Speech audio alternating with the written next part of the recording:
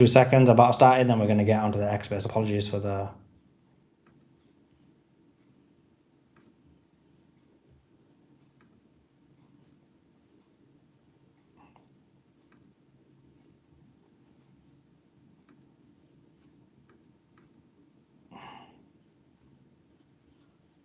Okay, guys, let me know if it's working.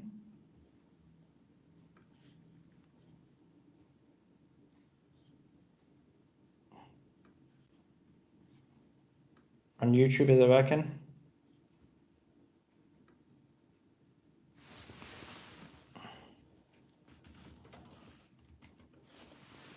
Okay, brilliant. Okay. Let's make sure it's not double.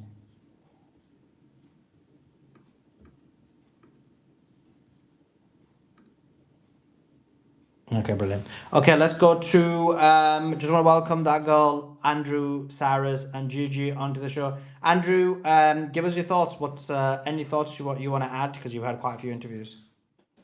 Yes, I was really hoping Professor Pape could have made it, but hey, another day, another time. You know, I'm sure he'll be on here. I follow him on Substack, and I really like his thinking on the comparing Vietnam to this whole thing in Iran, especially the Gulf of Tonkin incident. And I see it exactly as the same playbook. But if, and I'm not aware if he is saying there will be boots on the ground strongly, other than minimal incursions, but a massive invasion by the United States, I have to strongly disagree with the professor. And we have an overwhelming amount of evidence to push back against that. It's no. But now, Larry Johnson, again, I love having him when you have him on here in the space. That's a CIA guy. And, you know, when we posted that yesterday, that article from the Washington Post about CIA claims that the Iran is back at 71, 5%, 74%. No, we knew it's well over that. And I'm so glad that Larry confirmed that. And also, I just want to briefly say this whole battle skirmish back and forth between the United States Navy and Iran, it was incredibly insane. The hubris of the United States putting surface assets in there, and those surface warfare, those surface assets they put in those 3 CGs, or DDG, Arleigh-Burke, that is beyond insane. But I really read something, and it makes perfect sense. In warfare, you always want to feel out. We call it, the expression we use is to feel out. You want to exercise and figure out your opponent. And the way you do that is through a process of testing, not only their resolve, but their ability. And you do that through these feints and testings. And I think that's exactly what Iran did. They allowed those DDGs to come in, knowing that they're not going to, and that's where Mango came in, our friend came in there and said, hey, no, they didn't have a scratch, didn't even scratch the paint. Well, of course not. If they let them in, which I doubted they did, but they did, and that is to feel them out. When those DDGs responded, and they had that kinetic interface there, Iran learned a tremendous amount. That includes well over, I'm going to say well over 50 some signatures of frequencies, communications, combat control, the frequencies for the countermeasures, the activity of the countermeasures and their launch times, their reactions, how they maneuver. There's thousands of things to analyze that military analysts and naval experts will be studying that. Now, the U.S., on the other hand, of course, we also learn more about them. U.S. Navy learned more about them. But notice how when they left, this time Iran said, now you're going to feel the sting. And I'm glad that the Navy did get out of there in the interest and love and care I have for my fellow shipmates. I absolutely am appalled, and it deeply pains me to see the Pentagon and this rabid president that we have. He needs to be impeached. He needs to be removed by Article 25. And the 25th Amendment needs to be removed by cabinet. Congress, they won't, but they should impeach him. But anyway, moving on, just wrapping it up here, I want to just stress the lies the covering up that the Pentagon is doing. It is staggering, the lies, and I'm so glad Iran exposes it. And the U.S. will not fight that battle warfare, kinetic battle inside the Persian Gulf. It's a losing battle. So I'll land it up there, Suleiman. Please repost the space. I'll just finish real quick the debate. Please, people, study it. I'm now posting a case study on that interview on so many levels, 3 main levels, studying the function. He exposed him, Shmuley exposed himself. He showed what the Zionists really think about Christianity. I pray Christian Zionists wake up to that, but they won't. Most of them won't. And Suleiman, it's a case study in so many other areas. Thank you so much. God bless you. Love you. And God bless. And Beatrice, all the warriors and the moral resistance, keep fighting the good fight. Thanks, Andrew. Appreciate you as always. That girl, jump in. Give us your thoughts about what's going on. Yeah, thank you, Simone, for the mic. Hi, everybody. Hope everybody's doing well. Lovely always to be here with you all. I'm still thinking about, the annihilation that took place yesterday, the emergency, situation that took place yesterday, the takedown, I don't want to say murder because you're on YouTube, but that shutdown was chef's kiss. I just can't get over it. Of course I didn't doubt you. Like, that's weird, right? But when I heard the way you were like quick with it, you laughed a couple of times, like, please, like, and then when he was trying to take up your time, you were like, control yourself, act civil, be civil, everything. And the facts, it is refreshing to hear someone debate for like presenting Hamas's position. Right? Not that many. I don't think anybody does that, to be honest. I think you were the only person who's up. Yeah. I don't think I've ever heard that online. And this is with the big pro-Palestinian names. And, I won't say names necessarily on the space if you don't want me to, but I have no problem saying them. They're always trying to take that position. Yes, Hamas is a terrorist. Yeah. And I'm like, how do you like debate pro-Palestinian and say that the people who are fighting back oppression and bombs and literal life slaughter, like, how do you say that they're, terrorists? Is just really weird to me. Not only did you present, obviously you're not trying to be a representative, but you still stood up for their mission. You know the charter. They can't bring, you see how he said, in the charter it says that they want to end all Jews and Christians. You're like, no, actually, in this part of the charter, they said this was, I think, Article 34 in 1989. This is what the charter said. And it was great to watch. It was fantastic. And he didn't have anything to say. He was taken out immediately and he was like, I gotta go. He was like, I'm just gonna say a quick few things and then I gotta go. And that's what I knew. I was like, yo, I already knew, but I was like, he was demolished. He was wrecked, like we say on YouTube. So again, I'm just singing your praises for that debate, that demolishment that took place. Thanks, Casey. What's your thoughts on Trump releasing the UFO files? Do you think it's really important? I forgot that even happened.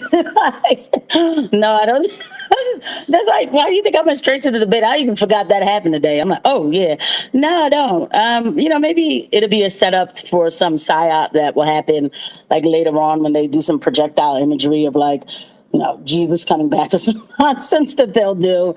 So they send down the ground rules or whatever. It means absolutely nothing to me. If there are if there's other life forms out there, I don't rely on the government to introduce me to them. It meant nothing to me. And he's like, oh, this is the most transparent. Look, I'm being transparent. Here's the UFOs. Like, bro, nobody cares about that. I want to know who's on the Epstein list, who's been blackmailed, which one of our elected officials are moving through blackmail. That's what I want to know. I don't care about these fake little, pictures that you're showing. Like, man, it's actually embarrassing. Like, it is. Maybe I purposely just repress it from my thought process. That means nothing to me.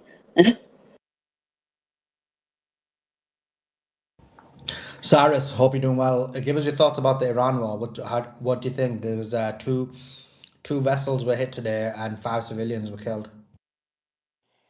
Hi, Suleiman. Thanks for having me. Very unfortunate. I saw the video as well. It was the F-18 that made a hit on that oil tanker, killing 5, and I think seriously wounding 10 others. I mean, this is just that tit-for-tat escalation the U.S. keeps instigating. As Trita said in your interview, great interviews, by the way, all of them. It just as soon as they're getting close to making some memorandum of understanding or any small sign of improvements in the negotiations show up, Trump does something really rash that he knows the outcome of. This is not a surprise. Project Freedom, we predicted it when it was announced. All of your experts here, both on the panel and on your interviews, we've been saying this for weeks that the Strait of Hormuz belongs to Iranian IRGC right now. What, for better or for worse, whether you like it or not, that is the reality on the ground. And when 3 U.S. destroyers are entering the strait and they get I think Iran reported 7 cruise missiles fired at them and maybe 20 drones. And later today, they made a very interesting comment to the Iranian side that we know exactly what number of ordnance will saturate your systems. So they're saying, hey, these are shots over the bow. That we're not trying to hit you. We know exactly the threshold for your defense system. So, and for the notion that Iran is trying to get, the U.S. is trying to suck Iran into a bigger war, the escalation trap. I don't quite agree with that, although I respect Professor Pape deeply. I've been following him for a long time. He's a realist and he's a super solid analyst. He knows what he's talking about. But in this case, the U.S. is so bellicose and arrogant that we don't need a Gulf of Tonkin incident to do anything. Like we've been so brash and this was an unprovoked war. The Gulf of Tonkin incident was to escalate to a new level of kinetic activity. Here, we started out with a quote-unquote shock and awe campaign, or a campaign that would put that, to shame. Trump was bragging about how fierce this attack is going to be, Operation Epic Fury. There's no pretense required. The reality is Trump is stuck in a stalemate. Iran has the capacity to destroy the GCC, and they have shut down the Strait of Hormuz. It's a double blockade now, but both sides are operating in an hourglass. Iran has substantially more time. Iran probably can push this on for over a year, whereas the global economy has no more than a month.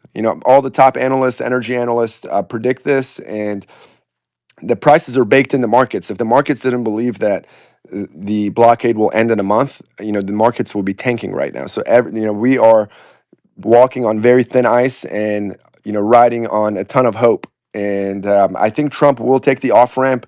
I also disagree with Larry Johnson in the sense that he thinks hostilities will resume. I don't believe so. There's nowhere else to take it, short of the Israeli method of hitting civilian infrastructure, which will still not cause Iran to capitulate. All it would do is cause the destruction of the GCC and for this conflict to spiral. And Israel would love that. And this goes to, there's case in point by their behavior in, creating a failed state in Syria, supporting the invasion of Iraq. In fact, producing false intelligence that duped our leadership to engage in that war. All across the Middle East, their strategy is to make these countries into failed states, so they are completely benign to Israel. And Iran is the only regional, bona fide power, and they are the ultimate objective of Israel for Iran to fail. And so when you hear this rhetoric, they mean it. If they could, they would have nuked Iran. This is the type of folks we're dealing with in Israel. And as one of the commentators said, Secretary of War Crimes Hegseth, blatantly and unapologetically saying, hey, gloves are off, and no woke warfare. The hell with the Geneva Conventions. I mean, this is an embarrassment to our entire country. And the fact that he has only like maybe 25% popularity rating says that this rhetoric doesn't represent the American people. Like this doesn't move us. Oh yeah, let's go kill everybody, death and destruction, we're going to come for you. This doesn't move us. The American public aren't some bloodthirsty, people that are cheering on the death of others. You can make that case for the Israeli public, but that's certainly not us. So, it goes to show that, our country does not represent our constituents here, and we have gone down this very wayward and very vicious path of violence, death, and destruction. I think the number is, over 30 million killed, probably since the 40s, 50s, by the hands of, American forces, as direct or indirect. This is not good for a track record for a superpower that's trying to win over other countries, to deal with them, to be a civil actor. So, but ultimately, it comes down to force. We live in an anarchic system. No one's there to help Iran, right? Iran is on its own, and they've been able to project power to a point where the pain is not tolerable by the West and by the global economy. So we are fast approaching an off ramp. I think these are the last kind of parting shots of Trump trying to kind of saber rattle and show strength. I think if he gets the last shot, he can make the point that, hey, we attacked the coast, we landed some shots. Look at the fires, look at the explosions, and then now we can take an off ramp. Everything has to be done. He needs to get the last word in. He needs to get the last shot in. So I think the Iranians are aware of this, as by the reaction, they didn't overreact. You're dealing with a very organized country that their command and control is very predictable, right? The escalation throughout the war since day one, despite the chaos. I mean, mind you, you have to maintain proportionality and escalation and move up the escalation ladder in a very measured way, both sides, right? Otherwise, it could spiral. And given the strategic importance of the GCC region and the Strait of Hormuz, I think both sides demonstrated that they fought a very modern war, both conventionally and asymmetrically. And despite the rhetoric, I think both sides are trying to maneuver and jockey for position. So as they enter the off ramp and more formal negotiations, they can maintain their upper hand, at least that framing that they hold the cards. And for Trump, since his entire strategic position is hollow, it's more important for him to be very boisterous and very arrogant, because he has no substance behind his behind his position. Whereas the Iranians truly do hold the upper hand here. They faced a superpower and subdued them in the Persian Gulf by various means. And so it'll be every day is very important to follow. You're doing a great service, Suleiman, by providing live updates as the situation unfolds. As the attacks happened the other day, you were the first on it. It's a very fluid situation. And I'll close with this. You bring such high caliber folks to your show, Solomon. I think only folks that are in the kind of geopolitical space kind of realize the weight of these folks you bring, especially today. And this goes to show, even if you're an absolute master at your craft in geopolitics and international relations, the best theory you can come up with is 70% accurate. And these are words from the great John Mearsheimer, one of the greats in the space. So, as a realist, I realize the complexity of human nature, the unpredictability of human nature. So that's why you see the differing opinion. If you hear the common denominator amongst your speakers, all the core issues are there. The blatant U.S. hegemony, the misadventures we're getting into, everything is the same. It's just the outcome, where the escalation ladder goes. Is the U.S. going to reinitiate hostilities? And that goes back to that remaining 30%, that unless you have a crystal ball or a direct connection with God, that you get some kind of visions, you're not going to know what's going to happen. And that speaks to the unpredictability of human nature and the savage and unpredictable nature of war. And I'll end it there. Thank you, Suleiman. Thanks, Osiris. I've got some a question for you, but I'll come to it in a second. Let me just go to Gigi. Gigi, jump in. Gigi, did you have your hand up? Yes, hi, Suleiman. I have problem with my, I think my network. Anyway, adding to Cyrus' comments, Iranian, I being one, play the long games, Suleiman. Never in our history we have been aggressor and killer, and we have defended our countries throughout history. People, and we are patient. It's in our, even in our food. It takes, many people cook rice, we cook and then we let it steam. It's very different. I think Iranian government right now is just patient. They know we were very close to to an agreement, I'm sure, because I watched Arakchi in a town hall with people and reporter 2 nights ago, and he was explaining why people were asking why we don't have an agreement and what's happening. And he was clearly explaining that they have been in negotiation with America for a long time, but every time they get to some sort of closeness to an agreement, something, which obviously he means Israel, comes and completely obliterate everything and put them, and then it's when we are close to an agreement, then it's when we are being bombarded and attacked.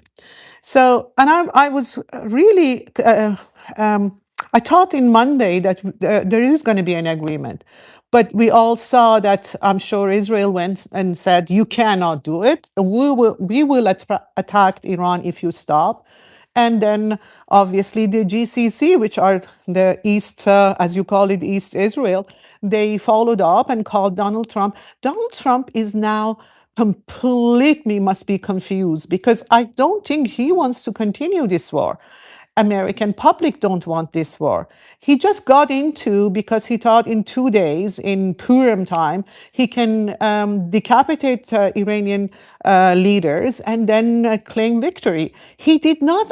He doesn't understand Iranian. He doesn't understand 92 million. That even if we are not. We not all of us are behind the government of Iran today, but all of us, all Iranian, except for a small minority of monarchists, which are the traitors. Every Iranian that I know are behind Iran right now. Everybody wants to protect Iran because that country matter to us, whether we are in Iran or whether we are not in Iran. We know that we have a very, very old and deep culture. We have been there for 8,000 years. It's not today and tomorrow that will change us. There is a deep, deep, deep culture of patience there. There is also a custom, I'm sure you know that, Suleiman, that Iranian really, really give everything to their guests. They are very hospitable people. They're not unkind and aggressive. So people of Iran don't want to kill other people, being it even in Dubai. We don't want to kill people. We just want peace. So, unfortunately, I don't agree with Cyrus. I think we are in a long war now, simply because Israel needs this war to get all the land it can from Lebanon and to unfortunately kill more people in West Bank and in Gaza. I think because of that, we are going to be in a long war, unfortunately.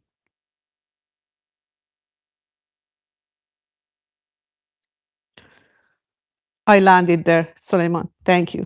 Thanks for that. Yeah, let's see. Let's see if that's the case.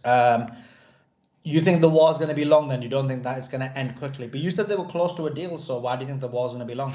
Because of Israel. They were close to a deal, and I think Iranian government wants to make a deal because they also have they have to take care of all that has been demolished and now all that has been damaged, and they have 92. We have a very young population, and Iranian government wants to make a ceasefire, but the ceasefire has to include Lebanon. I tell you, as an Iranian, I know, and I talk to my friends all the time, no Iranian in Iran wants to have a peace deal without Lebanon in it. We think that they stood for us when America attacked in February. And we feel that Iran is the only country that can protect them, unfortunately, because the rest of the Arab countries, the rest of Saudis and Dubai's and Emirates and all of them, they're all in the pocket of Israel. And these people, Lebanese and Palestinian, they don't have all the military power and everything else to defend themselves. As a Muslim, as a human being, not even a Muslim, when you know another neighbor of you, it's depended on you, and you are the only one that you can protect them a little bit. You won't let them go, because it's what is that? That's not humanity. So I think they want to have a ceasefire for sure. Iran wants to have a ceasefire, but they want Lebanon in it. And I think Israel doesn't want Lebanon in the ceasefire. They really want Lebanon. They want the land of Lebanon. They are into Greater Israel project, and they want to do it. Gigi, what happens if so there being a deal with Lebanon included in it isn't very hard to do. But what happens if the deal ends up being exactly like the deal with Gaza, ends up being like the deal in Lebanon right now, and the Israelis continue to bomb it? Well, that's what I think is it's the dilemma. That's why I think the Iranian, first of all, in Iranian government, I assume, I'm not in Iran, I assume there are two very different sides. I'm sure that one side of the Iranian government will not give up Lebanon for any deal. The other one, more pragmatic and more transactional, may. But I think the majority of Iranians now are behind Lebanon. So it's very difficult to make a deal without Lebanon in it, because the Iranian public would be against it. So that's why the deal is very difficult. No, I mean something else. I mean, if there's a deal and the deal includes Lebanon, right? There's a deal, the deal includes Lebanon, then Israel bombs Lebanon, then what? After Well, the deal. that always happens, unfortunately. I don't know. I think the war will restart. I think I don't know, Suleiman. If someone take your land, your home, kill half of your family, and just leave you in a tent in somewhere, what would you do? I mean, these people, I really feel the world is waking up, and it's the entire. I know from European, because my son is in Europe. I have many friends in France and Italy and so on. People of Europe is now completely awakened, and they understand what's happening. Unfortunately, the only part of the world that is not fully awakened is Canada and the United States, because we have the largest population of Jewish. And this is not a problem of Jewish. I have many wonderful Jewish friends. It's not Judaism that is the problem, it's Zionism. But because the entire media of North America, including Canada, is controlled by a very small minority, that people get certain news. The American and Canadian are still not fully aware of what's happening in Middle East. I mean, in Gaza and in Lebanon, for that matter.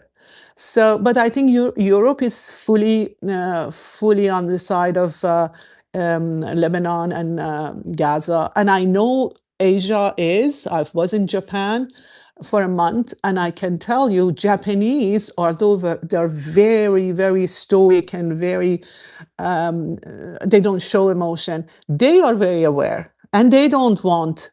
They really know what's happening, and they think the only way to deal with this problem is to change Israel somehow. I don't know how.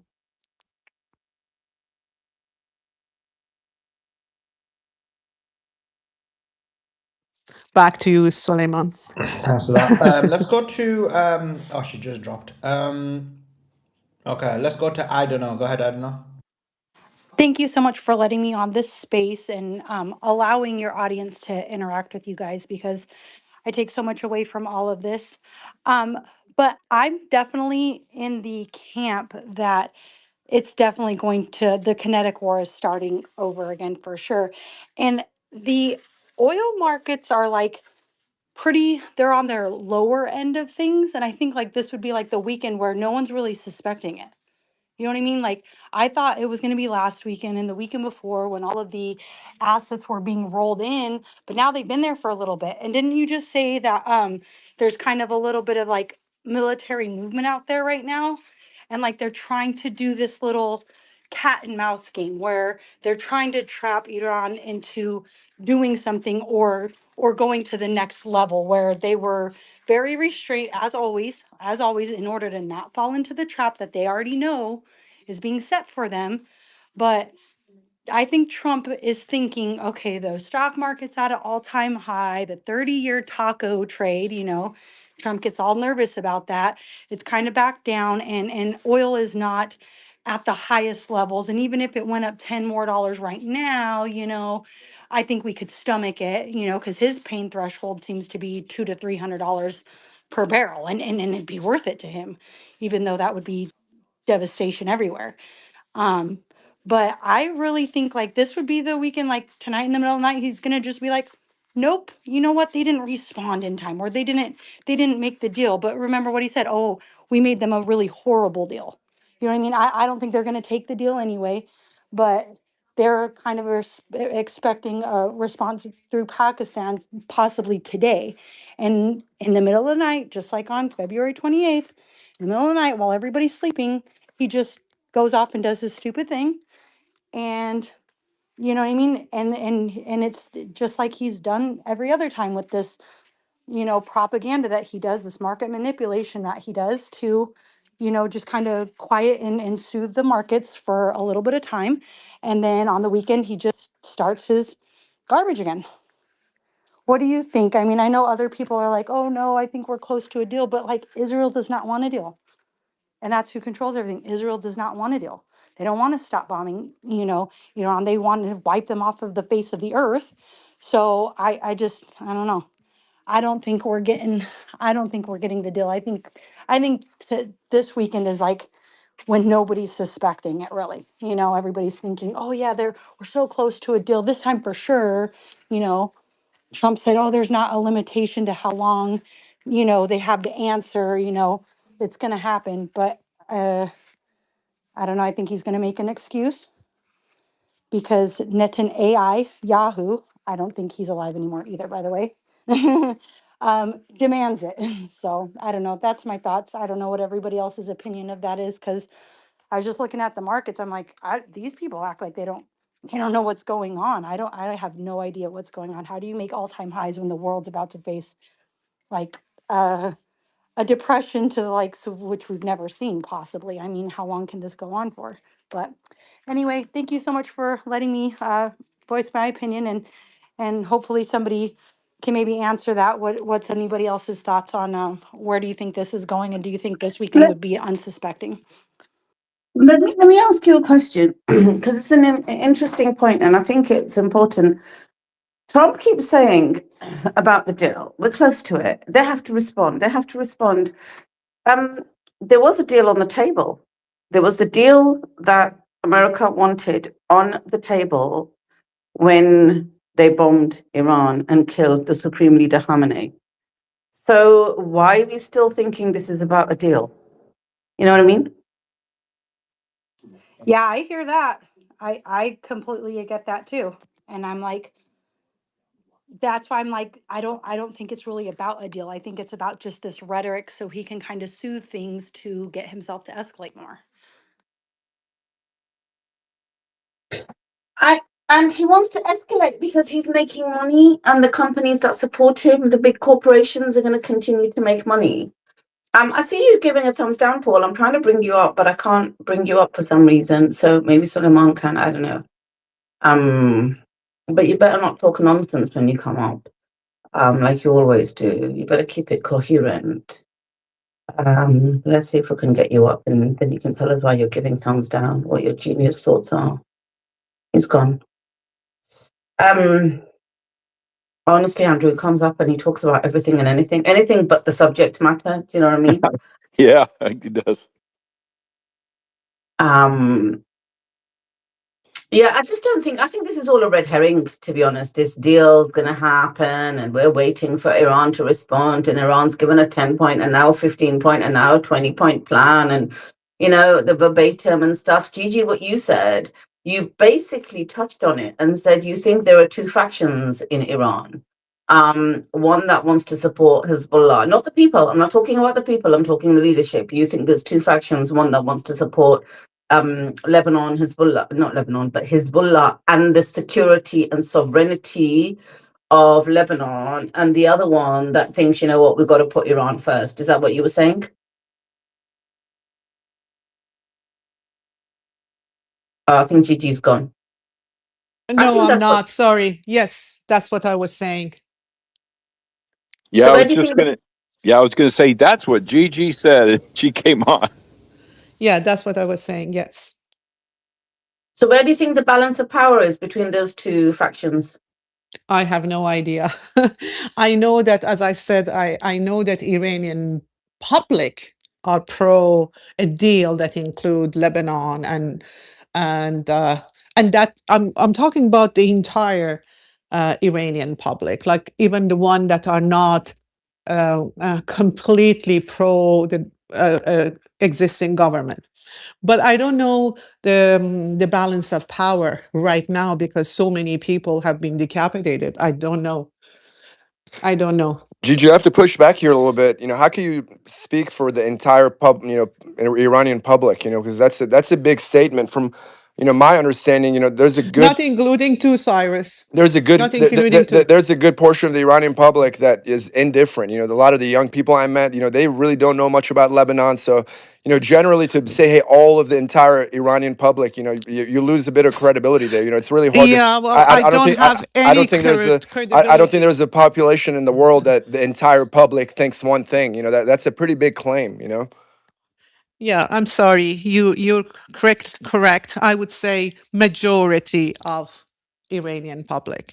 The one I know, the one I talk to, which are from all walks of life, and the one I see in outside, and the one I am in contact in Iran. So I mean, yes, even if it's a there are thousand also people. monarchists. I told you I there mean, are even if it's also 1,000 monarchists. people, that's a very small data set, you know, to speak for a whole population. You know, I'm not, and you may be correct. Most of them may be totally with it. I don't know. I don't know the answer. But from my time that I spent there, you know, especially the younger generation under 30, you know, a lot of them, I'd say 70% of them just want to, you know, make their money, go have fun during the weekends. They are not into geopolitics. Not so unlike how it is in the United States. I mean, even the listeners on this show that listen regularly are not the regular citizen. You know, they are more informed, they're more into world events. You know, there's a lot of folks that aren't into it. You know, that's kind of my understanding of it. You know, and generally when we discuss geopolitics and international relations, one of the, you know, academic rules is we don't consider domestic public opinion and domestic politics. It's how the state actor behaves. So, you know, the Iranian public could be 100% in line with the government or 100% opposed. In our analysis, it doesn't make a difference. We watch the pattern of the behavior of the state actor, in this case is the Iranian government. So that's just the academic way to look at it. I'm not an academic, but thank you for the education. No problem. Well, When were you actually, there, Cyrus? Gigi, you are an academic, dear. Yeah, you are. At- When were you there? When were you there, Cyrus? I'm sorry? When were you there? When were you there? I spent quite a bit of time there. I actually used to have an apartment in Tehran from 2010 to 2018. And I was living there. I was living there half the year. Let me stop you there. Let me stop you there, because let's just say, I think it's quite well documented that when they tried to do that 10-day revolution or whatever they called it, that uprising, that coup, that they did have, apart from the CIA and Mossad agents who went on a mass slaughter campaign, they did have some of the youth who wanted, as you call it, you know, we don't want part of the Middle East. We've sacrificed so much for it. We want to put Iran first. So what you're Wait, saying what do you mean as I put it? with I didn't make any assessment or assertion about how the no, public I'm telling feels. you that Okay. from running these spaces. I'm telling you from Okay, all the okay. reading that I've done. Mm-hmm. Yeah, that was the case. But then the minute that America and Israel bombed, there was unity like unlike any other. Even those people previously who were ready to just leave the Middle East and put Iran first are like, no more. I'm 100%. talking about the youth. It's called the rally around the flag effect. This is well documented, and I predicted this before the war. I was like, I guarantee they're going to turn the anti-regime people pro-regime, and they're going to have new respect for the government. Well before. That's what Gigi's talking about, Cyrus. So you agreeing No, with no, no. Gigi? That's what you're Gigi's talking talking about. Gigi's talking about a specific point in the negotiations that Lebanon must be included in the. No, no. No, She no. said that as a recorded space. She was like, the entire Iranian public agrees that Lebanon ceasefire should be part of it, right? And my thing is, there's a good portion of the Iranian public that aren't that into it, you know. So and there's not a country in the world that the entire I think the there's not a majority. country in the world where the entire public thinks one thing. I think the government and for sure will not abandon Lebanon, and there's a lot of sympathy for the Lebanese people within the Iranian public for sure. There's a lot of truth to what Gigi says, but she makes absolute positions, you know. In while we make analysis, you know, like if you had like some of the folks that Suleiman's interviewing, if they were chiming in on this, they'd be like, yes, you know, we're like, to this, it's much more cut and dry. You know, Gigi is heartfelt. She loves her country. She loves her people. I respect her, whether she knows it or not. You know, I'm just very cut and dry and academic about it. I like to make predictions that come true, and that which goes to show that my entirety of my knowledge is being used correctly. You know, so I come here to challenge myself. Suleiman's very well versed. He's very sharp. You're Beatrix. Andrew's super solid, and the interviewers that Suleiman brings, these are heavyweights. You know, most people I think that don't recognize fully the kind of people that you guys bring on. These guys are at the top of their game. You know, so when I come here and engage and listen to what they say, and then we discuss it. I mean, I love it. You know, all the input, whether it's from Gigi, Andrew, yourself. You know, we challenge each other, right? That's the whole point here. But what I'm saying is, on both of those points you've made, right, I actually disagree with you. So I do think the majority want Lebanon to be included. I'm not saying they always did, but I'm saying since that decapitation attack that they did, I think people are so anti-Israel and so anti-America, people who were just wanting out of the Middle East, that out of like that principled point, they now want Lebanon included. First thing. The second thing is, you said, oh, the leadership will never leave Lebanon behind. There is a balance of power going on, like Gigi said. So I wouldn't be so sure of that, you know, I'm not saying the deal will be that Hezbollah stays as it is. It will not be. I think it might be merged into the Lebanese army. I think it may have I mean, they are already part of the Lebanese army, but it might have more rights. Well, they're not part of the Something will Lebanese happen army. there. They're completely independent, so they are not part of the Lebanese army. One, they act independently. If they were part of the Lebanese army, There are they people are, from they are, Hezbollah they in are, the they Lebanese are. But that doesn't army. mean Hezbollah is part of the Lebanese army. It's a huge distinction. But there are people Yes, from yes, Hezbollah in the I Lebanese know. army. So what I'm saying is, in the future, they may have a unit of their own. I don't know what it's going to look like. What I'm saying is, it's not going to be the way that people think, where the status quo, Israel withdraws, Hezbollah stays as a resistance faction, you know, to defend Lebanon. I don't think that will be, personally, I don't think that will be the case.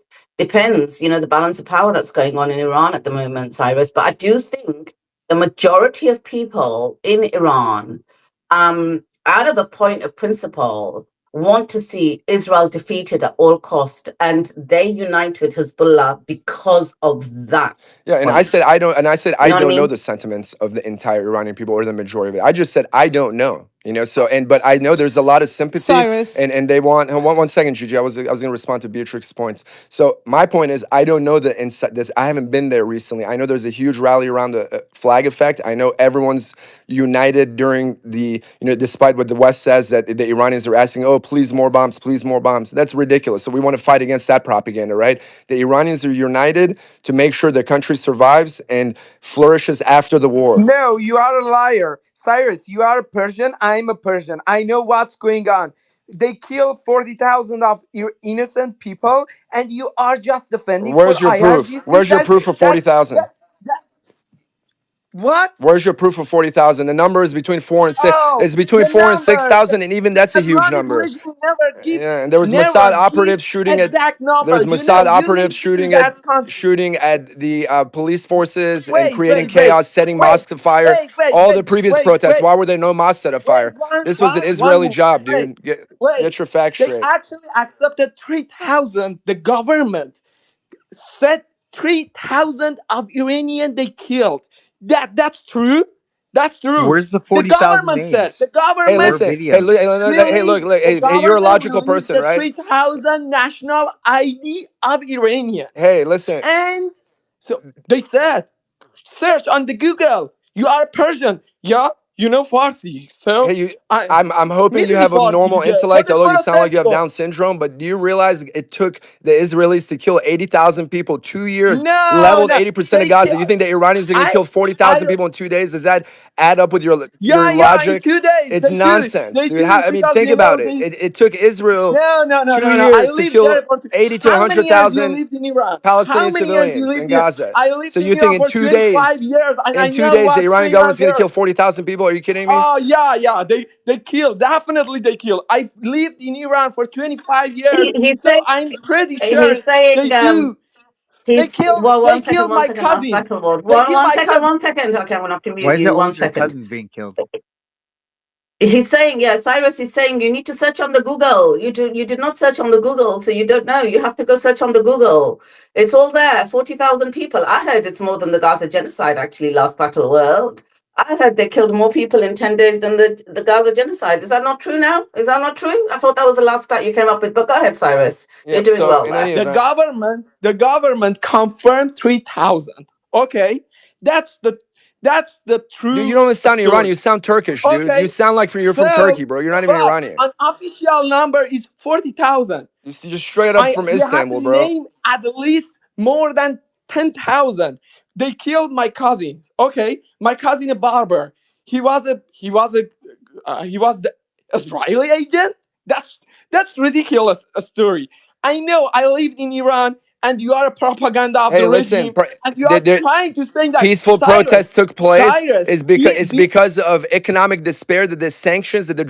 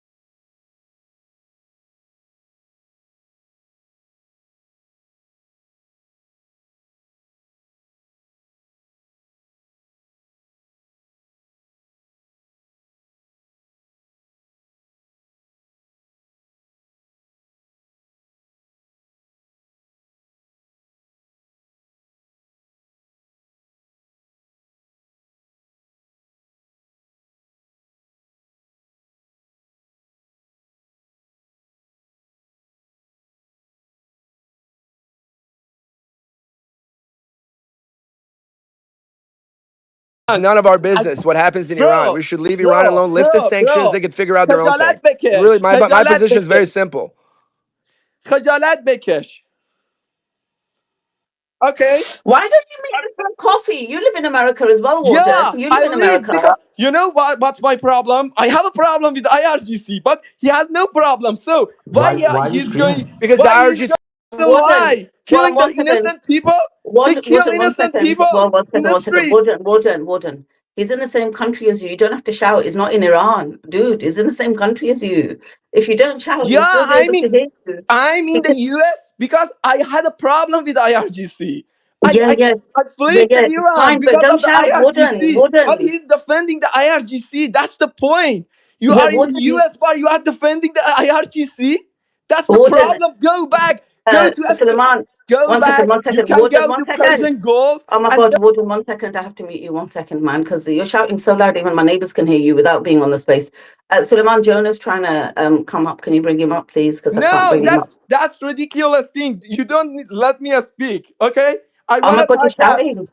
Yeah. The Suleiman is a biggest liar in this, in this space, and this room. You are saying that, Maybe he didn't go and look at the Google. He needs to go look at yeah, the look Google, at the yeah, Google. Holden? But why? Never Islamic regime. They strike an airplane and they said, okay, it was not us. Oh, the other people. I don't know what's happening. But after several days, because it was a Ukrainian airplane, they couldn't say a lie to Iranian people. So the Ukraine follow everything based on the rules, and and ultimately the Islamic regime said, okay, it was a mistake. Mistakenly, we killed 172 or something. Search that on the Google. Ukrainian airplane. Okay, after the Qasem Soleimani killed. Search that on the Google. They killed innocent people. Do you know You about know the how flight many to friends Greece? I had Do on you that hold on, hold airplane? on, You know hold on, that hold how many? on, hold on. No, This no, is no, not your no, no. show. Hold Shut on, up for a because you are a second. liar. Shut You up are for a saying second. lie. You are You don't just even know saying, who's no. I talking. don't. You don't I even know who's don't. talking. Go I want to and know People why in the Google Gigi's on audience, you wanting that. to don't even attack know me, but who's not this talking. guy. Gigi, help! We need you.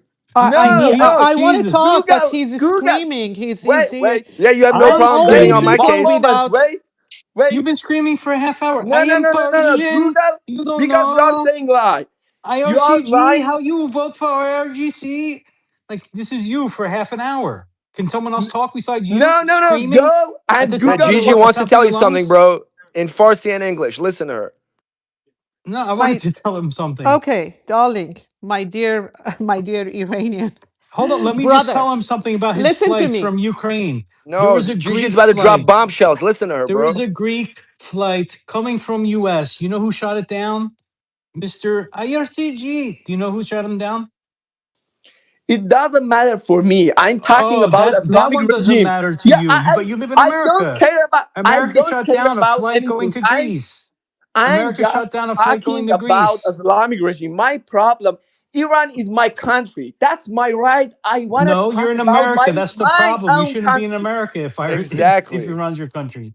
Check because and mate. because of the IRGC, I want to take back my country. IRGC, we cannot fight with IRGC. This How are you guy, going the to take it back Cyrus, from is in America? US, Listen, what but is your name so I can the friend address you for by your name? IRGC, How are you going to take it back from America? Don't you because have to go on the ground in Iran or near because this Iran? is the only because this is the only way we can take back our country from the Who's we? IRGC. They kill our people, Okay, 40,000 okay, fine. You in believe that. just. Okay, you believe that. How are you going to take it back living in America? Bro, I'm living in Yeah, America bro. because I have a problem with IRGC. Understand that? Okay, bro. How are you going to take it back? What are you doing to take it back from America? What are you doing? Yeah, I You wanna just said try for America is that. not your country. I You wanna said be the America is not voice your of my country. people. I wanna be the voice of my people. Then I go be the have. voice of your people near Yeah, your yeah, yeah. people. I support this this attack to IRGC. Is Okay. America So you're not. is Yeah, yeah, America where the biggest number of Iranians are outside of yeah, Iran? we support No. President Trump, and we support this attack But to the American public doesn't IRGC I support President because appreciate we Trump your on wanna. this war. question. Only 28% of Trump Americans support this war. Trump just killed a Over bunch of over people in the 70% of streets. What Americans are you don't talking support the about? war, dude. No, Cyrus, you are a Persian. The Dude, it has nothing to do with number. I'm American. Unlike you, I'm loyal to my country. You I'm are worried a, about America, not Iran. You go fix your own no. stuff, man. You Your go there, your you go last pick up a name is a rifle, you go shoot at Persian. the Your IRGC last and see name is how a it works out for you, Persian. man. You are a Sirius Nezakat, right? You are a Persian. I'm a Persian too, so I understand everything. I lived there for 25 years. Don't I sound know Persian. you guys. Don't Dude, I it's, sound know it's you like Persian. saying guys. African You are Americans know what's going on in the Piruz, Democratic Republic of the Piruz, Congo. Piruz, calm Your down. ethnicity has nothing to do with your understanding of what goes on in Iran. You don't represent the people in Iran that are scared of getting bombed by Israel and the US and No, want this no, war no, to no, end. no, no, They're no, not no, no. cheering for this They war. are No, scared. no sane person in I Iran is just cheering. talked to You're my sitting in the mom. safety of your I couch just in the talked to US wishing for I your people to just get talked bombed. Well, what kind of person are you, dude? What the I hell's wrong just with you? talked to my mom.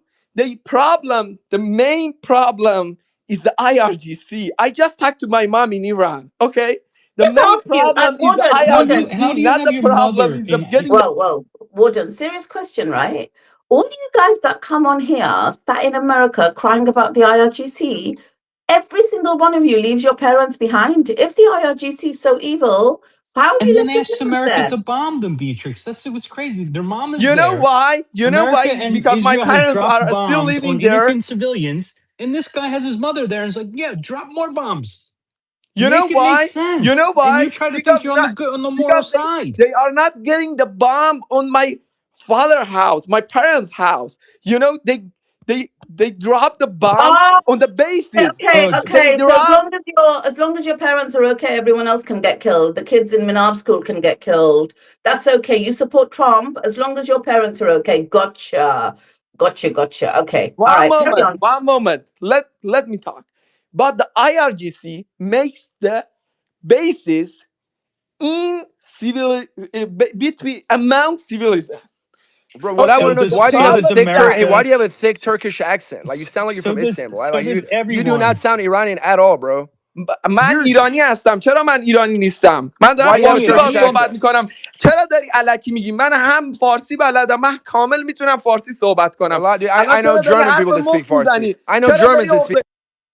Okay, guys. Cyrus, can we keep it to the debate? I don't really care if he's Iranian or not. But listen, dude, can you just do me a favor and not scream so much? Like, I've just had loads of interviews. All I'm asking is just don't scream. Can you not talk without screaming? I know you're a bit zesty. Obviously, you bat for the other team. That's fine. But just chill, blood. Just make your point without screaming. Like, what is going on here? Go ahead. Pretend you're talking and your parents are in front of you. How would you talk? Go. Let me talk now. I'm just saying talk, but just don't scream. Is that too hard to ask? Yeah. Go First ahead. thing I want to say, this Cyrus is gaslighting because Cyrus, I'm not a Turkish. I am a Persian and I can fluently speak in Persian. من خیلی میتونم مثلا قشنگ فارسی حرف All بزنم. right, از stop تو talking خیلی Persian. بهتر. Just keep it to English. Listen, I I already don't Okay. said know, to you I don't. Listen, even dude, I that already said to you I Persian, don't care. Listen, just make your point. Go ahead, make your point. yeah, even that Make your Persian was point. sounding like it was in a Turkish accent to me, but never mind. Go on, carry on. He was gaslighting you. Go on, Warden. He was gaslighting you. We don't really care. Go on. Suleiman's He's right. Go Turkish on. intelligence, and Suleiman's letting him bring his fucking Hasbara here. Come on, man. No, I'm not. Shame on you, Cyrus. First thing, because you are gaslighting and you are a Cyrus, I'm big letting you lie. bring your Okay. Hasbara to the space. First You thing. do a lot of First thing. You do a lot of Zionist propaganda. So what are you talking about? Go No, ahead. no, no, no. I'm not a propaganda. Not you, I'm, bro. I'm, Bro, can you I'm just living calm in. down? I don't know I if you live got. Have you don't have you got 25 like Rabbi years. Shmuley's dildo up your ass or something? Just chill out. Just talk normally. I live Talk normally without 25 years screaming. in Iran, and What? my problem is that God. I live there. I live When did there. you live there? When did you live They there? rape people for nothing. The IRGC do that. They make a big military bases in country that is not a country. They are just host. The people is they are getting these people. They are taking these people of Iran as a hostages, and they are living in a big military bases. You don't know that. I live there. I live in the west of Iran. If you go to the west of Iran, many military bases you can see in each city. At least we have two or three bases, military bases. That's the problem. So the military bases are getting bombed, not the people of Iran. My parents Andrew, San not. Diego is a military depot then, Okay. because one of the biggest I'm not talking U.S. about. biggest bases in the Yeah, world is in the middle of San Okay, Diego. second largest naval base in the world. I'm not talking about the US. Hey, I have I'm a question talking for you. about the You never said your name, by the way. Iran. I do have a question for you. We can talk Okay. calmly. What's your name, by the way? My name is Muhammad. Okay, Mohammed. Unfortunately, it's Islamic name because of the Islamic regime. I have a I'm not a question for you. Muslim, I but have a question. Hey, I have a question for you, right? So, talking on real terms, okay, forget that I'm of Iranian descent, all of that, right? For Americans to change the IRGC, and there's a good bit of the U.S. deep state that all has the same sentiment about the IRGC as you do, right? They want to get rid of them.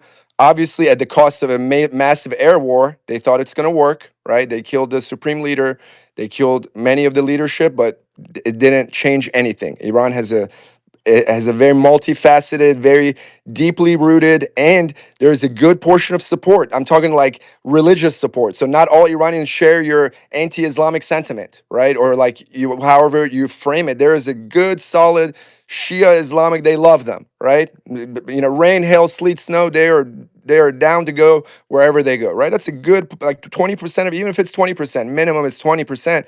That is a massive, massive number of people, Much right? higher than that, Cyrus. So, but let's keep it at the bare minimum, right? That is a massive number of people. Okay. So, and then there's a good bit that are pretty chill with the government. They may not be super zealot supporters, but they're like, hey, as long as the economy is going good, you guys keep going. You know what I mean? That's I would say that's most people. If the economy is good, they're super chill, right? And I would say that is the majority of the Iranian people. And they actually, a lot of the Iranian people, even the non-religious ones that do not pray ever, love their nuclear program. They're proud of their civilian nuclear program. They know it's not going to go be weaponized. They're proud of their technological prowess. They don't want to be just a gas station, right? They want to develop their technology. And under the Islamic Republic, although you frame them as these draconian, barbaric people, they've invested a lot in the welfare of the people. They have a sophisticated society. It's working, right? And it's, as an American, it's none of my business what they do. Who am I to go tell them, oh, be Shia, be Sunni, be secular, put a crown on your king, be a Democrat? Who cares? You guys, it has nothing to do with me. It affects my life zero. Iran poses no threat to America, right? But let's say somehow with Hasbara, with whatever, you convince the American people, yep, we get the IRGC's devil incarnate, let's go get him, right? It's going to take 500,000 American soldiers. We're going to lose 50,000 at least. And it's still not guaranteed. It's still not guaranteed. What will be guaranteed, though, Iran will be a failed state like Syria, right? My question to you is this: is it worth it for Iran to turn into Syria or to be fractured into multiple countries, which Israel wants to do, which will never happen, but this is the intention they have for your country. So if you truly care about the Iranian people, you should want to minimize the damage. And sometimes, even as much as you hate the government, you're like, wow, it's better to deal with the government than see your country turn into Syria or fragmented, right? So this is my general position. And I really want to hear a sensible argument to that position. He left. He left. If anybody can answer that. I mean, I just, I Oh mean, my God, why did I give the mic to Cyrus, bro? This guy just kills everything. Go ahead, Joe. Yeah, look, I really wish the thank guy you. didn't leave because, you know, I really wanted to know his position on on the Shah. If he prefers that all the resources go to America instead of his own people, because that's what happened last time they did regime change.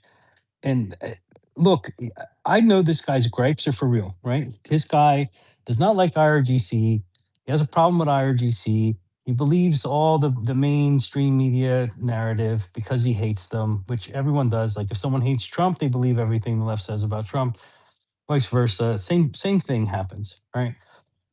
The problem is although Trump has the lowest approval rating, I think, of any president in the past 20 years right now, um, no one's asking China to come in and change our regime, right? And that's what I don't understand, especially when you have your own mother there. If you have your mom there and you know civilians have been killed and plenty of them, even a girls' school on top of it, um, and then he comes up with the story, oh, they put bases in the middle of civilian areas. Guess who else does that? United States. Guess who else? Israel.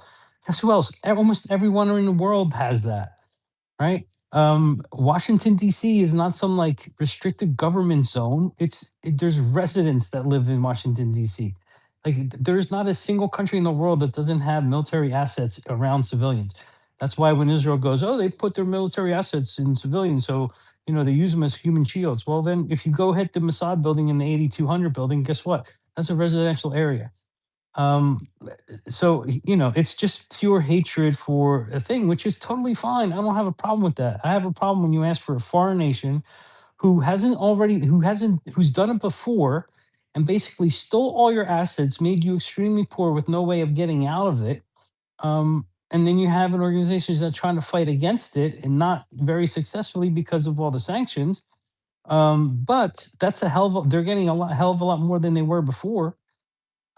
I see that as a good thing. I don't see that as a bad thing. And yes, no government is perfect. As we've said before, you can pinpoint a million things that you hate about them. Um, but at least at minimum, they're trying to actually keep their own resources for their own country. And when people ask for a foreign country to come, I just think it's really, really, really low IQ argument. And the fact that this guy came on here screaming at the top of his lungs, for all, apologize to any Iranians if my Iranian accent was offensive. But I just couldn't take it anymore. It was driving me insane. But Joe, Um, you're looking for rationale from this guy. Every one of these people that comes up has their family back in Iran. They've had a cousin killed. They're on their lonesome in America 100% of the time. He's Mossad. He's a freaking Islamophobe. He's like, let me think quickly what my name is. Oh, unfortunately, it's Muhammad. No Muslim says that. No Muslim freaking says that. Anti or pro IRGC. If they're a Muslim, right? Apart from political ideology, they don't say that. This guy was thoroughly Mossad, who's learned Persian. My cousin was killed, Baba. My cousin Baba was killed. My parents are there. Oh, but they're not bombing my parents' area. If they're only bombing your military sites, why are you complaining about the fact that, you know, your parents are safe, but other people are being killed? When we mentioned Minab School, who moved past that? Hey, Beatrix, you know why I keep bringing up yeah, his Turkish and accent? You know, I suspect he's a separatist. You know, these are the most radical of the bunch, right? They actually want to fragment Iran. So there's like Iran turns into Azerbaijan, Kurdistan, Baluchistan. So that's why I keep picking on his accent. Yeah, he may be, he may be an Iranian citizen, Shame right? on you, Cyrus. I'm a My, Persian. I'm He's from back. the west of Iran. Perfect. Iranians don't call themselves may My Persians, birth I only the was ask ones right a outside. outside. question? May I ask a That's question? shame I've on you. risen You my are a hand can to liar. You speak. wanna say you wanna gaslighting hey people. Mo, Mohammed, I've Mo, can I risen talk my to you? hand to speak. Yes, Mo, yes, can I talk to you? Can I talk to you yes. for I've real? risen my Okay. hand to Go speak. I ahead, have go a ahead. question for No, no, no. Mohammed. One moment. I have I, a I, I, I question. talk to you. I talk to Mohammed, you, but you don't say to me, I'm not a Persian. I'm a Persian. My Mohammed. last I name never is said that. very, very good, good. My I never last said name you is weren't very Persian. Persian. My first name is unfortunately Arabic because of the government. Oh, the So Arabic. I'm a Bebakshin, Okay. Persian. Mohammed, Bebakshin. What are you in America? Yes. Okay, so what is stopping you from enlisting in the United States military? If you want to go fight the IRGC, why don't you enlist? Why don't you go to the front lines? Because you know that I talk No, to I'm serious. the If you're other so people passionate because about defeating because the the government IRGC, listen to me why aren't you enlisted? because the government killed many people. You know that That's not, I in didn't ask, I was that in isn't, jail in I'm Iran. asking you, why don't you enlist? That's not Be- an He answer to my can't. She's saying, question. why He don't you I enlist can't. in the I US was Army? in I jail can. in Iran I can tell you why he during can't the enlist. He during the can't Massa enlist. Here revolution. in During the Wait, America, Massa Joy, they revolution, you let know her in that finish. America, your jailing in Iran doesn't matter. Why don't because you enlist in the United States military, pack on some weapons, and go over there and fight? if they do that, I happy to do that. I am happy to do that. Do that now, she's saying. Why talk You about have to future? take the step to enlist, then do it. Yeah, I'm happy to do that. I'm volunteer to do that. I hope Yeah, but if why they haven't you done put it? Wait, So soldier why, on the listen, ground, dude. I why am going You haven't to. you didn't done answer her it? question. Why haven't you done it up to now? And they let gay people in the military, so you'll be fine. If they They need accept, to, I listen, tried. I request them, they but need never got people in the any response. military. They pay well, you'll get an education. Why haven't you enlisted yet? Why? I'm just really curious why you haven't. If you support this war, if you support Trump, Okay. why aren't you on the front lines? Why Yeah, aren't you I'm volunteer. I did. I did What did this. you do? Yeah, but I never got any response from them. I'm just following up that for going that I'm volunteer for going and war and fight with IRGC because they know they are ruining my country, and I don't want they take my money, the oil money of my people, and send to other countries for the other purposes. That's not Do my business, you but support the that's Shah? my Tell you that money. You That's support the the Shah? money of my people. I'm America not takes your talking tax about the dollars US. and I'm not sends it to talking other about the US countries as well because too. the people of Iran lived in poverty, and I understand that. I Yes, know that you never been in the if You never been in the other city of Iran. If you go to the west of Iran, east of Iran, and you see You the know, people, they are I living have been to a poverty lot of because places in Iran. I because have seen poverty up front. I know exactly what you're talking about. But you are one question. the One biggest question. You thing are working for is Nayak. on the Well, you are hardships. working for Nayak So because you are Persian. aren't you You are a calling for them Persian. to Yeah. lift the You are working sanction? for Nayak. You No, are I working don't for work for Nayak. NIAC. I'm a tennis coach. I don't work for anyone. I'm an independent contractor. Okay? I So don't don't think come at so me because with you are the talking like NIAC people are BS. in Nayak. Okay? I have lived in this country probably more than you've been alive. Okay? I was born in Iran, but I'm really curious to know, why don't you Which call part for of the Iran lifting you of live? economic Which part of sanctions? Iran you live? Is your family well off? Is your Which family part of well off? Is your family eating potatoes every day? I'm asking you. No, my family is Well, then okay. you're doing They don't fine. have any problem, but Are the they in problem is that trouble right my now? Are they family, in because trouble? my Are family, they outside of they Tehran? cannot talk about the problem because of the IRGC. You know that you know that.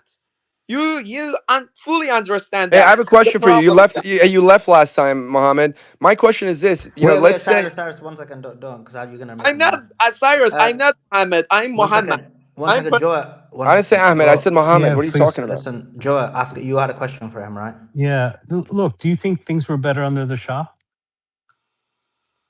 I have one question for that for Nargis. That No, I'm asking you a I have question. that question. You support the IRGC who raped the woman body? Shame No, on you. I'm Shame asking on you, do you. you support the Shah? Yes, I By support Shah because asking the you, country was though, great. no, The no, no, no, Okay, no. country but was you just great. I'm said, asking you but to you do the just most said, American. Muhammad Reza Shah was the greatest king you, in the history of Iran after really, do you Islam. know what the, After Islam. do Before you know how Islam, we have much, the do you know how Khosrow much Pahlavi, oil we have the was Cyrus the given? Great, Not we even have the sold. other. But Mohammed, can you yeah, listen for a second? I simply ask you a question and you're okay. going off on tangents. Okay. Do you know what the Yeah, literacy rate was your under the Shah? Your Israeli accent really comes out when you're shouting. So when you don't shout, then it sounds more No, I Persian. don't have any. I don't know any word even. Just I know in Israeli, I know just the one word. Exactly. We think you're an They say Israeli they who's taught they Farsi. We no know. they say just instead of salam they say shalom. I know that just Yeah, Okay, no, it's fine. Shalom, It's the fine. word. shalom. Mo, So it's you not Yeah, the yeah. are just question. gaslighting the Yeah, people. but just Mo, just it's I answer not the know. Joe's question. question. Listen. All I'm saying is answer Joe's question, but when you shout, I get the Israeli vibe. So maybe if you don't shout, it's more believable that you're Persian. But go ahead, Joe. Yeah. Do you know what the literacy rate was under the Shah? Do you know how much of the oil was not sold, given to America? What percentage? Do you know? My Mo? microphone was mute. Now Yeah, yeah. Mo, I'm not how sure, much? but I know You that just in you just said that you don't like the fact that the IRGC sells the oil and it doesn't all go to the people. Okay, you I don't know believe that, what but that's fine. How you about know. under the Shah? Yeah. One question. Hmm. I answer you with a question. You know No, that No, you no, know answer his no. why? question, Answer the please. question and then ask me a question. It's fine. Okay. I'm answering. You know why Carter uh didn't support Shah during the revolution? Guess what? Guess what? Because in That's not That's not answering his the question. question. Answer his question. 1971 in OPEC, the Shah said we don't want to sell oil for $3, just for $3. Okay, you should pay more than this. That was the main problem. You know what happened during the Egyptian crisis? Oil. You know that? Listen, you're not listening, are you? You know The that Shah, the because Shah, the the Shah, Shah was Shah put into supported place Egypt. because U.S. overturned Mossadegh and created regime change. Correct? No one denies that. Not even America denies that. Okay, Okay, okay, 80% of the oil had to be given to the U.S. 80%.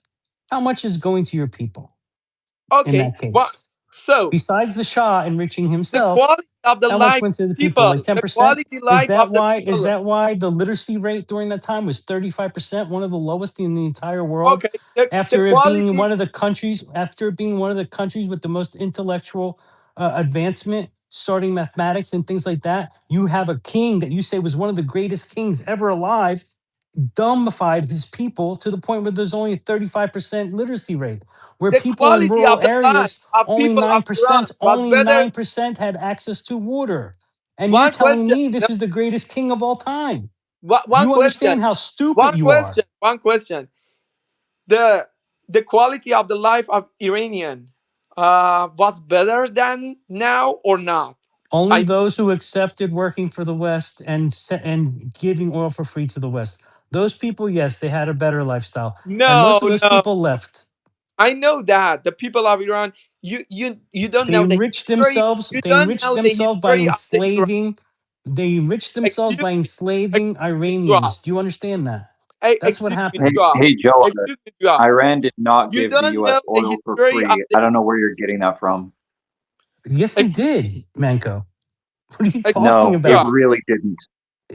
Yes, they did, Manco. You want to No, look it up? they sold oil like everyone else. Go ahead and find a source saying that what'd you say? They were giving 80% of their oil to the U.S. for free? Are you 80%. insane? Yes. That's so ahistorical. No, it's No, not. he's right. Joe is right. The deal they had was the 80-20 deal, and the reason they overthrew Mossadegh, he wanted the 50-50 deal that was presented both to the Saudis and Venezuelans, and that's why they sent him and No, you need overthrew to the be coup. more No, specific. that, You that's as need to specific as it say gets, things man. You that can can look be at these looked historical up. contract. That's as Yeah, specific as it gets, Marcus, you man. can try to It was whitewash 80-20. history, but people know. No, It was 80/20 is 80-20. not something that you can look up to confirm whatever you're trying to claim. And I guarantee you 80/20 doesn't mean that the United States gets 80% of Iran's oil without paying for it. They don't pay Yeah. for That's They it. They're the exactly what ones that who means. They they are develop gas. it, they export get it. They are 80% of it. That's Yeah, exactly gaslighting. they what that means. develop it and Honestly, they they give are That's 20% exactly gaslighting. what to that means. Iran. They are Manco, They you plundered the gaslighting. They resources. paid. They paid, but the price was low. I know that. they did not I pay. They I did Do you not pay. understand they how it pay, but works? very in very low Guys, if Hey, there's a price. diamond mine and I go, look, you don't have the equipment to go get the diamonds, I'm going to go get it, but I'll give you 20% of the revenue from it. That's what happened. They said, you don't have the equipment to go get the oil. Our companies are going to go in. They're going to give you 20% of the revenue, but we keep 80% of the revenue. That's exactly what happened. You know what that means? 80% of the oil was I'm given sorry, to the US Joao. for Let free. Hey yeah, Joe, you're spot on. But oil aside, let's talk about how brutal the Shah was with the Savak. You Yeah, couldn't he talk in a killed more university. than You couldn't say one one IRGC. word moment, against the Savak. Shah. It Okay, would okay, snatch you okay, up and torture okay. you. You know how Good brutal the point. Shah Good was. point. You're trying to Good replace point. the Ayatollahs with someone Good 10 good Good times point, point. worse. Cyrus. Good point. Savak. W. Why Savak? Why Savak didn't kill the Khomeini and the other people like Khamenei? They arrested them. Why they didn't kill them? It They were in shows how France. They extreme. tortured Khomeini was them. in France. They would have tortured him to death. What are you No, talking no, no, about? no. Khamenei. Why Khamenei? Why He Masum didn't have power He Abtekar? back was then. He was Why tortured. young. He Masum didn't have any power, Abtekar? dude. What are you talking about? He didn't have any Why power. He Masum wasn't Abtekar? relevant. Why Masum Abtekar? Why didn't kill the They Masum? tortured No, tens no, of they thousands of tortured. Iranians. They were But brutal. IRGC killed There's the way more people. freedom. Hey, but I listen, was IRGC Mohammed. killed the alive people. then. Shut up, Piruz, Muhammad. Shut up, please. Mohammed, listen. I was there. No, listen to me. I was there before revolution. I was alive. I was actually alive then and lived in Iran. What you guys are saying, what you are saying, Piruz, whatever your name is completely stupid. I lived in I lived very privileged before revolution, but every afternoon after school, I would go take food from my kitchen and take it to what we call Chaparneshin. Do you know Chaparneshin? Between Tehran and Tehran Pars, there were people both side of that road in Chapar, meaning in tent. What intent Chapar without is food? not a tent. It's a No, kind listen of to me. I Listen know. to me. I lived there. I was there when revolution happened. I saw all of that. Shah enriched himself, did the stupid Jashne Shahanshahi, the 2,500 years of celebration, brought Dom Perignon Rosé to Shiraz, made tent that made in Maison Janssen, You don't know any of that. Maxim, The Islamic Maxim, regime does, actually, listen the to me. Islamic Just regime shut doesn't up. do Just that. shut up. No, no, no, Just no, no. shut up. You shut up. The Islamic regime doesn't do that. Islamic regime doesn't Listen pay the to other me. people. You're They being are just paying. brainwashed. They are You're just being paying the brainwashed. celebrities to come You're being to Iran. brainwashed. Just ساکت No, no, باش no. I'm not پسر brainwashed. I ساکت باش lived in یادم Iran. بود I ساکت lived in Iran. باش I know that. I The listen Islamic to regime no doesn't do no that. The you are not Islamic regime Iranian. doesn't pay An people for Iranian Weren't you trying to get us to support women and everything else, and now you're shutting an down a woman? Iranian that Which one is it? ask another countries to go and invade the country is not an Iranian. An Iranian that beg America and Israel to bombard children in a Manab is not an Iranian. You Joa, know you that said it really well. UNAP is Thank you, Joa. the story of Thank the you. UNAP is the same the story of the Ukrainian airplane. You know that. You So are not But that Iranian. happened in the You I'm U.S. with the Iranian brainwashed. more than planes. you. I'm an There are Iranian more than you. problem. I'm sure there are problem. I'm تو not saying ایرانی every. نیستی جند خانوم Gigi, can you tell us a little more about how Savak was in every aspect of life, from cafes to Can I just mention the universities? plane because he keeps Did mentioning you the hear plane? There was a what plane. this lady called me? Did you Forget, hear? No, she's an no. animal. No, I Forget don't about her. know who she is, but the people that call people whore, a person my age on spaces like this should not be allowed. They're Isme. trash. Don't even give them the They time of your should thought. not be. I Wait, am. who said I'm. that? One second, one second, one second. This is the problem. This is why I don't allow people to speak other languages. Obviously, on the space, we don't speak Persian. Who said that swearing word to you? I think it was this lady Nargis or some woman that was in the thing. Nurgus, were you saying swearing No, words to that this? wasn't me. I've been listening. No, I wouldn't Yeah, call her Nargis has witch. been more on your position, Gigi. No, I think I it was Yeah, know, we some. I all know, but are. I saw Gigi, I don't know why you her. attacked me. It doesn't My matter. speaker's been on mute. I've been listening to everything you've been saying. Hey, Gigi, Thank but you.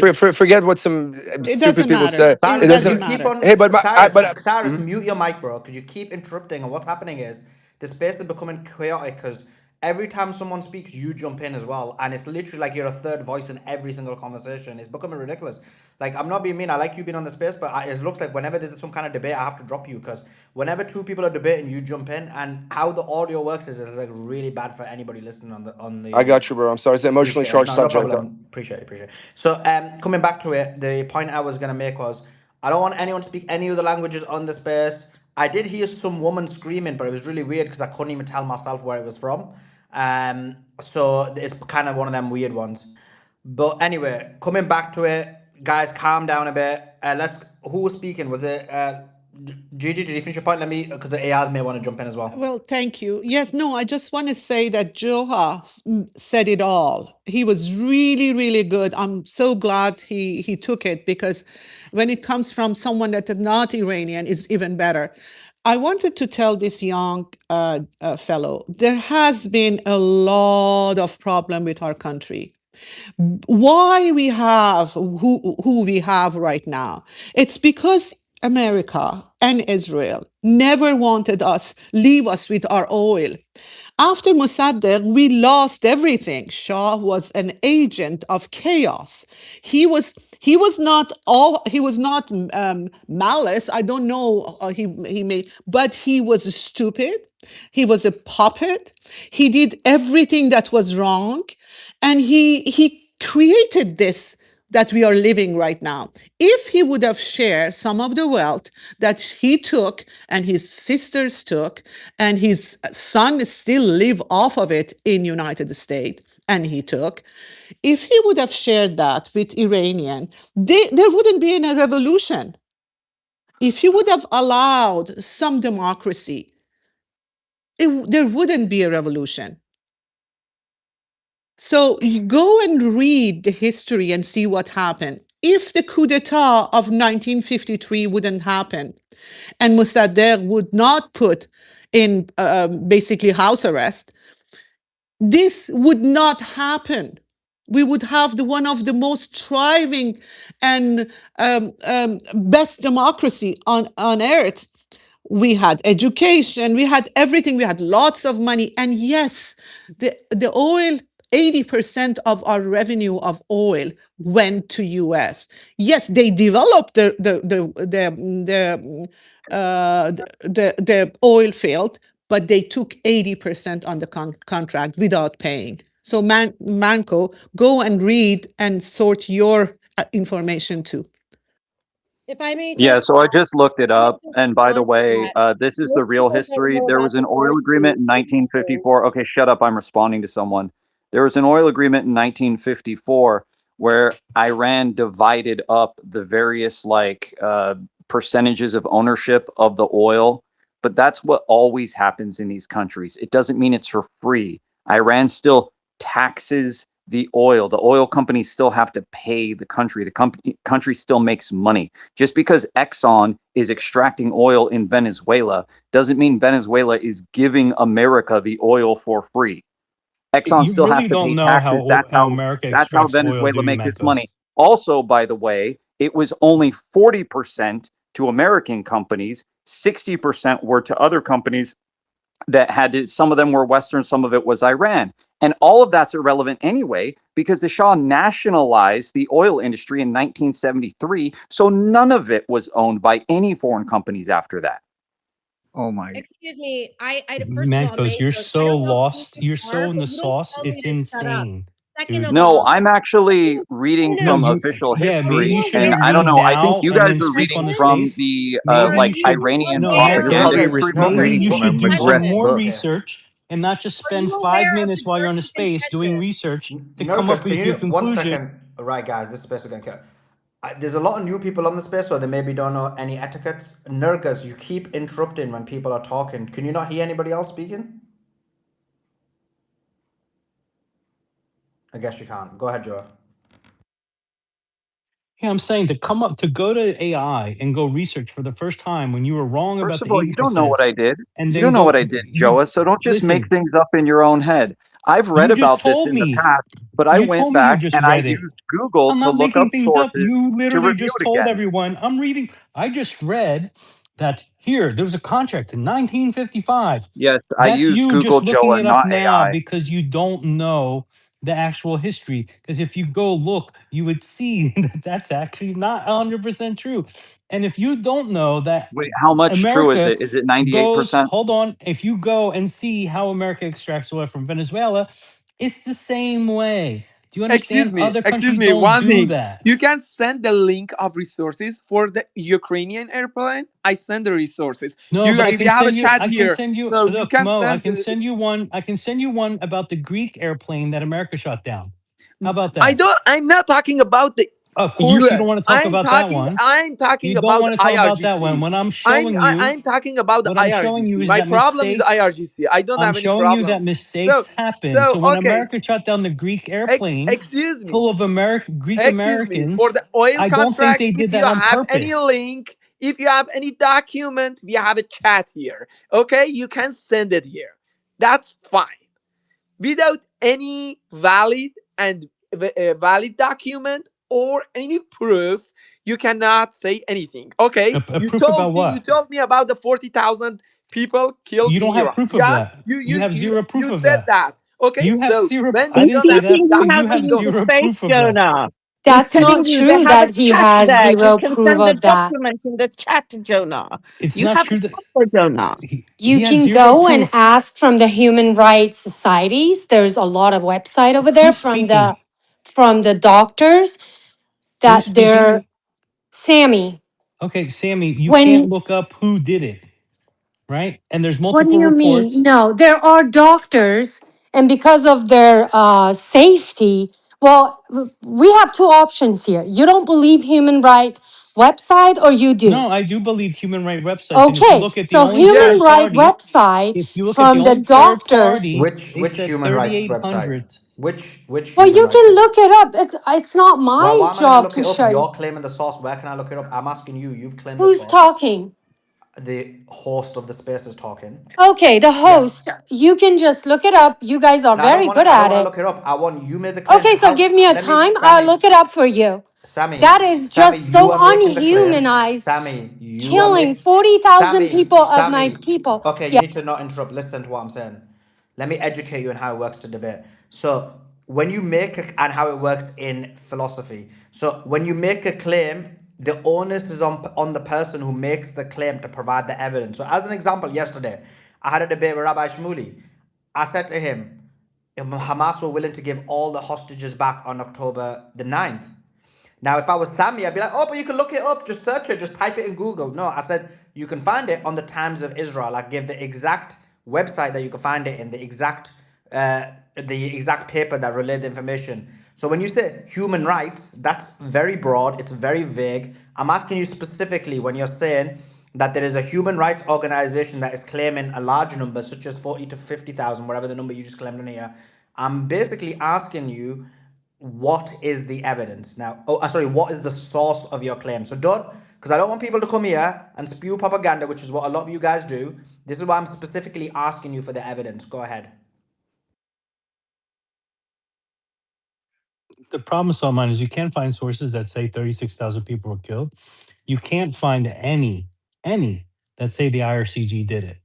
That's the No, problem. but those sources are And like, for example, Iran International, which is like a full-on Zionist. yeah, exactly. And that's Yeah. the problem. But It's not none a of them tell you legitimate, who did like it. unbiased, Wow, human rights unbelievable. So organization. you It's guys are literally going the tool to of Bahati just, and the people who you run it guys for are them. going to defend IRGC that Excuse me. killed and slaughtered. Well, I'm talking, Yeah, right? go ahead. It's your mate. Slaughtered a lot of people. And you just want proof, right? So I said, okay, give me a second. Let me go search it out for you. And I'm going to put it in the comment section. How about that? Sounds I great. will put the video from Human Rights Society and Human Rights website. Sounds great. Please do that for me. That'd be Excuse brilliant. Sure. me. Who is talking? Sammy, you are talking? Bro, she's not into gay guys, I don't think. Yep. Okay, go ahead. Okay. You Yeah? don't accept that 40,000. Okay. But Yeah, the it's fake. government, the It's so fake, it's Islamic unbelievable. regime accepted Just at think least about it 3,000. logically. 3,000 is Listen, a low number. Is a low number. Listen, Mohammed. Can you just not? Are you like a normal human being, or is it like all of you guys become mental as soon as you like basically start hating Iran? Like, how come you can't have a normal conversation with you? Like, this is just so weird. So I'm just asking for a normal, civilized conversation. It just shows your kind of psychology. It shows how crazy you people are actually. Because It's not about being crazy, whenever I sir. It's see you very monarchists, sensitive. It's whenever I very see you, sensitive. we're sensitive towards It's actual very sensitive, sir. we're And sensitive towards real we children that only have been want murdered respect. by you. We're sensitive to real children that were murdered based on you guys propagating and promoting the United States of America and Israel to bomb Iran. We've seen hundreds upon hundreds of children being murdered. That's why we're sensitive. Not these fake numbers that you've created from the figment of your imagination. Now, without Sammy, maybe your parents never taught you manners. I'm noticing this a lot with you monarchists. There's only two people I notice who don't have manners. Okay, Who just because basically, you're a once host, you again, can't another mute me. example. There's only two people that I noticed that don't have manners, and they basically don't understand any kind of discipline. It's monarchists and it's Zionists. Put your hand up, Sammy, and I'll come to you. And I'm waiting for you to provide the evidence. I'm talking to Muhammad, and I'm teaching him basically how to converse with a You're normal not human being. teaching anybody. You have to have respect first. Once, Sammy, control yourself. Put your hand up. Control yourself. Put your hand up. I'm gonna come to you. Well, you put me on mute. Because you're not controlling You yourself. put I'm me literally on muting you mute right when now you're. because you're not controlling yourself. Control yourself and put your hand up. We're going to come to you in a second. We're having a conversation. Don't interrupt. You've just come on the space. There's many people who are on the space before you. For example, Ayad came on the space well before you and you just interrupted. But it's fine because you're finding the evidence. I'm waiting for you to find the evidence. While you're finding the evidence, I'm conversing with Muhammad. What's hard to understand? Do not interrupt. Put your hand up and I'll come to you. Look at Joe. Joe's on these spaces every single day. He's got his hand up. Beatrix is a co-host. She's got hand up. Andy has been here for the start of the space. He's got his hand up. Ayad has been here for an hour or two. He's got his hand up. What's hard to understand? That there needs to be a certain level of discipline and a certain level of manners. Now, Mohammed, I was going to go to you. I was going to ask you a very simple question, which I haven't forgotten now. I forgot what the question I was going to ask you. That's the crazy thing. Does anybody remember what I was going to ask him? You were talking about how that why you don't believe the 40,000, and you were going to break down for him why it was ridiculous.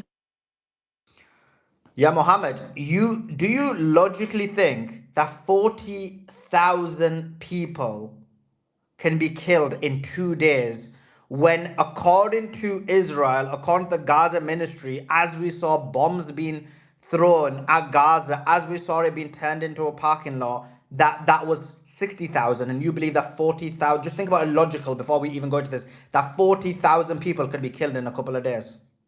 I can talk. Okay. Yeah. Let me talk. Logically. My belief is that even everything happening somewhere, any war is not okay. No, Okay, I'm not from asking you my that. view. Listen, No, Mohammed, you're okay, not answering my question. listen to me. Can you answer my Listen to me specific one question, moment. please? Listen to me one moment. No, we've heard So, you throughout the the whole space. problem of the, Mohammed, if I've the, heard you throughout this whole space. I'm asking you a very simple question. I want you to give me a very simple answer. Logically yes, speaking, I believe that because I if was you- in 3 years ago, I was in the revolution of the Massa, and I know what they do to people. I know the but IRGC. 40,000, I'm just thinking, I'm asking you, Mohammed, this is not I'm asking. You're not understanding the question I'm asking, and it shows I don't know what it is, maybe a lack of intelligence. I'm not asking, is it possible for the IRGC to kill someone? Obviously, logically, it's possible. And if someone was to say, Mohammed, is it logically possible for someone to kill 10 people in a day? You'd be like, yeah, of course it's logically possible. 100, yeah. 1,000, yeah. But They use the heavy 40,000 weapons. They use in the heavy weapons. The heavy weapons. They use the heavy weapons. So, 40,000 in 2 days. yeah, heavy weapons in different countries. We have 31 states and many cities. You know that it's not a number. It's not a big number for 80 million, 90 million people in Iran. 40,000. Can I speak to You him? know the number of the number of the employee of the IRGC. You know the number of that. Can I speak to him? Can I Yeah, speak to one him? Yeah, go moment. I ahead. have a question. Go I have a ahead. question Go on. for Suleiman. Yeah, One go for it. question. You know the number of the people in IRGC, Has in no the relevance to military, the in question. It army? has no relevance. I'll ask you. I'll answer you. First of all, thank you very much, Suleiman, brother. I just want to ask you something regarding how many people were killed. I was in protest where the police officers, the army were actually shooting at people. And you know what immediately happens when there's a sound of gunshots to the protesters? They immediately run back to their home because it doesn't matter how angry you are. People love their lives. They don't want to lose it. So if in Tehran, in all the cities, the police were shooting down hundreds of people, it wouldn't make sense for them to keep going. They immediately, as soon as they hear gunshot, they will go back to home. Because when I was in a protest, I was very, very young, and then I saw some people, for example, getting shot, and I have videos to prove it. They used to get shot in the neck and by the police officers, and as soon as we saw that, we all ran away to our homes. We don't want to sit down and get shot as well. So it doesn't make sense for the IRGC, doesn't matter how many employees they have, to kill thousands of people right in front of you and you just sit there like a moron. Of course, that wouldn't happen in reality. So that number is highly inflated. And at the start of the protest, they said it's 100,000 people. But I'll ask you some other questions. Bro. Excuse me, Ayad. Before going to the next question, I have a question for you. You are a Kurdish, yeah? Yes, I'm Kurdish. Because of your accent, you are a Kurdish. Okay. Okay, yeah, go ahead. So I understand that because I know the Kurdish too. Okay. So they didn't repress the Kurdish people in Kurdistan. What they happened they after have. the Of Islamic course. Revolution Of is course. in 1979, in 1980, they didn't the Sanandaj. Of course, I remember my grandparents were there. My parents were there. When my grandparents were there, they experienced it. So you know what's going on with IRGC, yeah? You feel Of course that? I know. Of course I know. You experienced that? Not me, but my grandparents. Yes. Yes. Okay. You know that. So I know that. We know they can't do anything. Everything is logical with IRGC. But it has nothing to do with what I just said. I spoke to people in Iran currently from Mariwan. Do you know Mariwan? Yeah. You know the city of Mariwan? I have spoken to people who are from there. They are the Zarivar. I know. They lake. Yes, the they are Zarivar separatists, and so they have nothing to do with the IRGC. They hate IRGC, but they said to me that this number is inflated. This 40, 100,000 figures. Okay, I mean, it doesn't matter. It doesn't matter. Okay, Even 40,000 is exaggerated. Okay, okay, but the life of any people, people is important. Any innocent, any unarmed people. When the people are unarmed, so you cannot kill them. Unarmed people. We are talking about 3,000 people, according to the regime, is still a high number. It's still a genocide, in my opinion. It doesn't matter. But I don't understand. 1 second. Ayad, 3,000 isn't a genocide. Do you know what a genocide is? It What doesn't you're doing about is if you only kill a lot you're of people. minimizing real genocides. No, I'm not. I'm not. No, so it's not a genocide. You can say it's murder. I agree with that. Massacre, But massacre. Would you agree with massacre? Yeah, it's no, massive. because what? Can you stop screaming, guy, Mohammed? Listen, I'm talking to Ayad, and he seems like he can have actually a really good conversation, even though we may disagree, and that's all we ask for. I Okay, suppose. go ahead. This guy, bro. It's like he's the Oh my God, these gay guys. Okay, so coming back to it, Ayad. So 3,117 is a lot of people who died. No, there's no doubt about it. Do you accept that? I mean, my whole opinion is that no one. Oh crap! My whole opinion is that no one should die. You know, all life is very important. Do you accept that? Do you accept what Huckabee and Scott Bessent basically said, definitely Huckabee, that, sorry, what was his name? Lindsey Graham, that they had Mossad and CIA agents on the ground? Yeah, of course they have. Mossad has been in Iran for since the 12-day war. Mossad has been in the country, of course, and they have videos. I saw the videos of them setting fire to security officers. This is not something up for debate. There's actual evidence for it, and some of them beheading police officers. setting fire, with Moldovs, setting police. There's a video of a police officer being beheaded. Yes, but that's the thing, but we don't know who actually started this violence, because the people of Iran are very angry after 47 years of the same regime. Of course, some of them are gonna get violent to the people. I've been especially when I was younger. I used to be in these protests when the people are very angry and they get shot, and every time they try to do something, they get beaten down by the regime. Of course, they will get violent. They will also, let's say, commit violence to the government. I mean, that's something that is normal.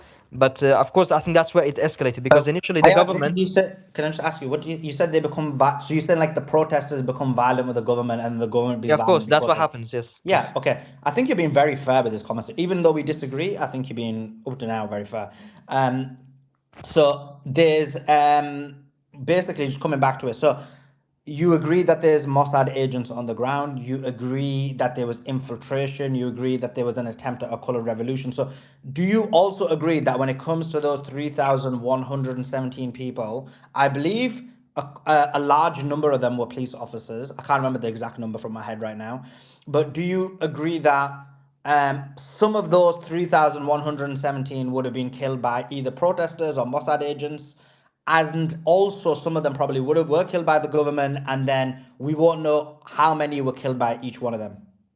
Yeah, but I think that the claim from the Islamic Republic is that these people were the protesters who were killed, and also it's That's not true. just this. That's not true. Okay, so okay, but the Islamic Republic said the total amount is 3,117. Within that amount, there are police officers, and they're saying these protesters killed the police officers, and Mossad agents were killing people. And then there were people, and then of course the government also was responding and killed some of these Mossad operatives, and then some innocent people definitely would have died in the crossfire as well. Yeah, but that figure includes all includes. But I find it hard to believe that the figures coming from the Islamic Republic. And Suleiman, this is not just January; it's been going on for 47 years. People being hanged, people being imprisoned. For example, from my ethnicity, we only make up about 10 to 15% of the population, but 50% of the political prisoners. I mean, Iran is an authoritarian regime. Nobody is arguing against it. This has been going on for a very long time. So this is why people are angry. They shoot at police officers. You know, but yeah, again, that's taking things out of context, right? Because you can say that, but there's a lot of complexities when you come with this situation. The first thing is, as you mentioned, the current government has been in charge for 47 years. They've been in a situation where immediately within them being in charge, they had the conflict with Israel in terms of the disagreement with Israel and the United States of America. You had the hostage crisis that didn't happen too long after that. You had the sanctions, and then within a couple of years, those sanctions were, because with Americans, when American Israel, anytime you do a deal, that deal's going to get reneged on within a couple of years. So even though they did a deal with the United States of America to remove the sanctions, those sanctions were placed back on again. Excuse me, Suleiman. I can say Mohammed, something. I'm having a conversation with Ayad. I feel like even though he's got the same opinion as No. he's a lot more I'm rational, sorry and for you just interrupting scream. you, but I just want the intellectual I wanna say conversation. a point. I just want this intellectual conversation to be a lot more intellectual for my audience. You were brought up for entertainment purposes. Now the entertainment purposes are kind of on pause. well, let me have a conversation with Ayad, and then when I want to bring the entertainment back, No, I have one then I'll bring you question back for on you. again. Listen, I Then don't you can listen. say anything. You can say anything. Just one. Muhammad, chill. Listen, I know Rabbi Shmuli's, Please let I me know let. Rabbi Shmuli's dildo might be up your butt or whatever, but just chill out. Let me just have this conversation with Ayad. Don't interrupt her. I'll have to drop you, then you bring you back up again in a bit.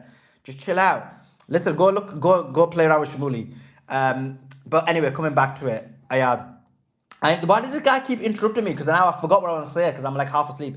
But anyway, respond. Go ahead, Ayad. Say whatever you want to say. Yeah. So you said the situation that Iran was put in, especially immediately after the Yeah, revolution. thank you for that, Ayad. Yeah, so the point is that when you take all that into consideration, you know that there's the United States of America and the CIA trying to cause what they are trying to cause. You know there's going to be dissent in the country. You know there's going to be aims for color revolutions and various other things that does cause a lot more instability. And so I guess my question to you, my point is this: yeah, will there be instances where the Iranian government was harsh? I believe so. I believe you can find instances of all governments being harsh.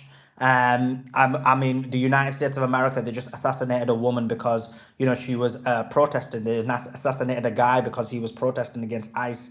So these things happen, of course, right? And remember, these aren't happening in a violent way. Those people weren't violent. And as per what you said, Ayad, the protesters sometimes become extremely violent, and then obviously the government responds in kind. So I guess I'm trying to say on here that is there a perfect government? No, there isn't a perfect government. If you were to ask me, is there instances in the last 47 years where I've disagreed with the decision making of Iran? I can give you many huge instances when I have, when I believe that they have made incorrect decisions.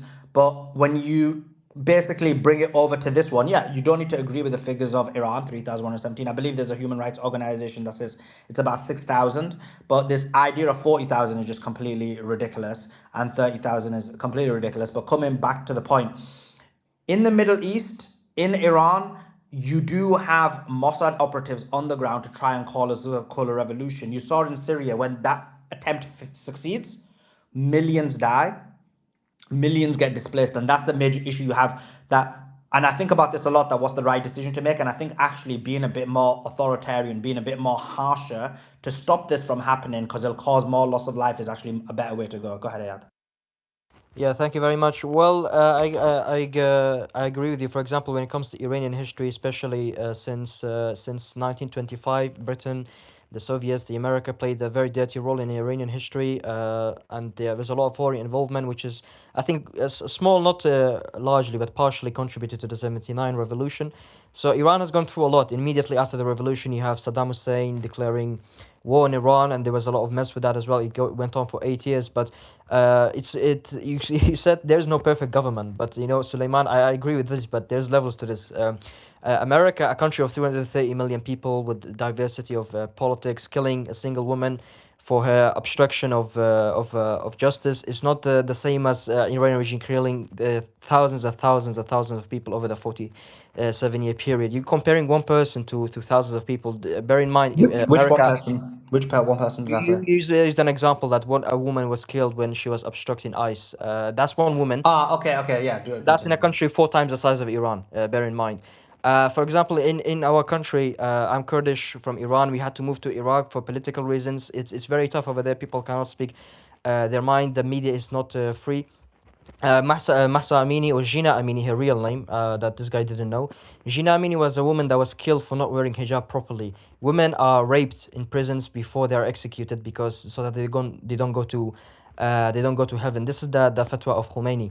I agree with you that Iran sometimes has been. For example, sorry, go ahead. Finish your point. Yeah. For example, Iran is also subsidizing a lot of things for Iranians. So energy is very heavily subsidized. They have a lot of welfare programs, which is very inefficient economically. But there's goods and bad there. But you have to compare the levels of freedom, the levels of prosperity, the levels of oppression that exist within each country. For example, North Korea is a dictatorship, or you could say also like Iran is a dictatorship. But I would much rather live in Iran than North Korea. There's levels to this game. You can't just say that because a woman was killed in America. Is the same as thousands of people being killed over 47 years. There is no freedom in Iran, and this is why protesters got violent. protesters because there is no hope for them. You cannot vote this government out democratically. There is no way of any kind of a reform or a gradual improvement. The only reason why the hijab law was outlawed in Iran is because of mass protests in the country. They realized that if this keep going on and they don't do any kind of small reforms, the regime is going to fall. That's the only time that these people make any changes, is when people come to the street in masses and demand a change. And that's what people want to do in January. But I think Pahlavi messed it up by getting his butt into the whole thing and making it his own revolution. And foreign involvement is bad. Foreign involvement is what's got Iran in this first place. By the 1953 coup, after the Second World War, when they installed the son of the Shah and they fought through the previous one. In 1925, when Britain actually paved the way for Raza Khan to come and stage a coup and declare his kingship over the country. So I would rather not have any foreign involvement, gradual improvement within the country from the grassroots movements, but you're going to have a good opposition to do that. You cannot have a terrible opposition that is being propped up by foreign countries. Of course, it's not going to be successful. So I urge this guy, Mr. Muhammad, please rethink your ways, give up on this Pahlavi cult movement, and hopefully we can have a regime change in Iran. Yeah, just to respond to you, so a few points. The first thing is you mentioned Masa Amini, right? Sorry, Masa Regina Amini. Amini, please. Let's put respect to her name. It's a Persian name that was forced upon her by the fucking regime that we cannot have our own Kurdish names in our country. Thank you. Okay, cool. Anyway, what's her Kurdish name? Gina Amini, that's her real Gina. name. Okay, that's fine. Gina Amini, Masa Amini, I don't mind. I can say anything though, as long as. No, I'm not here to hurt anyone's feelings. So if you want me to say Gina Amini, I'll say it. But anyway, what you're saying in terms of Gina Amini is false. She wasn't killed by the Iranian government. This is Zionist propaganda. This is propaganda perpetuated by the West in order to cause a color revolution. The coroner stated quite clearly, and this was reported by many media outlets, including enemies of Iran, such as Qatar, for example, Al Jazeera reported it as well, that the coroner said that she actually did not die. Or I'll just say Amini. That's what happened to Amini. So that's the first what point. caused her organs to fail, Suleiman bro? G? What was the result of what caused her organs to fail in prison? Well, I believe that she had a condition, but I'll obviously we need to look at it. But it was why definitely was not. her family not aware of that? Her family should have clearly been aware if she had such conditions. Well, again, this is the claim you're making, but she clearly had. It's not a claim. Like her family, there's been interviews Okay, with her so family. no, but where you're saying that, where's the evidence of that? In reality, it's quite clear that the coroner, unless you're saying the coroner's lying, she basically had it where she had a condition, and she basically had multiple organ failure. So basically she had a lack of oxygen was the reason why she got killed. But should we not have like medical reports, family testimony? Yeah, there is medical reports. That's what I'm saying. That's what a coroner is. It's a medical report. What you're saying is, you know what? Because she's Kurdish and because the Kurds have issues with Iran. No, it's not entirely that. It's not just a Kurdish issue. No, 1 second. She is Kurdish, and yes, and this is something you've completely exemplified in this conversation, and to the point where you were saying, look, don't use the name that is well known about her. I'm not Iranian, I'm not Kurdish, so I just use the name that is popular. And you're like, please use her real name, and I was like, okay, so it's very important to you. Her Kurdish heritage is very important. Yeah, but she wasn't killed because she was Kurdish. Part of being her being a Kurd is. Many Kurds, not everyone, obviously a good friend of mine who's Kurdish, went to Iran just now and demonstrated that a lot of the propaganda that's happening in Iran is false propaganda. And you guys may know him, but he's Kurdish. He's from Iraq. So this isn't an issue against Kurdish people, but in terms of, I'm sorry, someone just posted on the thing that her dad was aware of her condition and did make a statement about it. So this actually. I didn't know her dad made that statement, so that debunks your point. I just knew that she had that condition, which is the real reason why she died, and then she was used as a tool because she's Kurdish and because maybe her mom, I don't know, whoever, maybe or they used her wherever in order to cause the propaganda. So Misa Amini was not killed by people. She was killed because of her own condition. She died naturally in terms of because of her condition, and then they used that in order to make it look like that they'd killed her because of her showing a bit of hair. That's the first thing. The second point is in terms of your claims about the government. No, actually, you're wrong. Because the difference is here, you admitted immediately that what happens is some of the protesters, you said you also have been part of these protests, what they do is they go to these protests, they become very aggressive, they become very violent, and they start attacking the police officers. And that's what I said. Not what I said, Suleiman. Come on. You said that they attacked the police officers. You said that. Yeah, I've seen videos when they attack officers, yes. So that's being violent.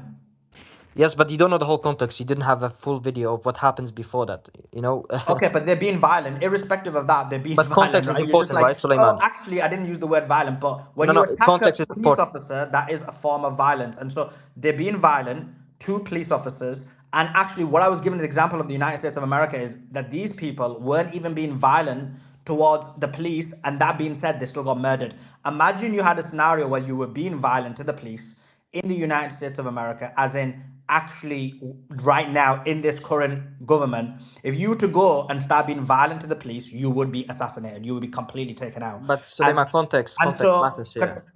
of course, context matters, and I'm explaining the context. I'm debunking each of your individual claims, because your claim was, well, that there was only 2 people, and I'm trying to explain to you that those 2 people were murdered even though they weren't violent. Imagine you had a scenario in the United States of America where people were being violent towards police officers, they would be murdered.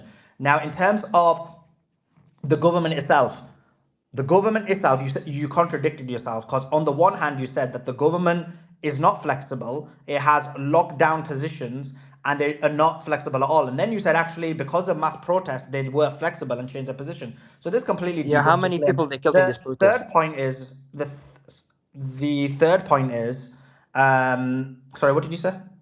Yeah, but how many people had to die and kill and be in prison until this law was changed? Well, we don't know. The whole point is, obviously you're going to claim a lot of people had to die, but obviously if protesters are violent, and the problem is, this is the issue you don't understand. When protesters are violent, if you allow that violence to perpetuate, it increases and increases, and then you get it in Syria. And then how many people died in Syria? So they were saying, so it's the same thing, that when you increase or perpetuate protests where these are violent protesters, and then the government responds in kind, you end up getting a color revolution, and actually then millions die. So if you got what you wanted, which is a lot of protesters kill police officers kill protesters, and this is what the United States of America wanted.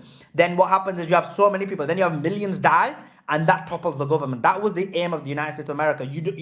There's no scenario where then protests happen and everything's like loop-de-doo, and the real leaders like, guess what, guys? There's so many. There's a few thousand people protesting. I think I'm going to give up my leadership position, and we're going to give it to Ayad. That doesn't happen. The aim of Mossad, the aim of the CIA, the aim of America is that with these protests, you make it as violent and brutal as possible. Millions die, so that you can then step in and take over, or you can have the fall of the government. Can I respond to that? So when you're saying, sorry, go ahead. Yeah, I was just going to respond to that. So first of all, the Mossad and the United States do not directly control the streets of Iran. What controls the streets of Iran is anger. And they have been through. For example, they cannot just increase the level of violence within these protesters. It's the people who actually are in charge of what they are doing. And what message does that send to... The CIA and Mossad in the protest is well known. And they can increase the violence, because if there's a Mossad operative with a gun killing people, that increases the violence. Okay, but hundreds of thousands of protesters are there on the streets, maybe millions sometimes. There's not millions of protests in the street, bro. We saw the protest. There's hardly anybody there for your protest. There was protest for sure. There was protest from, for example, Professor Mirandi's university. There was protest there from that university. There wasn't millions. There wasn't even hundreds of thousands. Yeah, the protest supporting the government had hundreds of thousands. We saw it was huge. Yeah, I'm not disputing that people who are sympathetic to the regime come out to the street, but there are like 400 protests all across Iran. I mean, if there's just like 10,000 people from each city, especially in the big cities, come up, you're talking about hundreds of thousands. But okay, let's not get too bogged down about the numbers. Individual protest within that small amount is 10,000. So that's the point. You're adding my point. So exactly. In the capital city, I'm not saying there's a million people in the capital city. Okay, but you admit that, let's say hypothetically, let's go with your thesis, when there's 10,000 people within a protest, in that small concentrated area of 10,000 people, let's say 5,000, 10,000 people, there's Mossad operatives there as well. What will happen is people are emotional during protest. You're chanting, you're emotional, your cortisol levels are quite high. And then what happens is you've got Mossad operatives. Not every one of them will be there, but the Mossad CIA will be enough where if they start shooting, if they start killing, it causes a frenzy. People start killing each other and it gets overarching. And the point being about that is that's how you're able to cause so much destruction. And the aim is to make that happen throughout the country, as per what you said, and cause a color revolution. That's the aim of a color revolution. You get my point about And color that's what they revolution, did in 53. But the point is, you shouldn't allow this thing to. Sorry, it happened in 53, right? CIA in Ajax operation, MI6 and CIA cooperated to do the same thing. But the thing is, why? The Islamic Republic is also blamed for that. Why would you allow the country to get to the point where people have? Ayad, how old are you, if you don't mind me asking? Sorry, How old are you, if you don't mind me I'm asking? very young. I'm sorry, I cannot tell my age. I'm from Iran. It says you're in the UK though. Yeah, I'm in the UK, but I'm from Iran. I cannot reveal much private information. What you can't, age is not going to give you identity. Like I'm you a said, still you're teenager. 4. I'm still a teenager, so that Oh, should you're be still a enough. teenager. Okay, cool. Okay. So, fair enough. Okay, so do you know someone? There's no. By the way, you're in the United Kingdom. There's no risk to you. I was like, no hate to you, yeah, that you were acting a lot quite rational up until that point. No one's gonna know who you are. I don't want you to say now, but no one's gonna know who you are by your age. This is just propaganda. Like I used to have this all the time with monarchists, and I know you're not a monarchist. You called the monarchist out, but they were like, "We're gonna be killed. We're hiding in Iran." And then now, when Elon Musk revealed where everyone is, they're all like, we all find out that all of them are in America. So, and then you're in the UK, isn't it?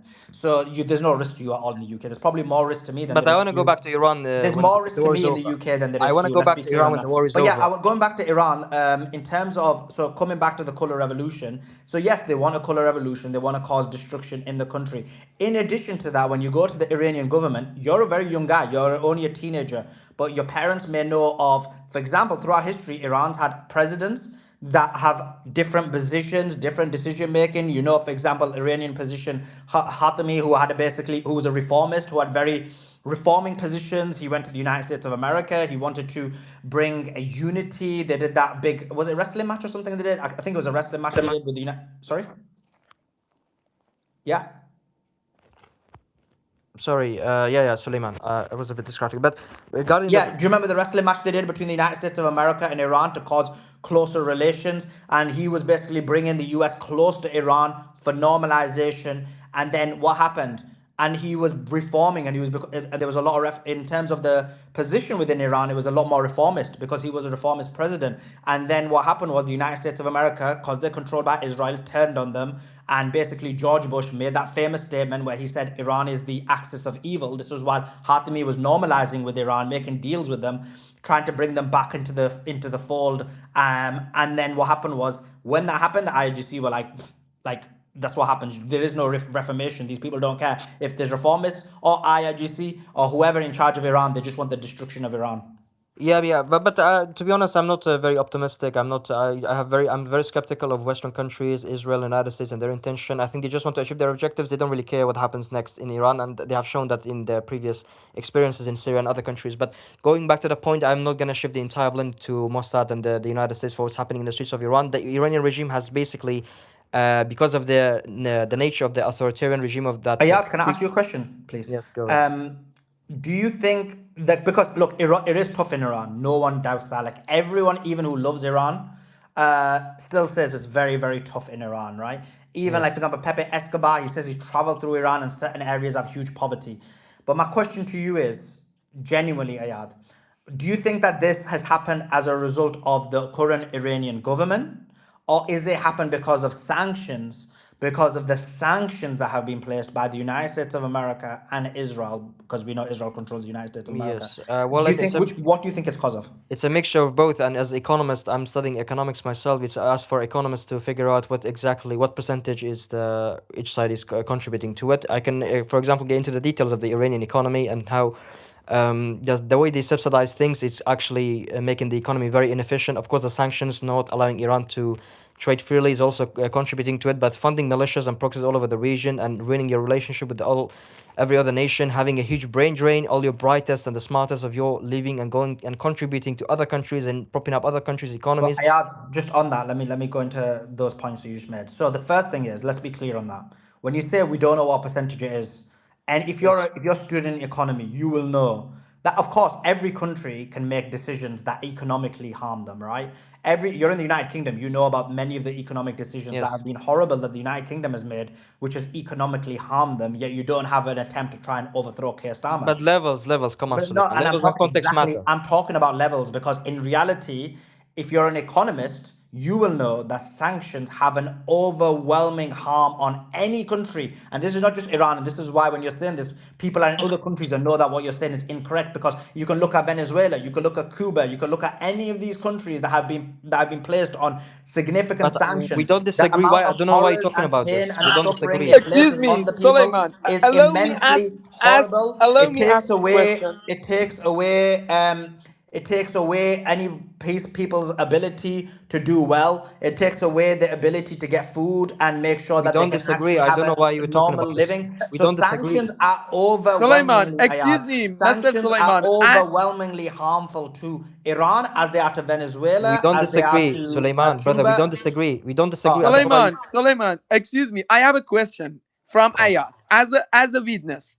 No, Ayat, you wait, are a wait, Sunni for one sure. second. Yeah, Listen, dude. you are a Don't. Sunni for sure. Yeah, right? Me, I'm a Sunni. Yeah. No, you No, don't no, know no, what no, no, religion, not man. you. I'm asking this Ayat. Ayat, you are a Sunni. Yeah, right? Why do you make assumption about my No, no, religion? no, no. You are a Sunni because people of Kurdistan mostly they are Sunni, not you. Okay, so what? What's the point? The point is that in Iran recently, because of some people, some Sunni support the government, yeah, they can recruit by the government. But previously, most of the courts they had a problem with the government. So the government even recruit them for a simple work. Agree or not? Of Okay. course, yeah. Yeah. That's the problem of the USA and Israel. No, that's I because didn't of the say that. nature of Islamic regime. Let me talk. What are you Let me, talking about, Suleiman. bro? The What? second thing, I want Why to is this guy recruit. Why, interrupting why, why? minor? Bro, can this guy listen? Just keep quiet, or I'm gonna drop you. I'm having a conversation with Ayad, and I'm gonna drop you next time you interrupt. Excuse me, Suleiman. Sorry. Okay. Let me. Okay. Okay, this guy's been screaming for like 1.5 hours and I got a headache. At least this Ayad guy doesn't scream. Okay. So coming back to the conversation, bro, listen, Muhammad, go to Rabbi. There's another guy called Rabbi Shmuli. Go there. He's got dildos. You can enjoy yourself as much as you want there. Okay, coming back to Can I Ayad. just say one thing, Suleiman, before you get back into the debate? Yeah. I want to say to Sammy that mental chick that was on here earlier, don't ever come up on our panel and swear at Gigi again, right? Freaking spineless. And when we asked who it was, you shut your mic and shut your mouth. And then I heard you screeching and I knew it was you. So we don't allow dumb bimbos on our panel who use potty mouths. So don't ever try it again. That's all I wanted to say to her. Back to you, Suleiman.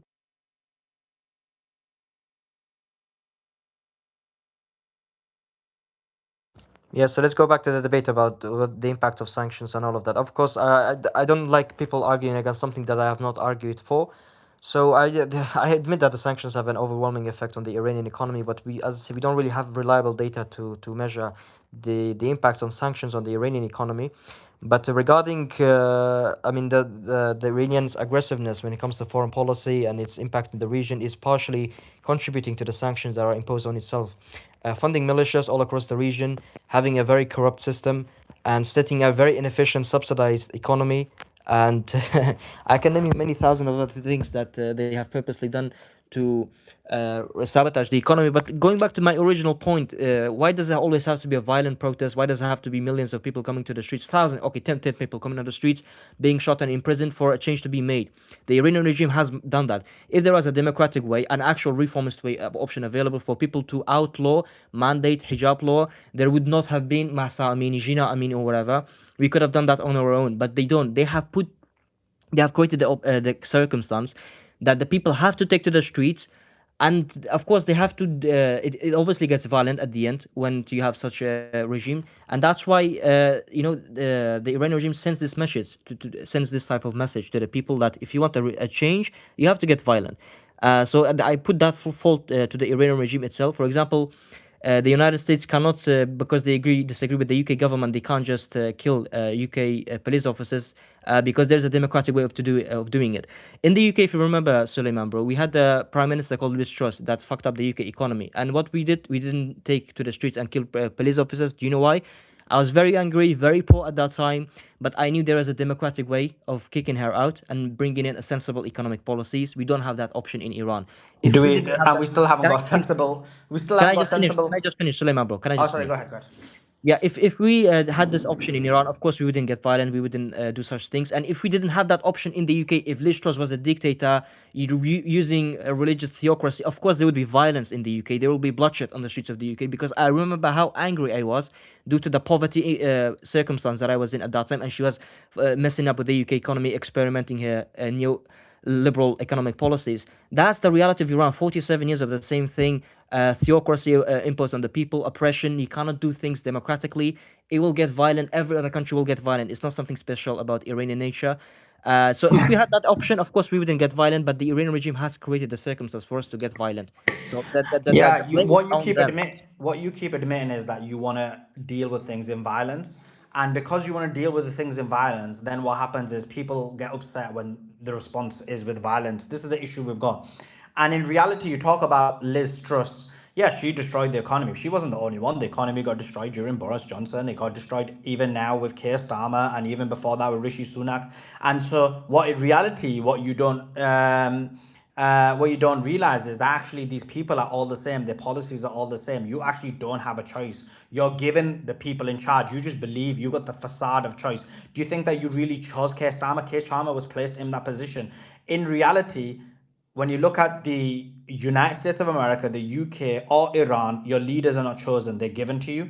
The difference with Iran is that you believe that you don't have a choice. In reality, Iran has a system. You are able to choose the president is able to make certain decisions, and then you have the theocracy that goes above it. And actually, when you talk about democracy, there's no evidence that democracy is better than a theocracy. There's no evidence that the Yes, theocracy... there is. We No, can use metrics. We can use different no, there metrics isn't. to. There's no metrics. There's no metrics. I'll explain to you You why. can agree on a I'm going metric. to explain to you why there's no metrics. There's no metrics because in reality, when you look at what's your metrics?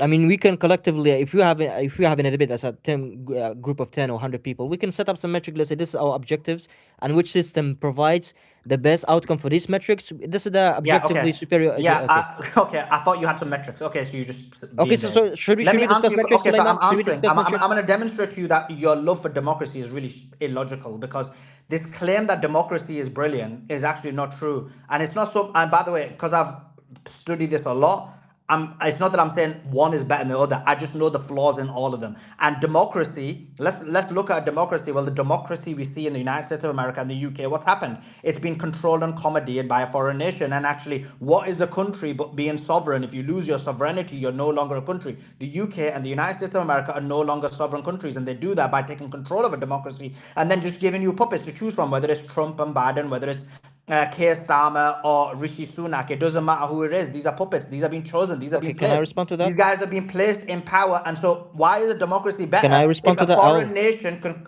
Why are you interrupting me? I'm not even finished my point. Okay, I was about to interrupt you after you'd made one point, and we're getting to the second. You said, let me finish my point. I'm in the middle of a point, and you keep interrupting.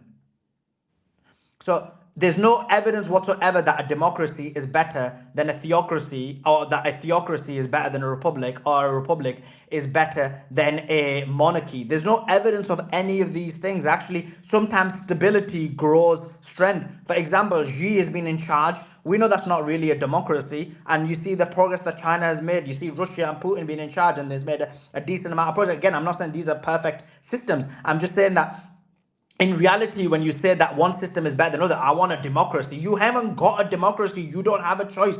Keir Starmer, we knew was going to be president 10, 15 years ago, because we know he'd been put in position by the Zionist lobby. So your dream, or in your mind where you think that you're part of a democracy, it's but an illusion. We know Farage is going to win next because he's been chosen and he's been placed in that position of power. This democracy that you believe exists is a facade. It doesn't really exist. Their job is, and their role is always to commandeer and change the society in a way to get the goals that the Zionists want, those in power want.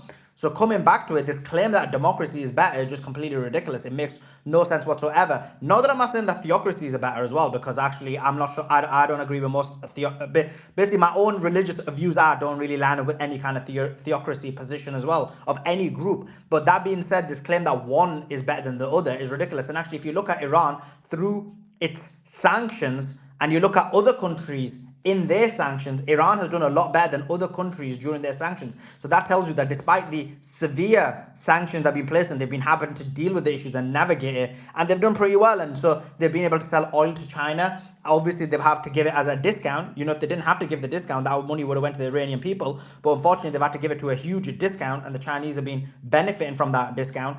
So this is the things that Iran has to navigate with. So actually, one thing you're right about is that the IQ levels of Iran is really high. There has been some brain drain for sure. You're probably an example of that. But then there are very intellectual, smart people who've actually remained in Iran, and actually, it's not the high level of brain drain that you have in some other countries. But that being said, of course, the brain drain is going to happen because when the economy is so bad, when the economic situation is so horrendous because of outside powers and because of the Zionists or because of the Zionists placing the sanctions on Iran, of course, people are going to leave for a better life because the situation is difficult. Now there's hope.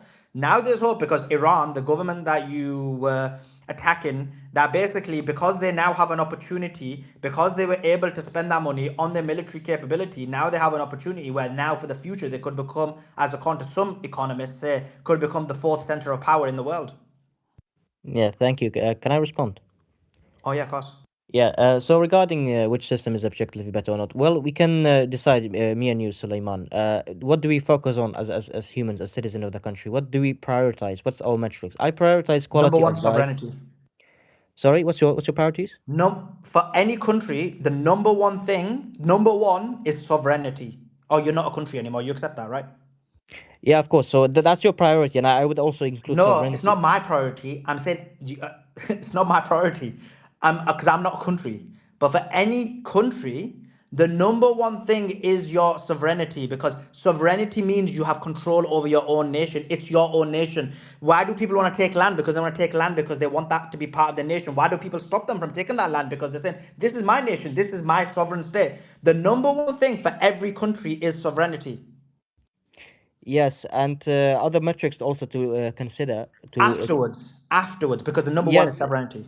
Yes, and I feel like if you're having a religious theocracy, and this is why we can discuss that. But do you get my understanding about that? Because like even when of you course, say I religious, understand the importance of. but not its importance. I'm saying it's the number one thing. It's the foundation. Because even when you say religious theocracy, Ayad, where is the religious theocracy applied? It's applied on a sovereign nation. Where is the democracy applied but on a nation? Where is a republic applied but on a nation, or a monarchy on a nation? You need the nation to be able to apply all those things. So even when you're saying those things are important, but you need the first thing to have that. Do you understand what I mean? The number one thing is sovereignty, because if you're not a nation, you don't exist.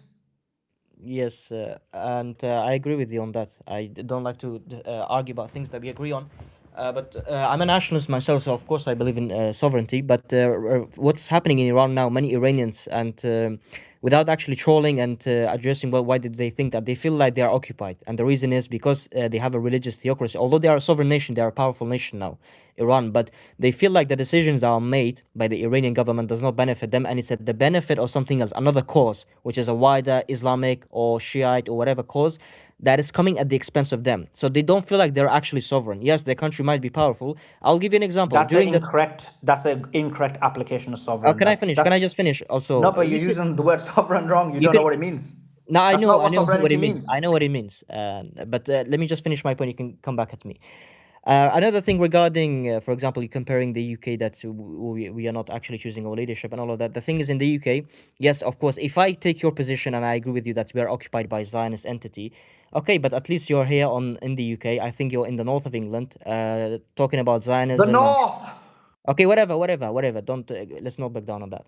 We're talking about how to liberate. We can also discuss in another space how to liberate ourselves from a Zionist occupation that we live under. You can't do that in Iran. That's a big difference. In a democracy, if you're occupied, if there's something wrong with your system, like Liz Truss, who is your prime minister and she's making stupid decisions, you can change her and bring in more sensible policies. That's the difference that you have in the UK, and you don't have it in Iran. That's why people here don't get usually violent, because they can do things peacefully in a democratic way. And that's why these democratic countries are more stable, more prosperous, better living conditions, and people from these theocracies and the dictatorships, communists and ultra-nationalists, they're all coming to these Western countries. So I would measure the success of a country by just looking at the direction of immigration. From which country people are living at, from moving from where to where, this tells you the success of a country. You cannot convince me that Iran or some other theocracy or a dictatorship is more successful than the UK or any Western liberal democracy, when you see mass flooding of immigration from the same places that you're talking about. So that's how would I actually measure. Of course, sovereignty matters, but the thing is, Iranian people today don't feel like they are a sovereign nation. They think that the policies made on them is at the benefit of someone else. They feel like they're under a religious theocracy that is not even Iranian. Look at the videos of Khomeini says that this Iranian identity is a fake Persian, some mythology that is made up, and they claim that they are the descendant of the Arabs. We know that Iranians are not Arabs, most of them. They claim that they're descendant of Arabs, they're Sayyidis, of the descendants of the Prophet. Okay, you're So going way offline, bro. Like, can we no, just I'm deal with the saying that points you it's said? all about sovereignty and national Okay, identity and okay, this nationalism. is It's all no problem. relevant to the same Cool. thing. It's not And really when you are get economically so entangled, and when your economy is so bad, as Iran, for example, you lose your sovereignty whether you like it or not. You will become, for example, Russia is becoming a Chinese vassal state because of the stupid war that they have got themselves in, and the way their economy is suffering as a result of it. And Iran, in the future, if it continues in the same direction, it will become another Chinese vassal state where they heavily depend on it. For example, they already give big discounts to China when they sell their oil and gas because 90% of Iranian energy export goes to China. So that has given China a lot of leverage. And China is not very expansionist like America. Otherwise, they could implement a lot of things on Iran as a result of it, just like they are doing in African countries.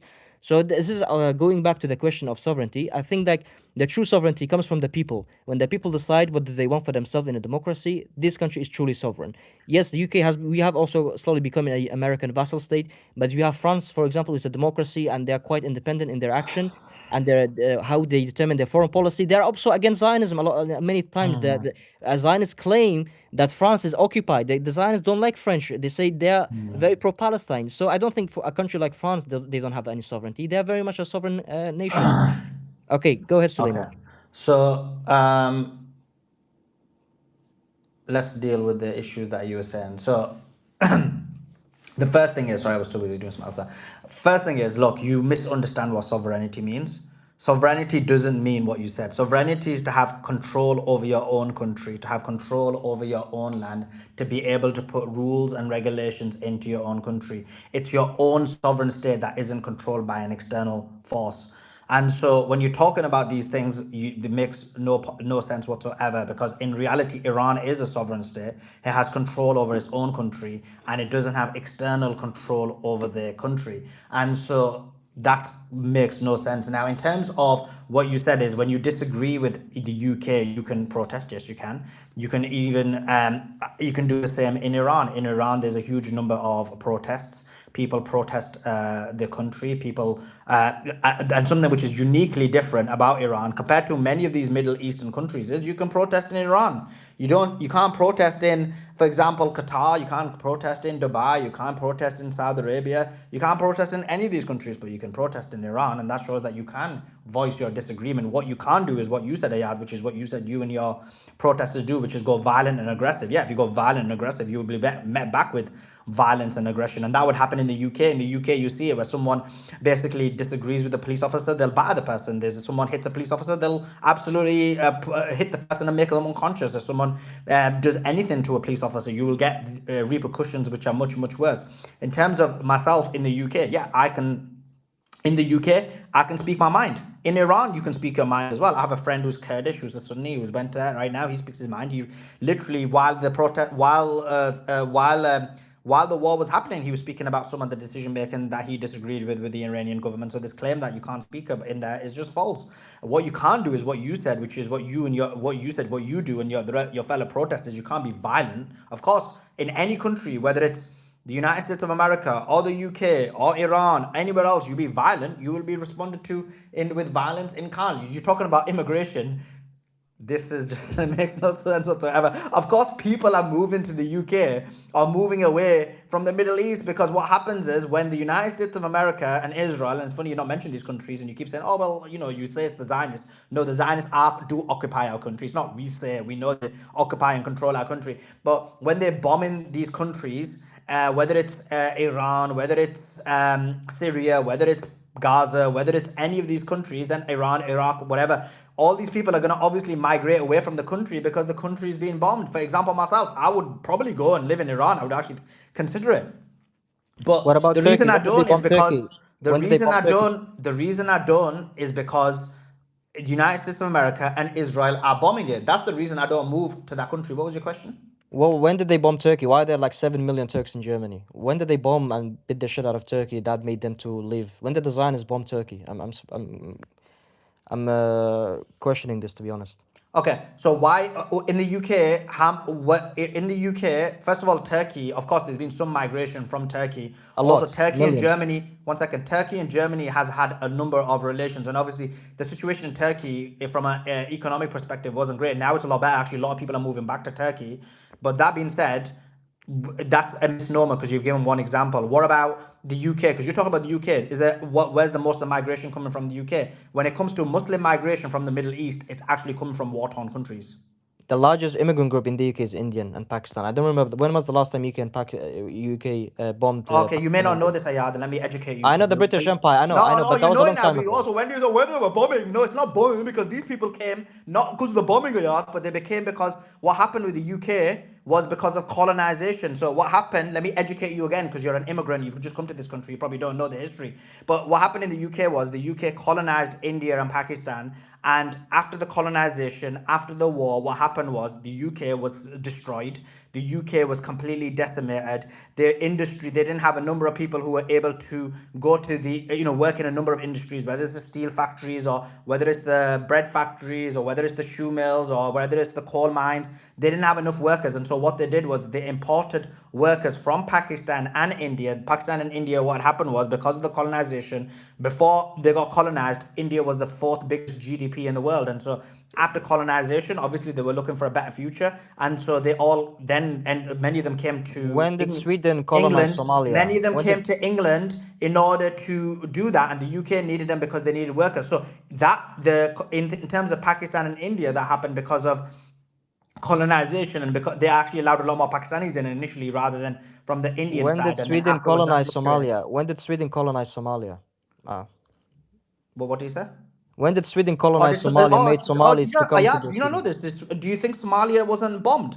Do you think Somalia wasn't attacked? Do you By think the who? By United States whom? of America and Europe didn't? Oh, I get it now. Okay, let me educate you. I think your understanding of geopolitics is so basic that you No, think you that. like No, let me educate you. Let me educate you. So your understanding of geopolitics is so basic that you think that this is how it works.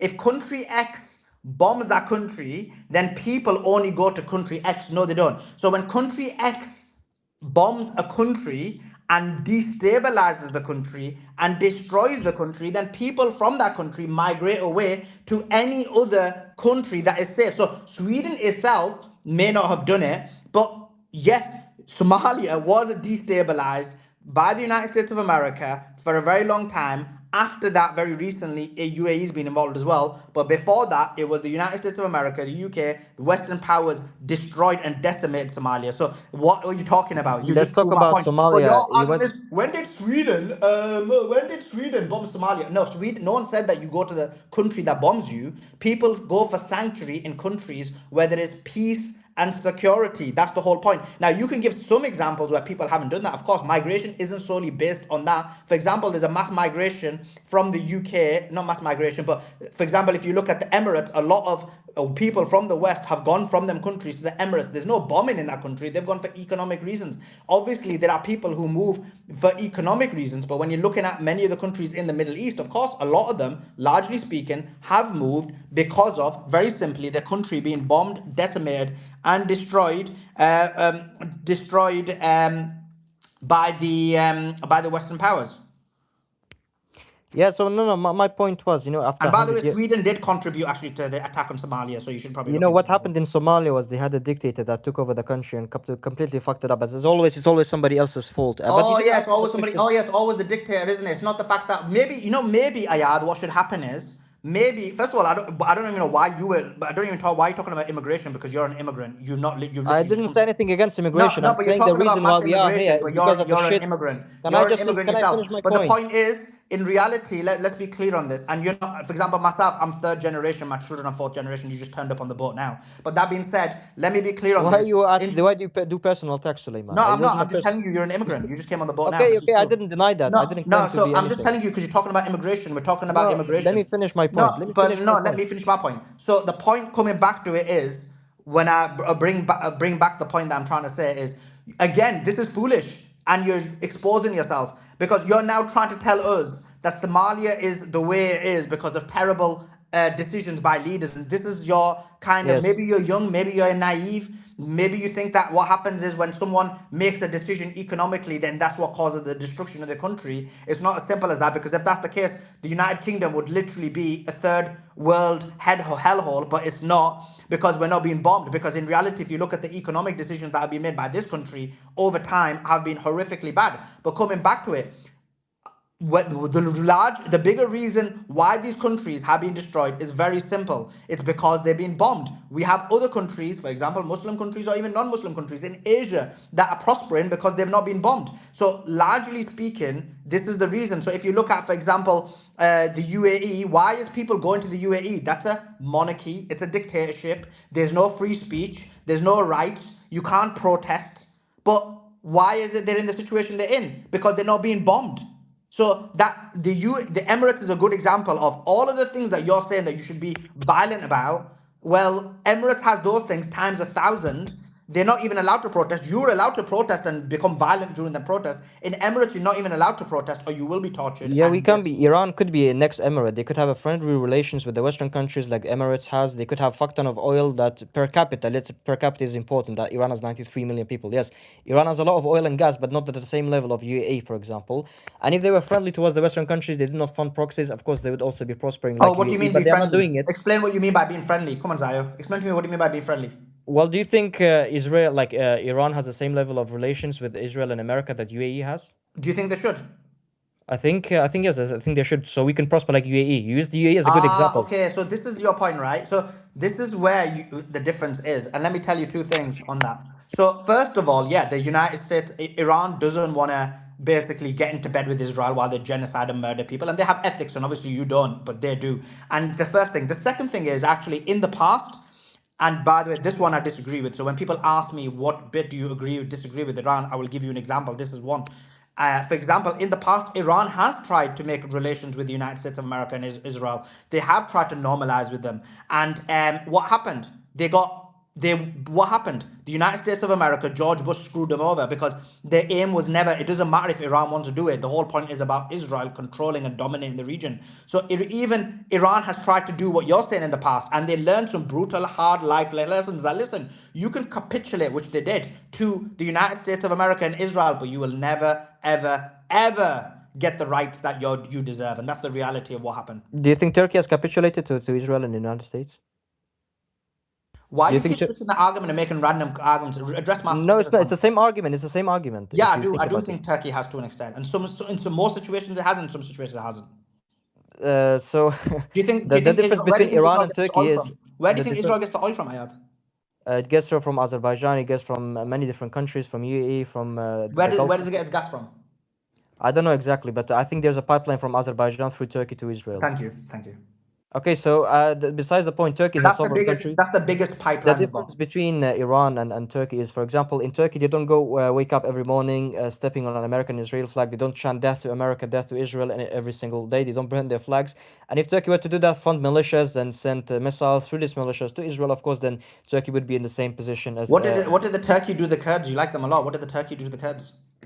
Well, that's another argument. You can get. It's another argument now. Change the argument. We like switching, isn't it? Oh yeah. What about Turkey? What did they do to the Kurds? You sound like you love them a lot. Yes, they do a lot of terrible things. They do terrible things, but they are being smart. Do you think it's the Kurds who are the problem, or do you think it's the Turks and Iranians and everybody else? It's a different argument, but I'll get into that if you want to. Yeah. So my point is because you keep switching. I'm just doing your style. No, actually, the same argument you don't switch. But coming back to it, in terms of answering your question about Turkey, because this is what was the point you made about? Yeah, the Turkey is not as aggressive towards Israel as Iran is, and that's why Turkey is not in such a mess as Iran is. Yeah. So what you're basically saying is, and it's a sovereign country, by the way. No, but what you don't understand is this: Iran has tried to normalize, and they got rejected for it.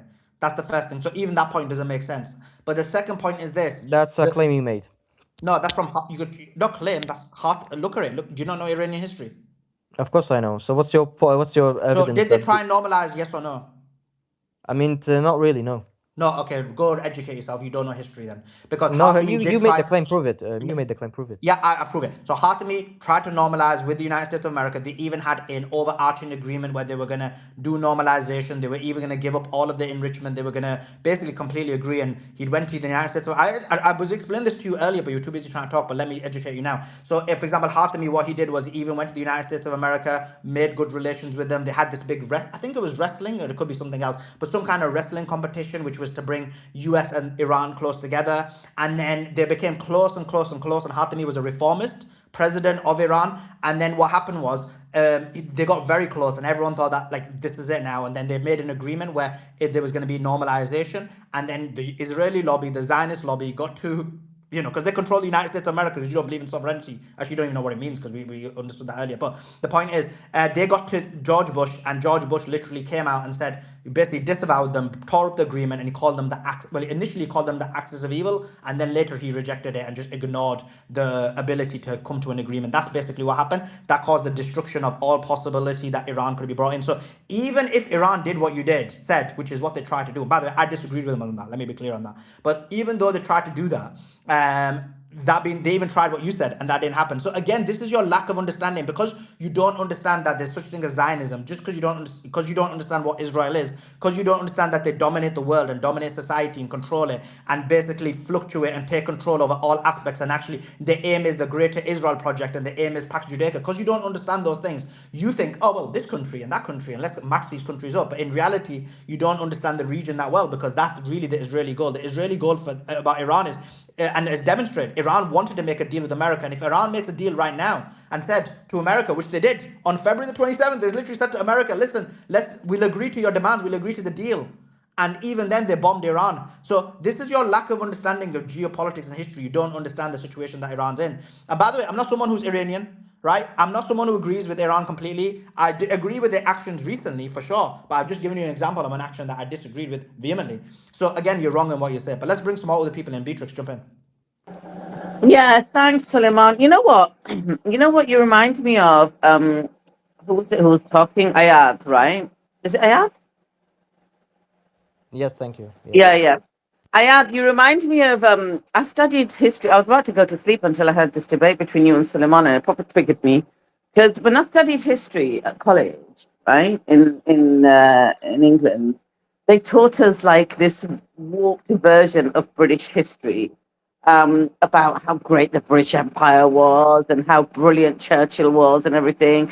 And it's only when I went to university and I started reading some of my own stuff that I realized how disastrous our foreign policy was, because of the harm it caused the rest of the world. And when you come up here, you're conflating lots of things. So one moment you're talking about, Suleiman's talking about war-torn countries and what our nations do, as in the Western nations do abroad. And you're talking about, oh, but they're coming to England because, you know, they realize that these are better countries, Western civilization. He's talking about people that come from Syria and war-torn countries. And then you conflate that with, oh, but the mass migration is happening from India. The Indians are being welcomed here. The British government did trade deals and they eased visa restrictions for the Indians just in the last few years to say, bring them in. Bring them in. We're going to make it really easy for them to come in, right? Because we need, not only do they need the labor resource here, but also they want to suck up to India. We are occupied. We're occupied by Zionism and we're occupied by Sanghis. We're occupied by the Hindutva, which is how Rishi Sunak, never been in politics, got made chancellor under Boris and then made prime minister straight away for the short term in the genocide, right? So let's not whitewash everything. They're here because they're invited here. They're welcomed here. Suleiman's talking about those that have no option but to come here. And you talk about, oh yeah, but why are there so many Germans in Turkey? Germany literally invited in the Turks because they had a labor resource problem, and they signed an That's agreement. not And I what think I argued against. I'm not saying that they shouldn't be. no, I no, don't know let why me you finish. guys. I didn't interrupt you. I waited for freaking 2 hours listening to you. You said to Suleiman, "Oh, but why are there so many Turks in Germany?" Well, in the 1950s and 60s, Germany's economy was growing, and they didn't have any resource. They had a labor recruitment issue, so they actually signed recruitment agreements with Turkey in 1961, and those people stayed on since 1961. Right. And then later there was like obviously marriage migration and things like that. And the EU policies came into effect after 2015. Okay. So that's why they're Turkish people. And then you're like, oh yeah, but what about the Somalians in Sweden? Do you know Sweden is part of the European Union, right? And you do know there were international missions connected to Somalia and the Horn of Africa region, including EU naval operations that Sweden took part in. And those Somalians that are in Sweden were given permission to stay in Sweden. They didn't come in the way that they're coming in now. They're really struggling now. People that come in from boats from Syria, from Libya, from these countries, because we are bombing them. So let's not conflate all migration into one bucket, which is what you were trying to do. Right? The Turks are there in Germany because they were invited there as labor resource. The Indians are here today because they have been invited. Let me tell you something. There are places in London where there's like 15, 20 Indians living to a house, 5 per bedroom, but they'll never be raided. Those areas, anybody who knows London will know they will never be raided. But go a mile up the road and you'll find 5 Afghanis living to 2-bedroom flat, and that'll be raided. That'll be raided and people will be fined thousands of pounds because they are given privileged treatment, because they're invited here. I can tell you story after story. When the COVID virus came out and the Indian version came out, the Indian virus, because Boris actually called it Indian virus in one speech, Modi said, how dare you? Do you know what he did? People in this country who had 5-year visas for India, he cancelled them. He cancelled them all. They didn't even get a refund. He cancelled the visa policy for the UK and said Europe can still have electronic visas. The UK cannot. Now they have to go to our embassy. They have to surrender their passport. And I'm going to treble the price on them. How dare you call it Indian virus? So then he gave it some other name and stuff. And he backed down and he apologized to Modi. There was a Sikh guy who climbed on the Indian embassy to mess around with their flag one night. They called it a terrorism incident. They arrested his family in India, and that young guy was found dead in the UK. And nobody knows why to this day. Because they were saying to the British government, extradite him, how dare he touch our flag on a building. So don't talk about things you don't know, okay, Ayaz? This country is fully occupied. I'm surprised Suleiman was so patient with you. I was getting proper triggered. I don't even want to get a debate with you, really, to be honest with you. I just wanted to make these points. I was long going to be asleep, to be honest, but I'll just pass it back to... Before I leave, Suleiman, I'm just going to make one clarification and then I'll leave. I made this point about immigration. I'm I'm not not saying... asking you to leave. I think other people want to speak to you. So just let me pass the mic to Suleiman, and you can have a back and forth with others. Suleiman, back to you. Or maybe he's busy. Let's go to Dr. Tusa. Hi, everyone. Hi, Beatrice and Soli. Thank you for giving me the mic. Honestly, Ayat, you said so many things, and I assume you must be a very young person. I'm obviously Iranian, originally from Iran. You really have like a very superficial view of things.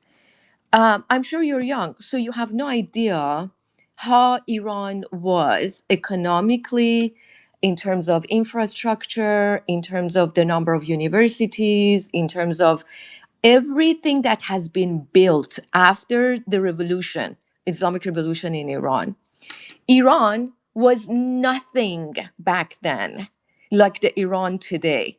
But unfortunately, young people like you, they have this sort of a illusion about how Iran was, and sort of sensationalized ideas of democracy, right? So do you think that all these infrastructure, roads, bridges, universities, all the support of the government for the athletes that actually participate in the Olympics, How many athletes did we have during the previous regime going to the Olympics and win? This sort of theocracy has allowed women to actually participate in the Olympics and actually win. So, you know what? You do need to educate yourself. You need to broaden your perspective and understand what the Iranian government has done for the people. If they hadn't built up the military capabilities, today we would be occupied by the US and Israel. So these, Iranians that are so against the regime and they want democracy, because you're idealizing what is democracy in the West. Do you think there is democracy in the West? Do you think that being able to get shit-faced drunk at bars and slipping around, whatever you want to do, having drugs everywhere and being able to do that and not get punished, that you could rape kids and not, do you call this democracy? Do you think that, for example, in the US, where we have two parties that are really a uniparty, that when you're choosing one from one party over the other, that things actually change? And do you know that, I mean, I'm sure you know this, but I know so many people in Iran, women in Iran, that have not worked a day in their lives because their husbands work, and they still can afford to have a lifestyle or a livelihood, with the woman staying home and taking care of the kids, mainly in a lot of rural areas, in smaller towns. This is actually possible in Iran. The kind of laws that, let's say, if your husband dies, that you can collect his retirement, your own retirement, and then that is handed to your daughter who's not married. Do you think there are these kind of laws in the US so that you can actually have a life and not be homeless? Do you know how many Americans, expatriates, actually move during their retirements to other countries like Turkey, like Portugal? Because the US economy is a slavery economy, even though I live here. If you don't work, if you don't pay your taxes, you lose your home, your house is mortgaged by the banks and auctioned. I mean, you guys, you young people, have such a grandiose idea of what the West is about. Women who live Iran, who never worked a day in their lives because they inherited a house from like their parents when they passed away, if they come here, they have to work 10 hours a day to be able to pay rent, if any, if at all. So you have, during Shah, we didn't have 1/10 of the bridges that are built, the 10th of the infrastructure, the technology advancements, the universities, and all these sports teams that are winning for Iran, even the women's team, all the Nobel Prizes for mathematics and physics that are being won by Iranians. Do you think, how many other countries have this?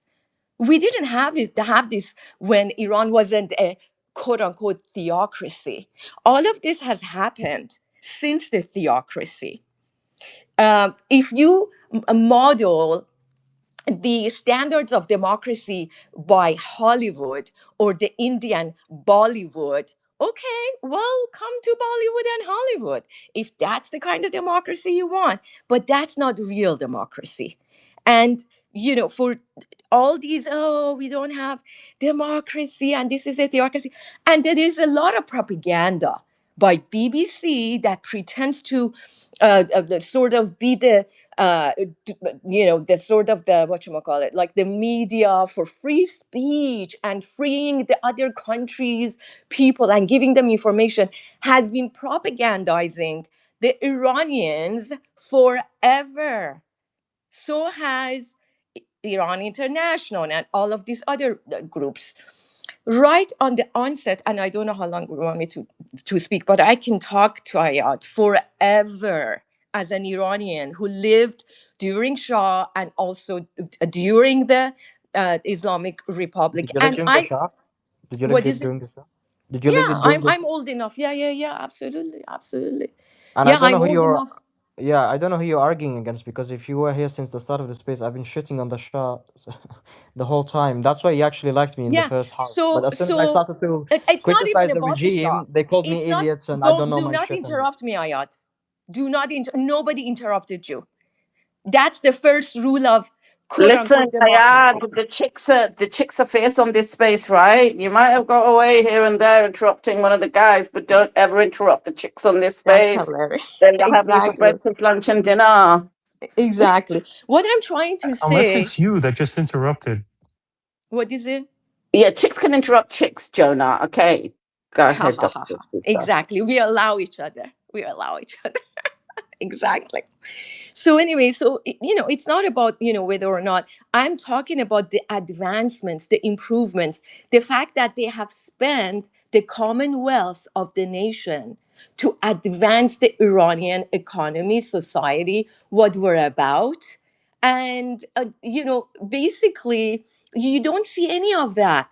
I do not. So what we have, okay, we have political issues, okay, every country on this planet, the governments have issues, people have certain grievances, political grievances, economical grievances, but it's not because it's a theocracy, and it's not because they're the worst of the worst and Israel is better and the US is better, and only if they were befriending Israel, a genocidal a country or a genocidal occupying regime.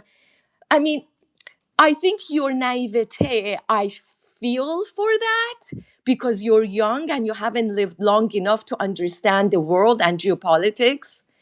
But, you've just left Iran, fine, but living where you are, I guess you're in England, until you're in your 40s or 50s, and then we can speak again.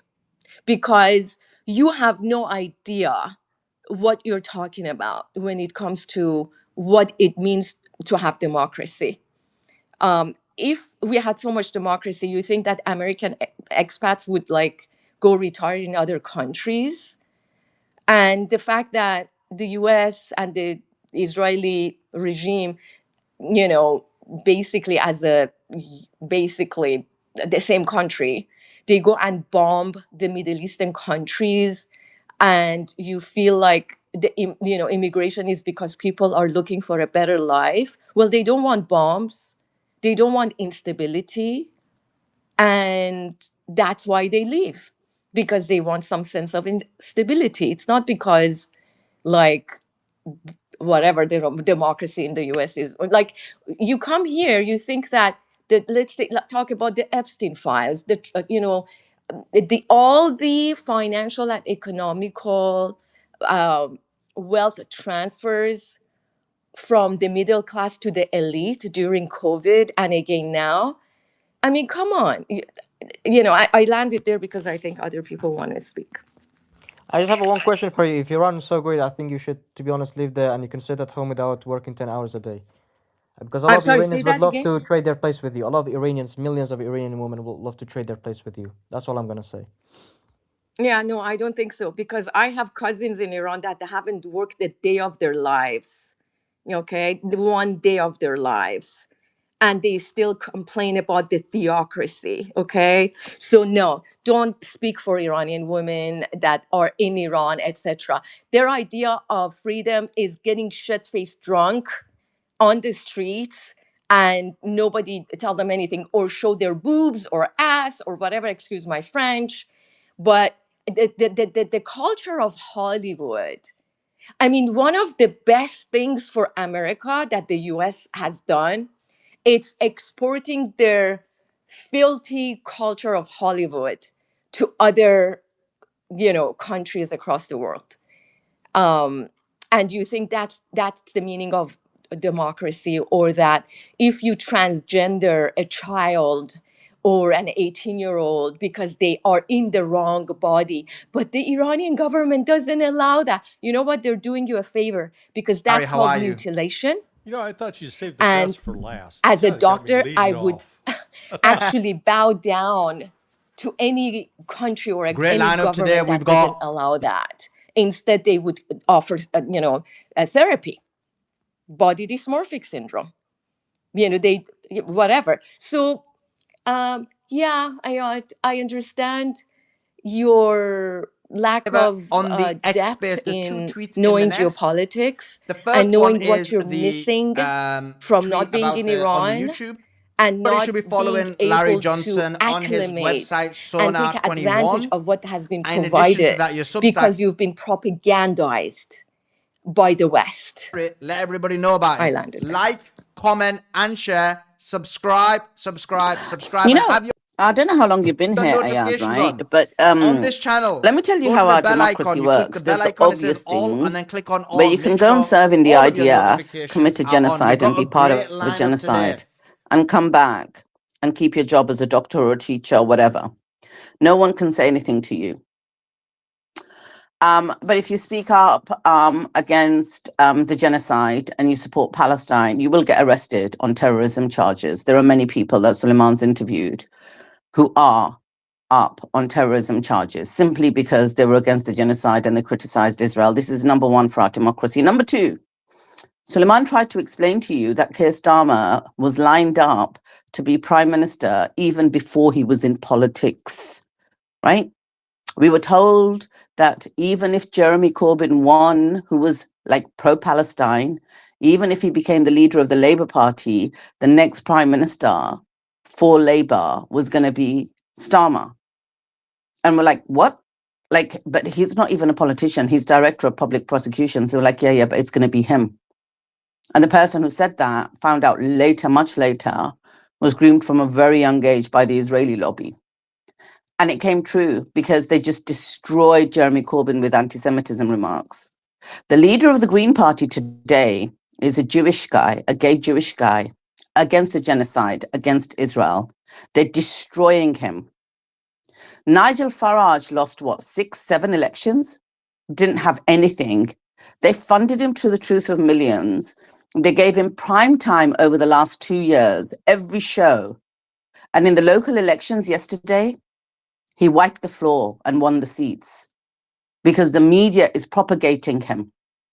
He failed to even win as an MP for 7 times. And he only won it last year because the media gave him so much time. The Zionist lobby is fully funding him. He's been to America. He's met Trump. He's been to Mar-a-Lago. And this country is going to face real civil disruption. Nobody likes that guy. The Indian community, those that have been flown in from India on fast track visas by the government, are behind him because that's their job. They're also Islamophobic. This isn't a democracy. We don't get to choose who we want. There was the first person that became an MP under the Green Party was earlier this year. She was an English lady called Hannah. They tried to destroy her in the media. They called her an Islamist sympathizer, a Hamas sympathizer and stuff because she was against the genocide. And when she won, they tried to destroy her even more. And this is not a democracy. And not everybody You gets an just even said she playing won. You field. just said she won. So how's that not democracy? It's not, because she didn't get an even playing field. But she won. I mean, do you think, Ayad, listen, do you think the next Answer the time question. She somebody won. wants to, yeah, let me answer you. Because the onslaught against her was so horrific. Do you think the next time somebody thinks, you know what, I can do good for my community, I'm against the genocide, I have principles, they're going to look at what the media did to her and say, actually, do you know what, I can take all that on? There are many, many people who'll be afraid to take that on. Many people. It's not a level playing field at all. Just because she won, it doesn't mean anything. She's hardly had any media appearances since then. Her voice doesn't count. Nigel Farage's puppets have had more media appearances since then. I'm born here. I'm telling you, it's not a level playing field. You've been taught that, Churchill was great and you believe all that nonsense. I think Dr. Athusa's right. Stay here for a few years and then you'll realize it is not a level playing field. Jeremy Corbyn won. He became the leader of the Labour Party. They destroyed him. And you know what? Once they forced him out, they did a long-ass inquiry about anti-Semitism and they couldn't find one case where he was actually anti-Semitic. Not one, but they just wanted him gone. They needed him gone because he was pro-Palestine. Yeah, completely simplifying and reducing entirety of British politics to Israel and Zionism is a very low level of understanding of British politics. I don't care if you're born here or not. Are you freaking kidding me? I've been involved in politics all my life. It's not a low level. It is Yes, well, the occupied. only thing you care about is Zionism. I mean, yes, for I sure, do, they because do you have know why? influence in Do you the know why I country. care about that, Ayat? Do you know why I care about that? Because that's the thing that occupies my government. That's the thing that occupies this country. Yeah, We you have think Zionists military like bases occupying here. Israel? We have military bases here. B-2 bombers are going from here, American B-2 bombers, to bomb Iran every night. We don't have a say in it because our government is occupied. 1 million people marched on the streets of London to say the Iraq war is illegal. There are no WMDs. We still went and killed 1 million people because of Zionism. So you might not care because you think you've hit the jackpot by coming to England, but I care. I care that my government's killing innocent people abroad. I care that we're being lied to. I care that we're being occupied. You're one of these freshies that comes here and thinks he's hit the jackpot. I mean, if the England is controlled by Zionists, why did they just recognize the state of Palestine? Surely the Zionists wouldn't like that, would they? Okay, so what did that do? What did that give Palestine, the recognition? No, surely the under occupation. And They you know wouldn't. what? This shows how simple your understanding is. You think there's one faction of Zionism. You think there's just one faction of Zionists. You don't believe there's two factions fighting for power. And Keir Starmer is on one side and there's another side. Biden was on one side, which is why Biden got Julian Assange released from here. And the other side of Zionists were furious with him. You think what all the Zionists in the world support Netanyahu and there's no other faction to it? Is that what you think? Really? I mean, you just make things up on the way to basically bail I make yourself things out. up. Yes, you I do. make things up. Yes, How well yes, traveled are you? How many people have you spoken to? What are you no. in your early 20s? Maybe I'm not. So why don't you Whatever. tell me where I'm wrong? Well, the thing is, I mean, you make up some things and you directly link it to Like tell Zionism me without. what I've made up. Tell me what I've Okay, made up. the thing is, you just make use certain things that are happening and then you link it directly into Zionism, and it's the reason why your country is going Tell down. me what I've linked to Zionism that isn't Exactly. Zionist For related. example, allowing the United States to use British bases, whether it's in Cyprus or in the UK, to bomb Iran or not. I mean, good luck. If you're the prime minister, don't allow America to do that and see what happens to your country. They will not trade with you. And then what's going to happen to your economy? So We heard this is where you're naive No, because you don't think Keir interrupt. Don't Starmer interrupt. has the right to Don't make those decisions. You don't think our interrupt. intelligence services don't run this country. You think Keir Starmer runs this country. Don't You interrupt. think Keir Starmer can walk out of Downing Street tomorrow and say, actually, guys, I have decided we're not going to do that anymore?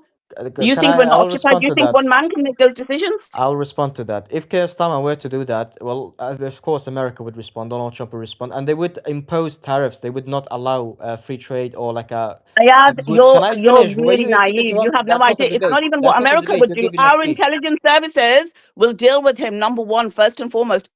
Let me ask you something. Let me finish my point. You keep interrupting and been speaking for like Yeah, 5 because you're hours now. talking nonsense, and I'd heard No, enough that's of not your how it nonsense works. when you Let were me keep talking my to let me Iran. speak my nonsense and then refute it and make me look like an idiot. No, because you said Well, I then make that's things not a up. debate. So I'm I'm sorry, I'm not asking engaging you. with this. I'm not No, engaging with I'm this. asking Okay. you. What Have a did I good make night. up Have a first good and night. foremost? I'm Have a asking good you. What night. did I You make did make it up? up. You don't let me to say it. So what's the point? No, because you're trying to make a point. Tell me what I made up. Have a good night. Have a good night. Perfect. See you later. Thank you very much. Andy, go on. Yeah, Marjorie Taylor Greene posted a few hours ago about where are the two rescued pilots? Are they okay? We haven't seen anything from them, so people are really gonna, and it's gotten hundreds of thousands of views. So now that she's asking questions about that, I've been waiting for someone big to ask that question because yeah, I mean, as we've been saying for the past month, yeah, we knew that whole operation was a farce. We knew it was about uranium enrichment, and I commented below that and said this whole thing was fake and it was about stealing uranium and got a few 100 likes, and that's what I've been trying to say for hours before we had the monarchists come up. And yeah, going to British politics, you are right. It is a whole farce system. You had the conservatives come in and promise deportations. They didn't do that. Then you have Labor come in and allow even more immigrants. Then you have Nigel Farage come in, and he's just going to be another Trump. He's promising these mass deportations, and it's not going to happen. He's just another Zio puppet. He's basically going to be your Trump, where everyone's going to be like, "Wait, what? You promised us mass deportations. There's not going to actually be any mass deportations, just like we didn't get them with Trump under Nigel Farage."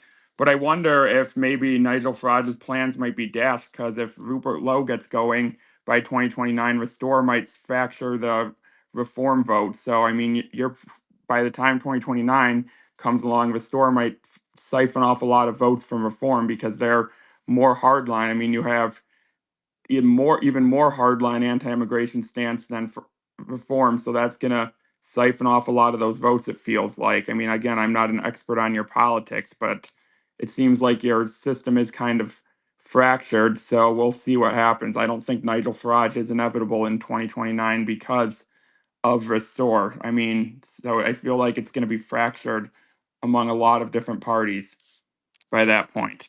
But yeah, and it was just funny though to see Keir Starmer after the local elections to say this was disappointing, but it won't deter us from our positive vision for Britain. It's like, what have you accomplished exactly? It's just embarrassing to see all of these politicians, whether it's in Britain, back here in the United States, they're all freaking clowns, Zionist puppets. It's just disgusting. Yeah, but Andy, I don't want him to resign because I know that they want him to resign so Nigel Farage can come in. And when Nigel Farage comes in, it's going to be horrific here. This is the guy that was the architect of Brexit. It is going to be unbearable in this country. Everyone in this country needs to have a plan B because there's literally going to be riots on the street here, civil unrest, violence, the works. And this is what they're bringing. And then you've got Ayad coming up saying, oh, but Keir Starmer can come out tomorrow and say we're not using our bases. Like, I don't understand. I mean, okay, you know what? Be grateful that you've come to England if you want to, but don't be grateful to that degree where you don't believe that we're occupied and you don't believe that it comes down to Zionism. Don't be grateful to that degree that you turn a blind eye to the realities of the country you live in. Because there's no difference between you and someone who's come from India. They're all like, yes, sir, please, sir, I'll accept everything you do, white man. And that's what Ayad was doing up here. Yeah, exactly. I don't see how you can't say they're occupied when they're, I mean, letting the U.S. use their bases and then saying, oh, we're not involved in this war. That's direct involvement. They're the most involved out of any country in Europe by far. It's completely ridiculous to pretend they're not involved. And then you have Keir Starmer cracking down on anti-Semitism and saying anyone saying globalize the intifada is going to be thrown in prison. That's terrorism. And it's just completely ridiculous how much he's pandering to the Zionists with that. Like, it's like ridiculous. He's trying to clamp down on the pro-Palestinian protests and all of that and the anti-Israel protests. It's ridiculous. And it's a complete violation of any rights you have. Like, I don't know what your rules are, but that's not terrorism to say that. You know what it is? We're fully occupied, right? We've got Zionism running us and we're fully occupied by America. Like, our country is run by our intelligence agencies. There's zero doubt about that. We've got 12, at least that we know of, massive American military bases here. We've got over 11,000 American military personnel here. We've got another 24 American military sites. And we're a tiny little freaking island. It's absolutely, it's ridiculous. We shouldn't need these troops here. I don't want my troops in your country either. I don't want to be paying for that with my tax dollars. It's a waste of money. No one's going to invade you guys. We're probably paying for them, Andy, to be honest with you. I don't think you're paying for them. But either way, we're fully occupied, which is why every war you go into, which is why it doesn't matter what Keir Starmer says. He goes on TV and says, we're not part of this Iran war. And yet we've got all the evidence in front of us. He can't stop it even if he wants to. We are completely occupied. And then you've got that newbie freshie coming up here, making out like, oh, well, you know, Keir Starmer. They made Rishi Sunak come out of Downing Street and make a freaking speech saying, don't do memes and glorify Yahya Sinwar's death. It's not good. The guy was a bad guy. Of all the things that England's suffering with, that's the thing he came out and made a speech about. The night Yahya Sinwar was killed. Who made him do that? Did he just suddenly think, as Prime Minister, of all the problems England's got, let me go outside and address this in front of the world's media? I don't even think they should let that guy in England. Ayad or whatever his name is. I think he needs to go back to Iran, to be honest with you. Because we're fighting a hard battle trying to overcome and fix our country. We don't need people to come in here and say everything's fine.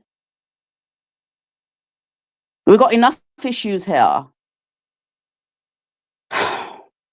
I think instead of telling Dr. Atusa to go back to Iran, you need to go back to Iran, mate. Fix your country. Honestly, I have no problem going back to Iran. No, But you now don't, I have to. Atusa. You stay where you are. You do good in America. Tell him to go back and fix it if he thinks there's things that Exactly. need to be fixed. Yeah, yeah. It's unfortunate. I mean, a lot of these young Iranians, like, you have to understand the Hollywood propaganda and this over idealizing, sensationalizing this culture that, oh, people can do whatever. I mean, I've seen some of these young people, like what they idealize with, like democracy. I mean, most of you don't have a clue about politics. You've No, but never been Dr. in. Atusa, he doesn't want to know. Yeah. He's the guy that says, thank you very much for letting me have a little bed in the corner of your box room in your house. I'll ignore all the domestic violence that's going on in your house. Mhm. I'll say your Yeah. house works perfectly because you let me have a little bed in the corner. I'll ignore all the abuse. I'll ignore all the domestic violence. I'll ignore everything else that goes on because you let me have a little bed in the corner of your house.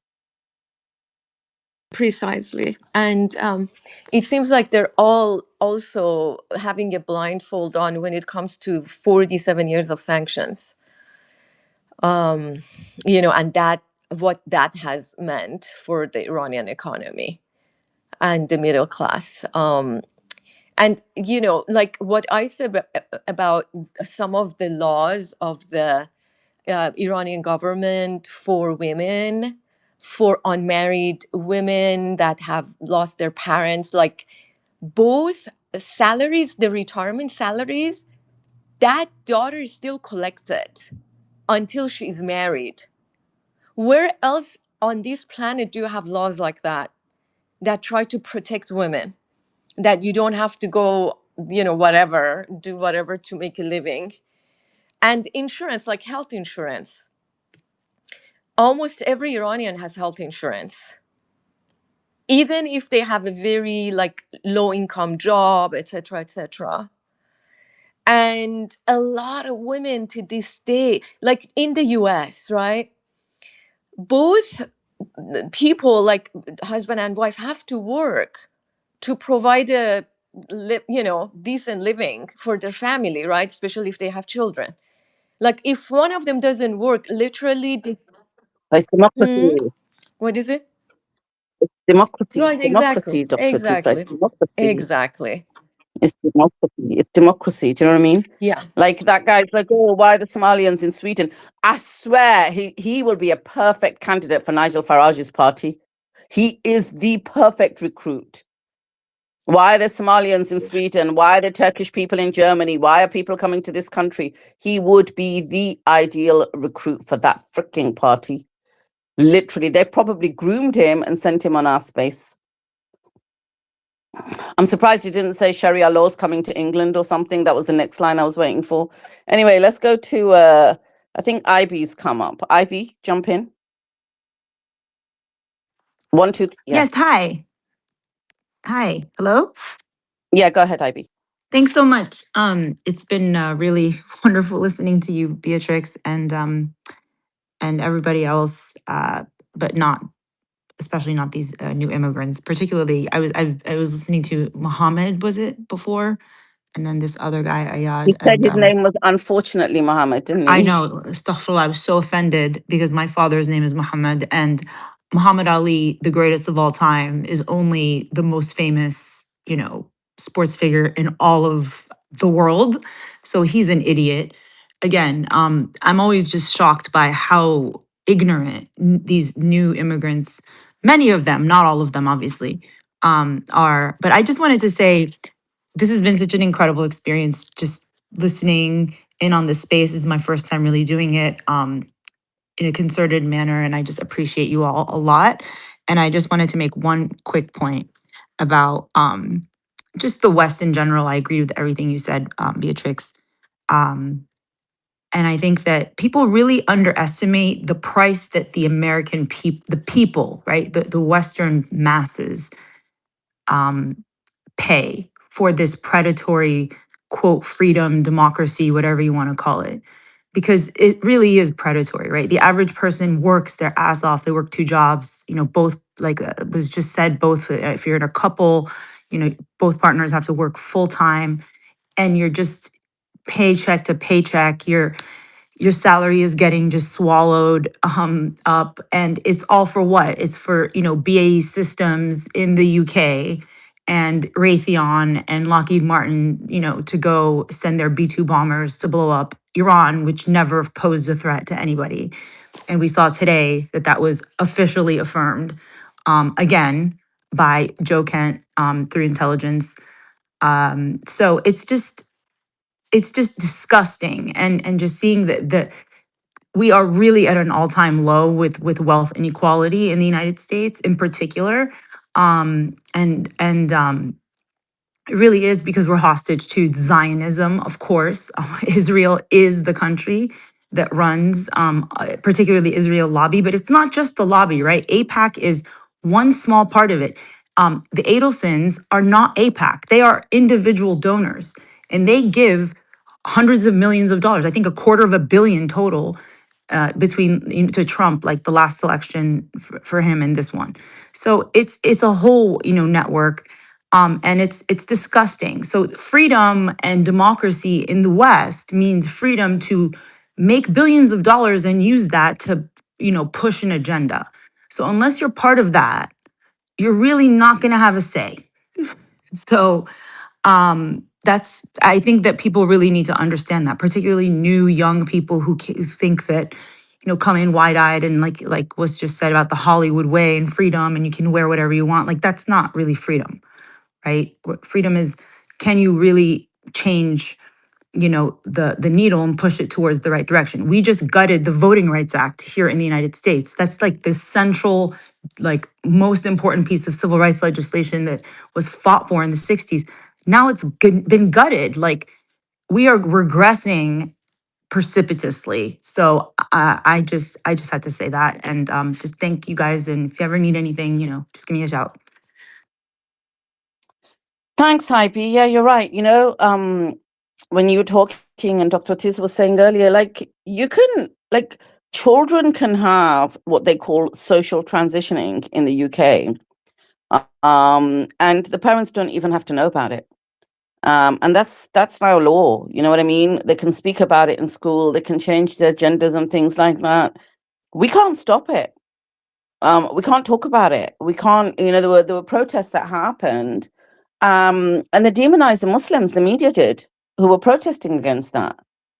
And now a lot of those people are thinking, "Oh my God, what's happened to our community?" But then you demonize the Muslims that were protesting against that. Why weren't all parents protesting against that when it was happening?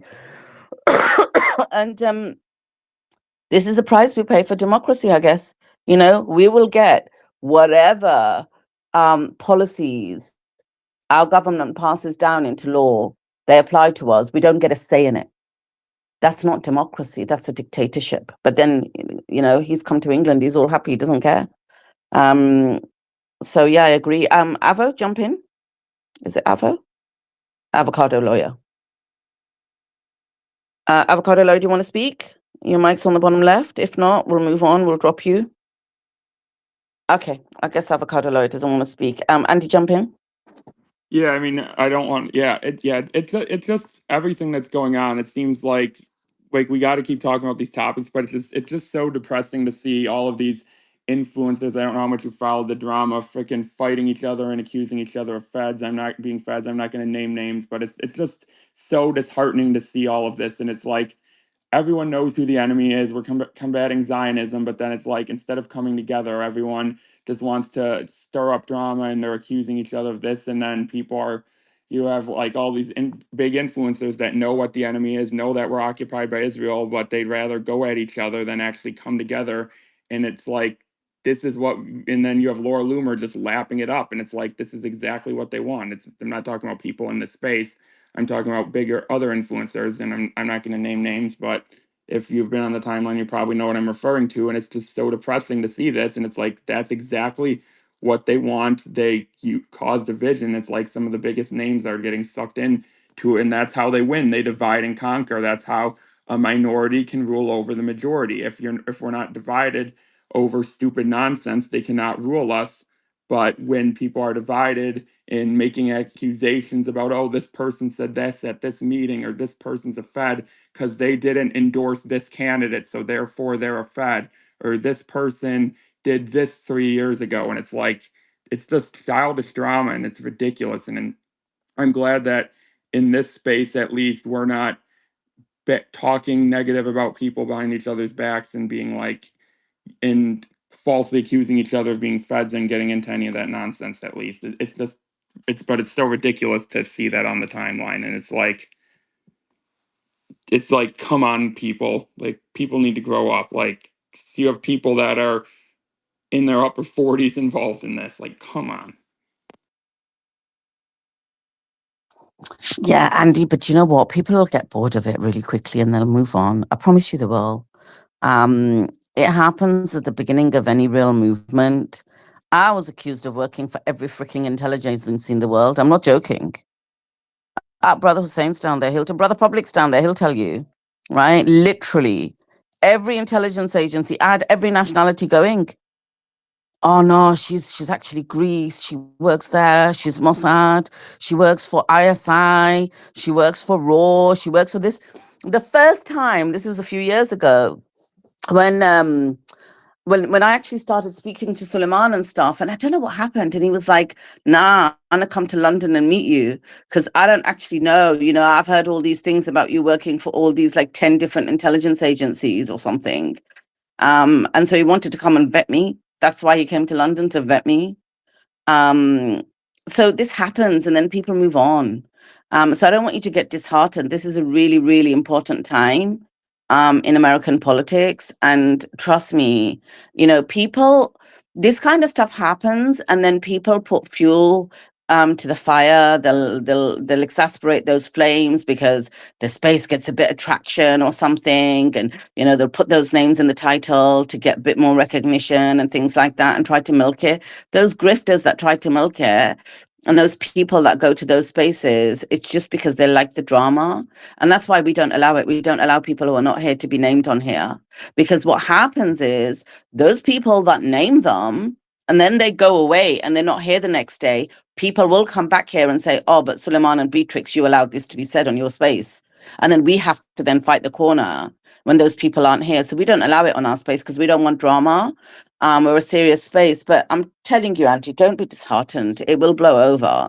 And the serious people will stay. It's a very, very important time. And why are you laughing, Suleiman? It's like you're talking to him like he's 5. Like, it's all right. Don't be disheartened. It's all right. Like, your friends will make up. It's all good, Andy.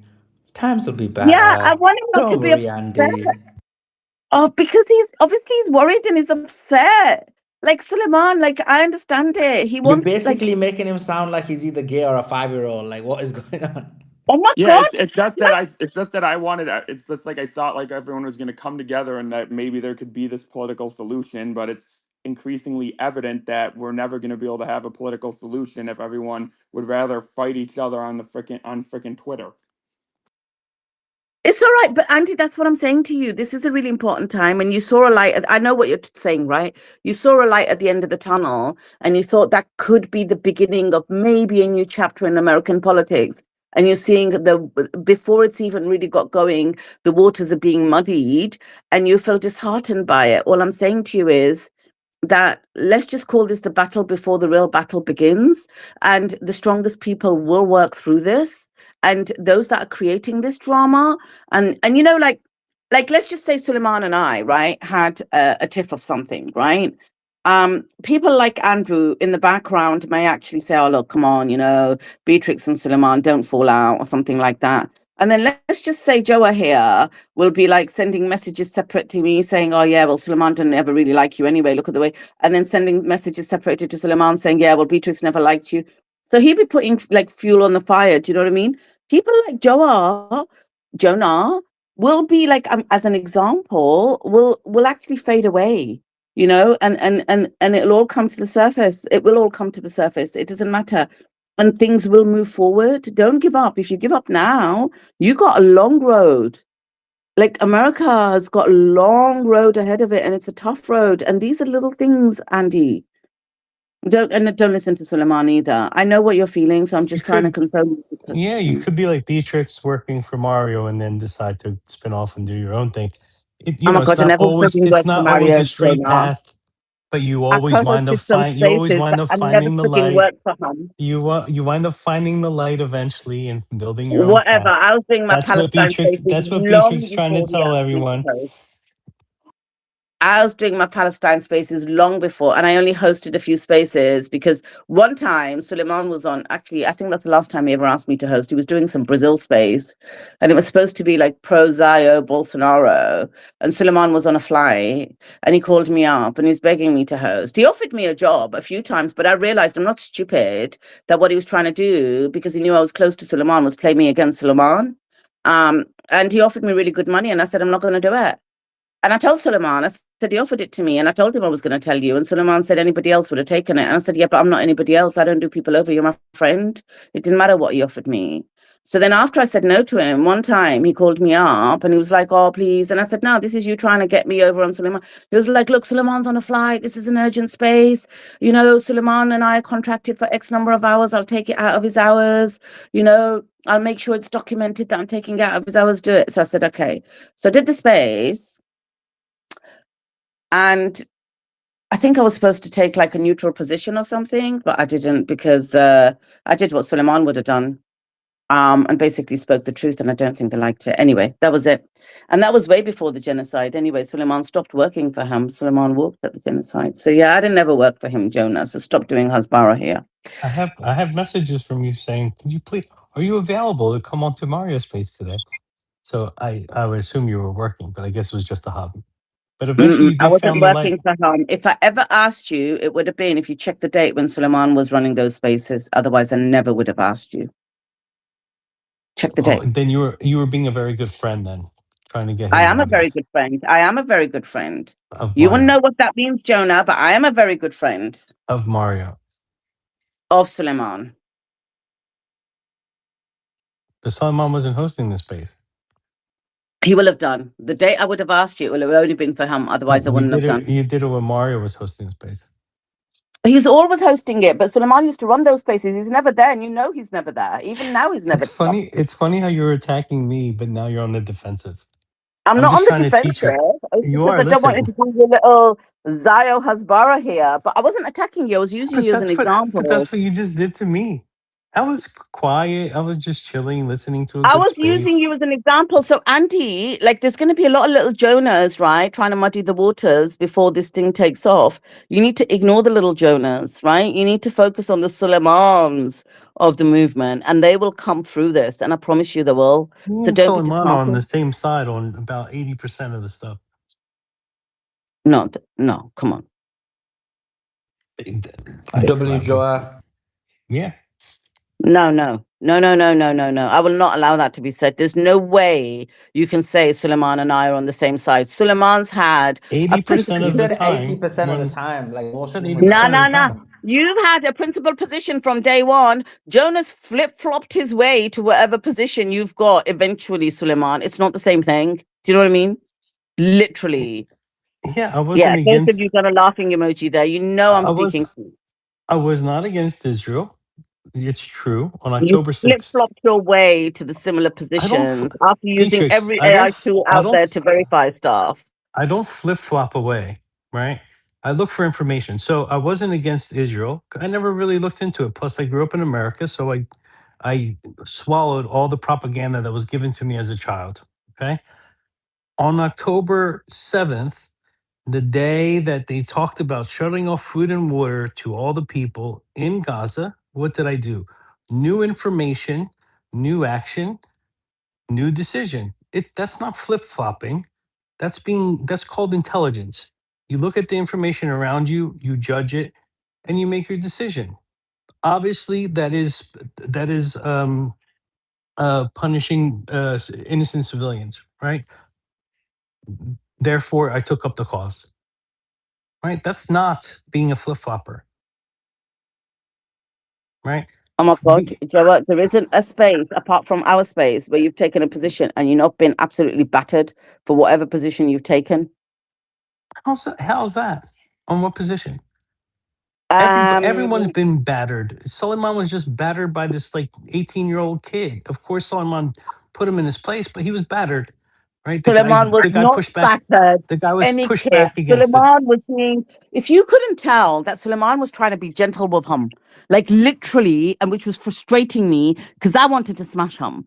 Suleiman did not get battered by an 18-year-old kid, right? At all. When you say battered, he was pushed back. What do you think? The FBA woman who did a video was like, "We do not fish." Da, da, da. You think that did anything to me whatsoever? Made anyone change their mind about who I am? No. So I didn't get battered Yeah, either. But that's what you're calling yeah. it. You're Yeah, calling it it did. battered. Yeah, it did, Joa. You go on a space, you take a position, and you'll still get annihilated for taking that right position. We were all against the FBA that day, apart from you, and they all turned on you. I heard you. I told you a few weeks ago, one night on I a stand space. with Go him. up. I stand with Joe. I stand with the FBA all day long. I need to See, get look, that 80% YouTube video of out, this stuff are on actually. the same side, Beatrix. See that? Nah, Jonah, I'm gonna put that video on my profile one day. I think it's hilarious. Do it. I think it's hilarious too. That's why I'm not being battered by it. If they can't Yeah. understand that where there's a big difference is the I don't fact stand with that Joe on this point. I think it's actually very racist, but do continue. the fact that they have less access to capital, and the way to fix the situation is Who's to there? Who's there, ensure Joe? FBA get less access to capital, statistically less access to capital, and there's a way to fix that. Then I don't know what to tell you. If they want to be stupid and they're like, "Oh no, I want my lottery ticket," I'm not about that. That's dumb, because even the woman that's It's not a leading the lottery whole. ticket, Joe. They drew that money, all right. And what do you do about the woman who's actually leading the FBA, who just found out that her her DNA tracks all the way back to the Mayflower? So what's she gonna do? Pay reparations to herself? Do you know Yeah, about she's gonna that? get reparations, bro. She was just told in an interview when she was Why do being you find that funny? interviewed, Why do you find that funny that basically black people were abused and therefore they because will she have the was help you? asking for reparations, and she winds up being her ancestors are actually the white people that came over on the Mayflower. Okay, so you what? Okay, Joe, you're literally not this obtuse. Why do you think that will be? What do you mean? Why do I think that would be? So okay, you've got a person who's black, Yeah. and they have DNA that goes back to somebody who came on the Mayflower. Why do you think Who's that would white? be? Who's white? Yeah. It could be many things. It could Okay. be a slave that fell in love with the Yeah, could be that. the Could be one. that. What's the other Could be possible? rape. Could be Exactly. many Thank things. you. Okay, thank you. And we know a lot of that was happening. So I'm not saying that's the case, but if you were to give me on the balance as a probability, that's highly likely the case. So what you're saying is if a black person is raped, they're not due reparations. I don't disagree with you there, Joe.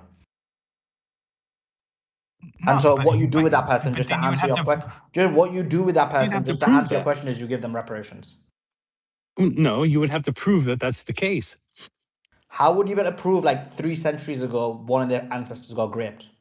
Well, exactly. That would be extremely difficult. Just like it would be Exactly, but you just extremely know difficult to logically prove. based on the balance of probability. Like there's no, you do know if you actually look at like for example, black people, FBAs in the United States of America, you're rarely gonna get you get there's the overwhelming majority, if not all, are gonna always have some form of like basically non-black DNA in there.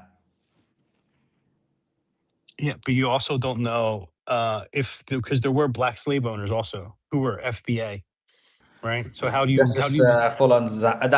There was, that's yeah, but it's exponentially there different. was. Yeah, exponentially it was different though. But now I get why the FBA were getting angry with you, bro. Like this, yeah, of Yeah, course there was. because I have But the thing is because this, I have okay, nuance. so that's like literally saying, oh, guess what? There's like, what you call it again? There's like there's nine, I don't know, like Israeli bad guys, and then there's one non-Israeli. Like, oh yeah, but there wasn't one no, so it's 999 Israeli bad guys, and then there was one non-Israeli bad guy. And you're like, oh yeah, but that one, so therefore we don't know. But of course you won't know as a matter of fact, but this is why you do it in an overarching way. You're never gonna have 100% on anything. He Yeah, said of course, I'm not saying basically that. what he was implying was, right, I mean, this just ended up being an FBA space by chance, and like we were just like completely thrown by it. It And wasn't by then chance. You said you wanted drama. Let's put FBA in the no, title. no, you're lying. Yes, you Basically, did. there was Yes, a you did. That person. sounds like her, Joy. That sounds like her. No. And you know that's not true, Suleiman, because you know how it happened. There was a Beatrix, person I on. swear, I I wasn't even there. swear I wasn't on even there. If I'm I was everything. telling there, you, I but would you know be. about it, Suleiman, because I I told you know about it, about and it, but Brother I Public wasn't was there. there. I know about it, but I wasn't there. If I was there, I'd be backing up the FBI. I'd be smashing you. I'd But be I'm smashing telling Joe. you, Smashing everyone. Stone calling no, everyone. he wasn't smashing anybody. Let me tell you, there was a person who used to be on Spaces back then, who's no longer on Spaces, who was a Republican congressional candidate. And that person approached me, Brother Public knows that person well, and said, oh, I'm being attacked by this community, this small community. FBA wasn't mentioned. Can you do a support space for me? And I said, yeah, sure. I didn't realize that she'd said that reparations should not be given, and she'd actually, as a Republican candidate, she'd gone against that community in her local district, right? I didn't know any of this. So because I thought it's a friend of mine and stuff, and I know people and I do spaces, sure, I'll do a space for you. So she came on as the main person. I put her name in the title. It was supposed to be an hour space. She was supposed to say something. It was supposed to be a support space. So we were all on there. I think you were there, Brother Public, right? Were you there? That's a completely different night, Beatrix. No, it's Completely not. It's the different same night. Brother Public, No, were you it's there? not. No, it is. I know. I freaking run the space. Yeah, it was No, the but I night was that you're like, hosting we're the on space. board. Let's I'm put telling you what FBA in the happened. title. Let's put FBA in the title and get some drama. No. It wasn't. It was that night because she I didn't know left. this. I didn't know this piece of information. This is new to me. Yeah, do you know who it was? So No, the I'm Brother saying about Public's the giving Joe me a bit. thumbs up. Why don't I've you heard your unmute your version mic of and events. tell me that you were there, Beatrix, Brother Public, instead of Beatrix, I've you're heard giving your me a version of thumbs up? events. I've just not heard Joe's bit. Extra addition. I didn't know about this. Nah. So Brother Public, were you there that Suleiman, night? I'm not even making a joke. I'm being dead serious. Let me Are you talking finish. about when he told the foundational Black Americans that he doesn't want to Yeah, but give you them remember how anything, that and space started and who it started for, right? what did it start for? It started as a support space for that person that we both used to know, the congressional candidate. Okay, okay, now I remember. Yeah. Do you remember? That doesn't sound very Yeah, confident. But that's that was your one. That was your old one of the roommate. FBA spaces. You had more than one. No. The big one that you came on, where it all blew up, that was the one. I wasn't on the big one. You guys were It talking was about the big one when I came no, on, and you're like, "Look, we can do it again. We just got to put it in the title." no, that was the one you came on. I remember, and she dropped. So when people started coming up, I didn't know what all this was about. I didn't even know about the FBA being so strong about this. And then she dropped. She left. So then they were all left there talking FBA, and that's when you came up. And that's when I actually changed the title. It was a support space that started for her.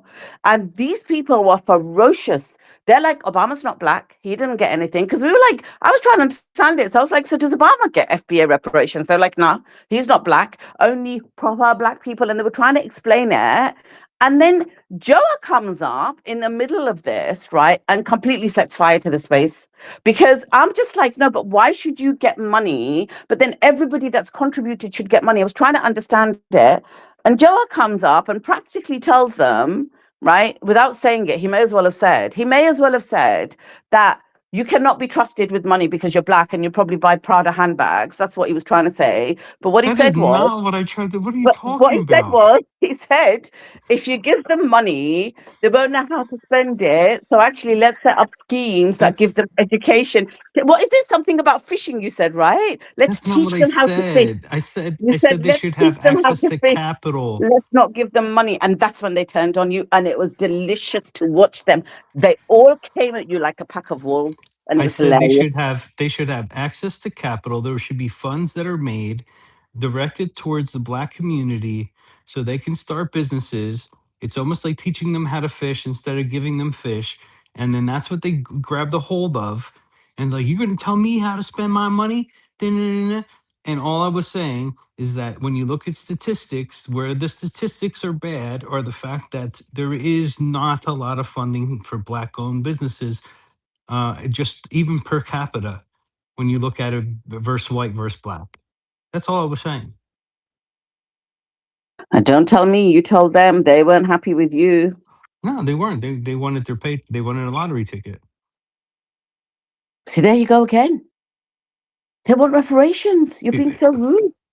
It's not rude, Beatrix, because when you look at most of them and you look at the DNA, most of them are all mixed today, right? And it wasn't all because of grape.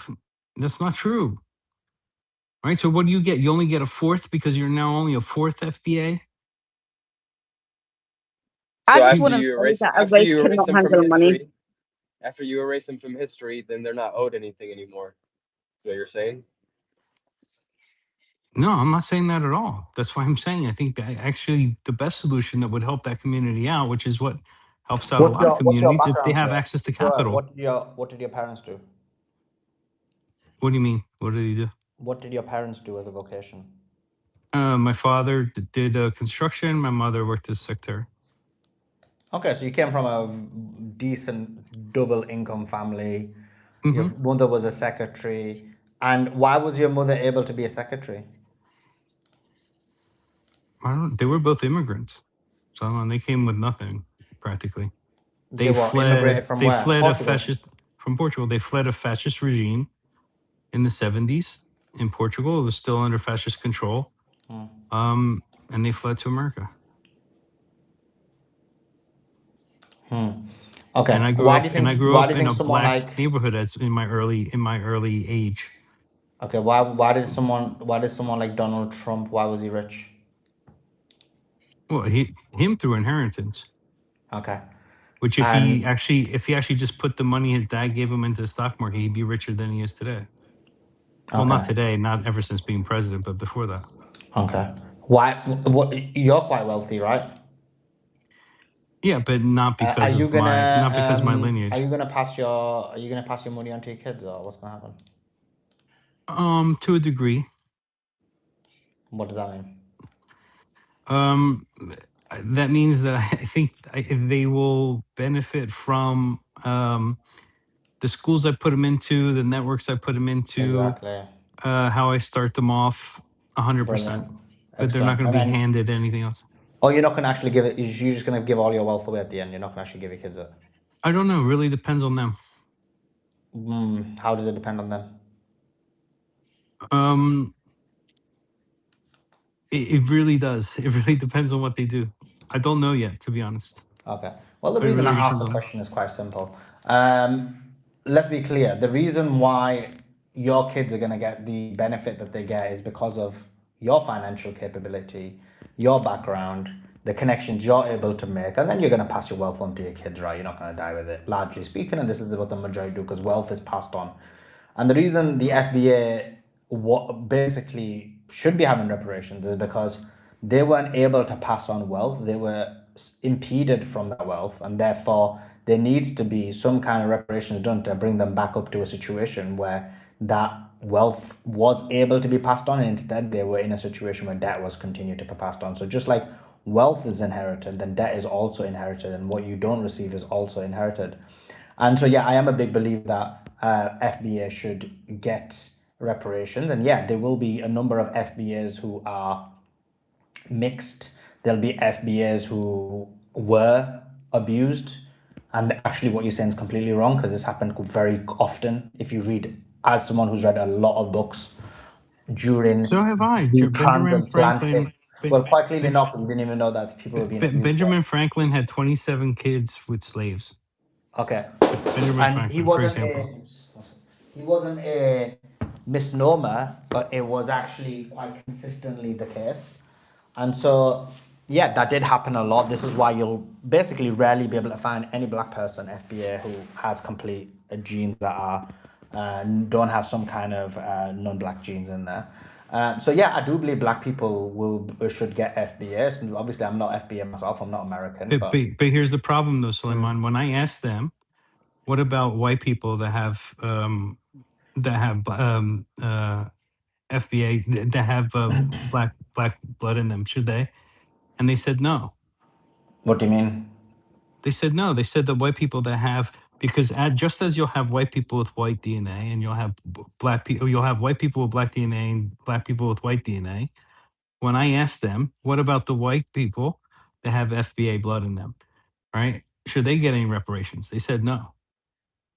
So you basically mean if someone is like, for example, had a great grandparent who was FBA, and Yep. then basically after that there was nobody else in the entire ancestry who didn't have it.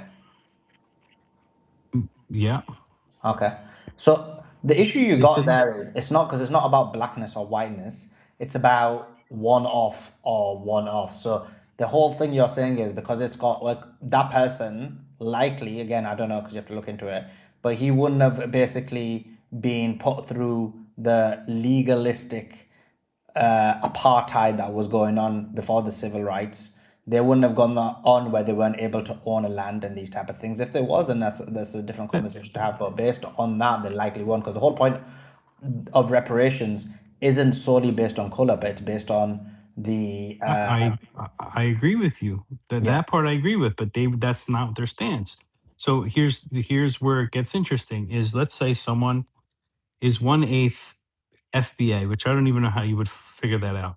But another one is also 1/8 FBA, but his lineage then mixed with like Kenyans and Jamaicans, and then maybe some Hawaiian. Who knows, right? There is no difference between the two, but one of them they defend should get reparations. The other one they say they shouldn't get reparations. Who do you mean by they? Like there isn't no. The people from the FBA that were up here were saying it. Yeah, that's just one, bro. This is ridiculous. Like you're That's taking an racist. example. No, this is ridiculous. You're taking an example of some random people on Twitter. No, not random, Suleiman. It was one of the woman that was up here was one of the leaders. She was in the top 5 of the organization to get reparations. But even if there were, I mean, I doubt that. But if you look at the bigger FBA, I mean, I'd say who's the biggest FBA speakers? It's flip, I forgot his name now. But anyway, those would be. There's the a people. woman in On X's that major whatever. Tariq Nasheed. Tariq Nasheed would be an interesting person to see what his position is on that. I know he's got he's got a Jewish wife, right? So I don't think he'll have the same opinion as what you're saying, and he's probably one of the thought leaders of them right now. Again, I don't know what their position is, but you can't base it on a random like X person. And she wasn't random, so Manaressa wouldn't make a big deal about it, of course. Well, you said she knew that major guy. The major guy's not that high up. The like people like Tariq Nasheed are like the high up. He was at one point. Obviously, people get certain positions in certain organizations at time, but doesn't mean you're a thought leader. Yeah, I mean, maybe. I mean, she had a very large following in the FBA. That typically, to me, shows that people are deciding that you're a leader in that movement. Yeah. You didn't say anything like that. Anyway, Jonah, don't lie. She didn't say anything like that. You just went at them. Basically, what you were saying was they should get reparations, but you were saying Beatrix, we're trying to have a serious that you cannot conversation. be Please trusted be with honest. money, so let's put it into corrupt government schemes that pretend to give you support, but my government, the American government, we're actually trying to have like an actual real conversation. I'm not trying to make stuff up. You know, I never said let's put it into corrupt government schemes. But that's what you were saying. Right? You were saying teach them how to fish. You were saying let's set up schemes that will support them. What do you think those schemes do? They're corrupt government schemes. Create programs. Corruptly run. Most of the money would go into the administration. It won't go to the people. You were robbing those poor people of their reparations. How does it go into I mean, those organizations? Poor people want If I talked about the reparations, and you as banks, the white man, was telling them that they need to be taught how to fish because they can't handle finances. That's why they lost it at you. Oh, my heart was breaking for them. again, you're Oh, my heart was breaking for them. I was posting that space and I was so upset. Again, you're making stuff up, which is not cool when it comes to this subject, to be honest. I said that the banks, local banks in black communities or even black owned banks should have programs for Black-owned business to get access to capital. That is not some NGO. That is none of that. I never said that. I didn't say put into some corrupt corporate thing. That's also not true. When you give out loans and they're funded like that, there's not a whole lot of administration costs. That's also why I said that. And that's how you get money into a community. If you want to repair a city that's not doing well, you don't just hand people in that city a bunch of money. You create programs in that city that create businesses that generate money, and that's how you lift people up.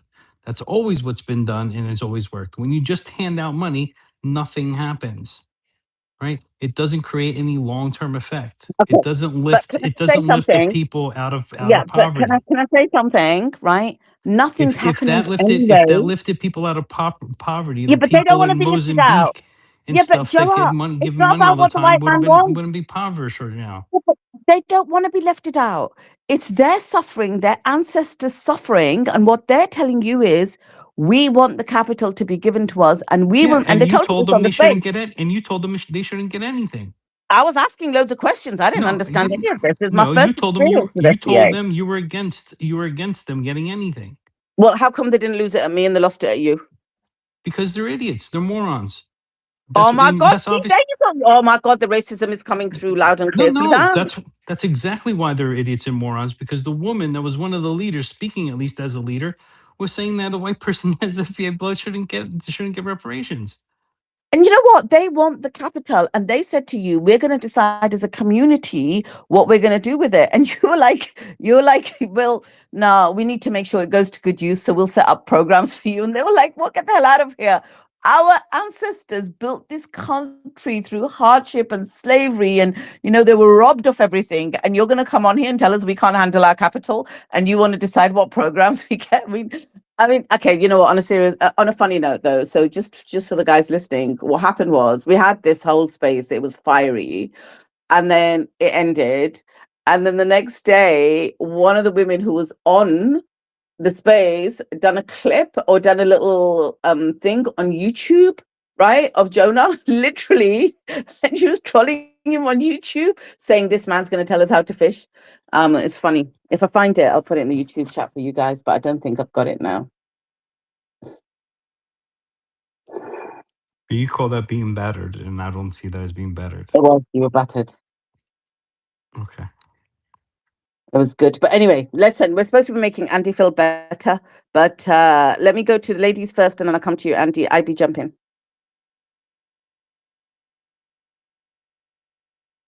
Yeah, I just wanted to say I have a little bit of experience with these groups because I worked at the leadership conference with the NAACP and Joa. Just so you know, I mean, these folks are much more sophisticated than you're kind of giving them credit for. They're not just going to like take the money and waste it, right? These people are very sophisticated. They understand how to build communities, and at the end of the day, like we have to be a little bit better about how we talk about our fellow African American brothers and sisters who've gone through hell. And yeah, then you should talk to Beatrix, who said they don't deserve anything. No, Why are you Beatrix pointing at definitely me didn't. that said they deserve some? No, yes, she did. She even said it right before she started speaking. She said we were all against the FBA except for Joa, and Joa was the one that got bashed. So Right, she listen was to what she asking said, questions. She was and you asking should be questions. talking No, bullshit. she was She asking said that questions. they shouldn't get anything. So No, that's who you should be going I was after, not the asking guy who questions. said, I never come across "Hey," she was FBA asking before. questions. Yeah, I've not asked the you she loads of guy that said questions. that she should have. There is a way out of it. That's what I said. Joa, yes.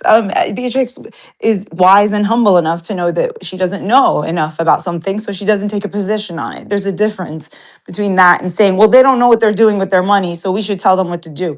It's kind of But like I didn't say that. paternalistic, it's kind of That's what Beatrix put. paternalistic approach and It's funny that you're paternalistic, listening to what patronizing. Beatrix said and put in my mouth No, because no, that's I not what was I said. listening to what you were saying, brother, and it was Yeah, not good. It was not good. The tone, the I way don't you talked. care. It's never giving No, no, people no, handing no, out no. money has never ever resulted in lifting a population out of poverty Really? Because ever it in worked for history. Israel when the Germans gave Israel and still give Israel reparations Yeah, every who did? fucking And year. yeah, and who do Sorry. they give it to? And who do they The give it to? state of Israel. Exactly, not the individual. That's my Thank you. point. You're That's making my my point. point. No, No, Joa, you're making you're my point. Joa. Oh my You God, are making my point. Joa, What they no. were asking There for was was individual reparations. Joa. And I was pushing back and I said it should be collective. Joa, no, that's not what you So said. you You just said it made should my go to point. banks. Thank You you. said it should go to banks. Stop making It things should, up. yes, it You should said it create should go to funds. banks. You said it go to banks. You It said it go should to, okay. create access to capital. That's what I said. That's what you said. It should go to banks. Yes. Okay. Access to That is capital very for businesses. different. That is That's very exactly different why than it go. worked for Just Israel. listen, Joa, because you don't know anything about You're this. I making my actually do. choice. I You actually actually do. don't, because you just I used actually Israel do. I worked with the NAACP LDF. I worked with the national. I worked with Jesse Jackson. I worked with like Al Sharpton. I you actually literally know just these used the people. only example that actually helps my example, and you Dude, tried to you use it for know nothing. yourself. Be It quiet was and listen. hilarious. Be quiet It and was listen. hilarious. Be quiet and listen and stop talking about banks who have literally destroyed the African American community and never gave them access to loans for decades, for Exactly, and that should generations. be Be fixed. quiet. Listen. So, how do you fix that? You fix that by empowering the African American community by doing what? Listening. The first thing you do is listen, Joa. That's one thing you don't do. You know nothing about this community. You've never worked with them. You've never actually gone into their spaces and actually had the humility to say, oh, are there specific banks that you've worked with that you think would actually help you build an ecosystem in your community that would help you thrive as a school, Before you speak schools out and your community? ass, Have you listen, ever before done you that? speak out Have the you no? ass, Have you the done that, reason Joa? why, yes, No, you haven't. You haven't done that. the No, you reason why haven't I, done that. listen, Joa, are you just gonna answer the just, question, bro. are Answer you the gonna keep, question. are you Answer gonna the keep acting like question, a fucking Joa. hyena? Have Are you you gonna done keep acting like a that? hyena? Oh, Are well, you now gonna we're keep acting insulting like a me? hyena? Now you're asking Yes, me, calling me a that's what you, hyena. Well, that's that's what rude. you just did to me. I That's what you just did insulted to you? me. You, I said you're a yeah, hyena? yes, No, yes. I did not. You just No, said I don't go and listen to these people before I that's open not my calling mouth, you a blah blah blah, hyena. and That is a being question. rude, That and is you're a not very, intelligent. very valid question. You That's a said I'm not valid intelligent question, enough to Joa. speak.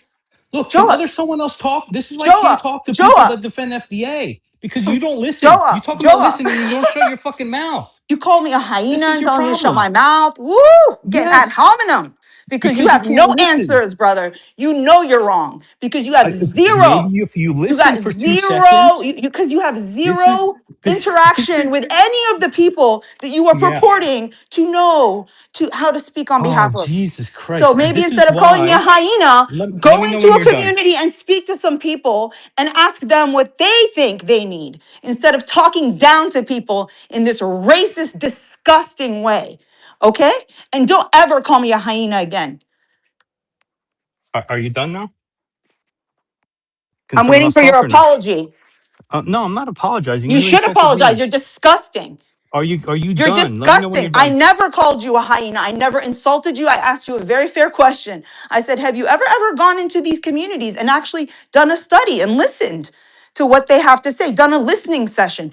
Hey, what do you guys think you need? Do you guys think reparations would be helpful? And then you jump to, you're a hyena. Wow. Well, you asked the question And you 20 think times. that Do you want me to that's ask 21 times? and Go and ahead, so ask 21 times. and you think that that's no, 'cause see, there he is, like a little fucking child, bro. You're a child. You should stop speaking on Okay, things you know nothing about, and you ask it should not 23 times insult now. people who actually are trying to school you on some important things. Ask it 23 times now. You done? Ask what? Ask what? You've asked the question like I'm 21 not times. You asking. want to ask it once Right, you again? haven't answered it because you have no answer because you're a I haven't clown. been able to And you're like, because you go act to a like a bank. hyena. Go drop it off at a bank, dude. Just go to just stay in the UAE and like just stay there with your masters who enslave migrants who you love, and yeah, just like keep doing I that and just actually keep don't know who's talking. Who's yeah, talking, by and the way? just yeah, it doesn't matter who that. I mean, it doesn't matter. At the end of No, the it day, the probably truth doesn't is the matter. truth, and no, it's a hyena apparently. It's a hyena that's It is speaking, because you and don't. Hyenas don't a shut up at hyena. night, and it's Wow, nighttime when wow, they're not shutting this up. is So incredible. You really are an incredible person. I thought that there were rules in this space, Yeah, honestly. why does she have to shut up, Joa? Yeah, and why are you calling me a Why do hyena? you give yourself the right well, the right And doctor, why to are you try to calling me shut a up? hyena? if she What? asked a question, you give someone the opportunity to listen, especially when she just started preaching about listening to people. Maybe She that's was why. still talking. She was still talking. You She could asked the just same question listen. 20 times. No, she was still making statements, and she said, "Can you just listen?" Okay, and I said let her finish, and she kept repeating the same question. Yeah, but you do need to apologize because you said shut the fuck up and you called her a hyena. She told me I'm ignorant and don't know what the hell I'm talking about. That's I not an never said insult. you were ignorant. I never Yes, you No, said that. she did. didn't. She didn't say No, I that. did She said not. you I don't did know. it. You haven't Bullshit. spent time I did with it. her. I explained to you that you didn't spend time. I asked you, did you spend time? I never called you any ad hominem attack. I didn't say anything. You're the one who jumped You and just called me a called me. hyena. You just said I'm a fucking child. That's what actually what you Yeah, said. now I did. Absolutely. After you refused to apologize. Yep. Because you kept saying, are you going to say it Okay. again? Are you going to say it again? Can I answer your question now or no? Not until you apologize. I'm not apologizing. I Okay. think you're a Then no. hyena. There's nothing Then wrong no. with that. Then no. Oh, there's nothing wrong with that? Okay, so No, I'm not it's going to have a a free discussion, country. I'm Suleiman allowed to have and an Beatrix, opinion. who I respect enormously, but I'm not going to have a discussion with somebody who calls me a hyena and who you keep on a panel. When I did not insult him, I made my points. You did. They You were said I was passionate. ignorant. Shut the fuck up See what I mean? and let me speak. No, This no, is no, hilarious. No, no, no, no. You're Joa, interrupting. don't give us the. Oh, do you see now? You No. have a white supremacist Yes. behavior. And you're Otherwise, patronizing. if you're a man with some Doctor, sense if you of don't know pride, Shut my the fuck you up, would position, Joa. apologize to Shut Okay, the her. fuck up, Joa. Okay, Shut the fuck up, Joa. okay, guys. I think this is Okay, getting he too called me far. a hyena. That's disgusting. Okay, You're guys. a piece of shit, and you should go Okay. fuck yourself over there in the UAE with MBZ. yeah, Okay? I thought Oops. No, typically no, when people curse, Okay, guys. This is getting way too out of hand.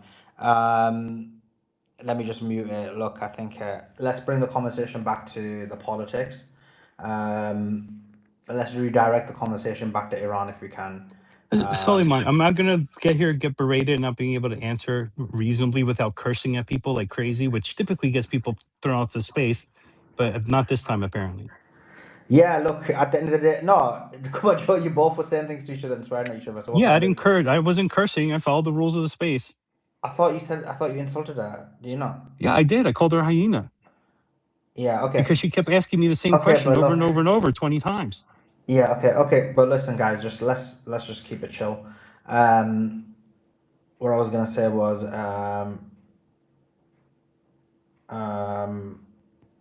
let me just bring the conversation back. What was I gonna talk about? By the way, I blame Beatrix for this. She basically always has to bring up the FBA, bro. Like, what is going It on? didn't start with the FBA. It didn't start with the FBA. It started with me saying, Joe gets smashed on spaces. Oh, Yeah, and she's sadly. double No, standard. and I Oh, play double cordial. I standard. play cordial, and I mute my mic, and Oh, then let this go, hyena. and then we Okay. change the Listen, EB, subject, and please. I don't get to reply, and then Beatrix goes No, on the but next space and goes, Joe, Joe listen, gets bashed. No, you because I didn't. I deserve be now to finished. bash the Like, shit out of this woman. no. See, there you Yeah, go because she again. doesn't know There you go shit. again. She's talking out her ass. She Yeah, has but no Joe, idea. if you The just let only her reason, finish, you Beatrix, insulted her the only first. reason why I had an opinion and you said you didn't have Be an opinion, quiet, or Joa. you You actually know said you nothing. didn't You're a believe in clown. You FBA. live in You, UAE and talk about banks. That's a joke. first off, I don't That's live a in joke. AE, so shut It's up. a I joke. don't It's live a in joke of AE. an answer. Go give I'm money not to one. banks. Seriously? Be quiet, Joa. You don't even, you're racist, disgusting, white supremacist, Beatrix. Okay, colonial guys, I piece wasn't of crap. speaking to you. I wasn't Listen. speaking to you. I was Well, speaking to I'm speaking to Beatrix. you. Right, but we're asking you not to. Okay, No, because you're I'm speaking asking to me not to. Beatrix. Don't speak on behalf of Yes, other people. You I'm don't asking represent you. anybody. I'm asking you to Okay, be guys, cordial in a space and allow two people to have a Be conversation, but you're quiet, not Joa. allowing them Be to. quiet, Joa. Okay, Okay. EB, please. Both of you, please. What is going on here? Yeah, What? I've noticed it today. This whole space has just seemed to be just a bunch of arguments and people yelling at each other instead of serious intellectual discussion. I'm not pointing the finger at anybody, but I've just noticed it's before you had that monarchist that was up that was just screaming and yelling and berating us, and like I have no clue what the heck is going on today. Something just seems to be in the air or something. I don't know, but yeah, but I'm gonna jump in. You have more Fox News MAGA cope. You now have Fox News and the MAGA influencers posting Iranian officials report Sarim leader Mohiba Khamenei was thrown off the stairs and injured. His back due to the United States airstrike, but has returned to perfect health. Why hasn't anyone see the gay Ayatollah then? Iran is dumping their oil, totally flailing, unable to touch Trump's blockade. This is going very poorly for them, and it will only get worse. And it's just Solomon, I'm sorry. I'm not going to let two no. women on here call me a white supremacist and then not Are you reply. serious? I He needs to be apologize. quiet. He needs to be That's quiet, Sule. ridiculous. No, you need to be kicked Look, so I well, can actually okay, respond. guys, let Joa reply. Joa, please don't attack though, because then it's just gonna go back to attacking us again. Just Yeah, I'm make your not point. gonna. You know me, dude. I don't No, typically no, Can we attack go no, people. I back to know you, bro. talking You about will attack Iran, if which is you. the You're point of like this me. Like space? sometimes someone annoys you, I you'll came attack up here them. because I want to talk about Iran. Yeah, but if someone gets defamed on a space by two women and then you I let know, them and defend he's themselves, supposed you to don't be in just Iran change the space, but subject. then Joa just derailed it, isn't it? So what can we It do? I was you, derailed it. Beatrix. You're the one You who brought it up, derailed it, Beatrix. Beatrix. Joa, do respond. Make it concise. Please don't make it personal. What I'm saying is, I know you. Like you said, I know you. Yeah, you're like me. Like if someone attacks, sometimes you will go attack and attack or personal or whatever. I'm just saying, like, let's just leave it. Just make your point on that specific academically, and then let's loop back to Yeah, that.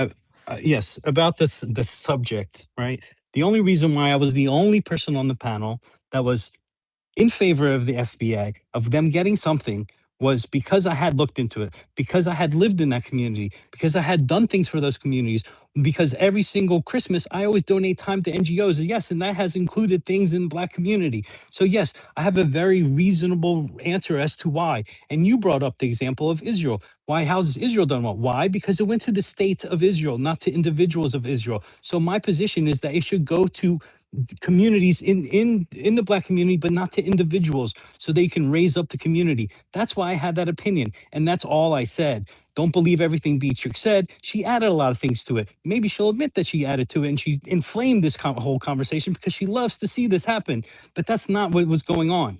I was saying you can't just give individuals money that historically has never worked out to actually lifting up a population.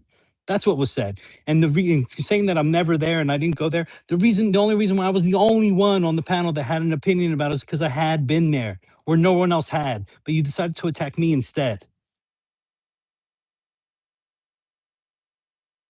Yeah, so two things This I'll is say why they is never get on anywhere. that space, nobody actually.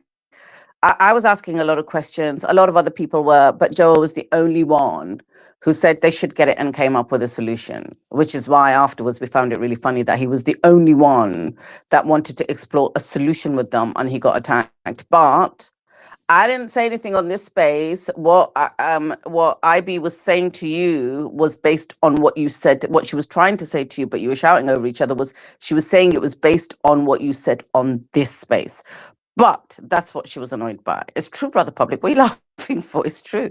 But anyway, Yeah. let's move on. And It then he was. called me a hyena, which was not appropriate. He apologized for that, I think. He said, I'm Because sorry. No, he you did let not. people He did talk. not. He did not apologize. He refused to That's very out of apologize. character for him, to be honest. Joe, Well, that wasn't very nice. he was explicit about that. Yeah, I typically do apologize when I'm wrong here. I really don't think I was wrong. Yeah, she was extreme too, and you let her slide because she's a girl and she was cursing all over the place, and you acted like you didn't hear anything. Who's speaking? That's Brother Public, and he's about to The get truth booted was off. speaking. I mean, he literally never talks, and when he does, look at that. He's adding fuel to the fire. I'm gonna boot him off in a second. If anyone's owed an apology, it's me by being called a white supremacist by two women on this Joa was panel. being really respectful, and then she was like just cursing at him. I was Oh, he really was being surprised. really respectful. I don't think that's true at all. It was. I was The letting you words No, that he you speak and spoke trying to over answer your me. question. No, you spoke yeah, over me, And man. then you wouldn't you even and let him Doctor speak. came You on spoke, with I'm a Joe, white Joe, supremacist, Joe, which is the Joe. most I didn't, ridiculous thing I've ever Joe. heard. Somebody else said you. I'm not gonna. The doctor said you're a white supremacist, and then I So agreed did with her. you. And then I agreed with her. If you let me finish, I said, and then I agreed with her. She also said that, Yeah, and I I agree. haven't heard an apology. I haven't heard an Sir, apology. But sir, I'm the only one just defending the FBA on the entire panel. So that came at the very end. When you called me a hyena, I was speaking about my experiences and then you cut me off. I didn't say that you were I didn't know whether you had actually been in communities or not. And then you cut me off and you didn't Yeah, but actually. then you No, but asked, let and me that's not what you finish, Joe. did. Let me finish. I promise I'll get there.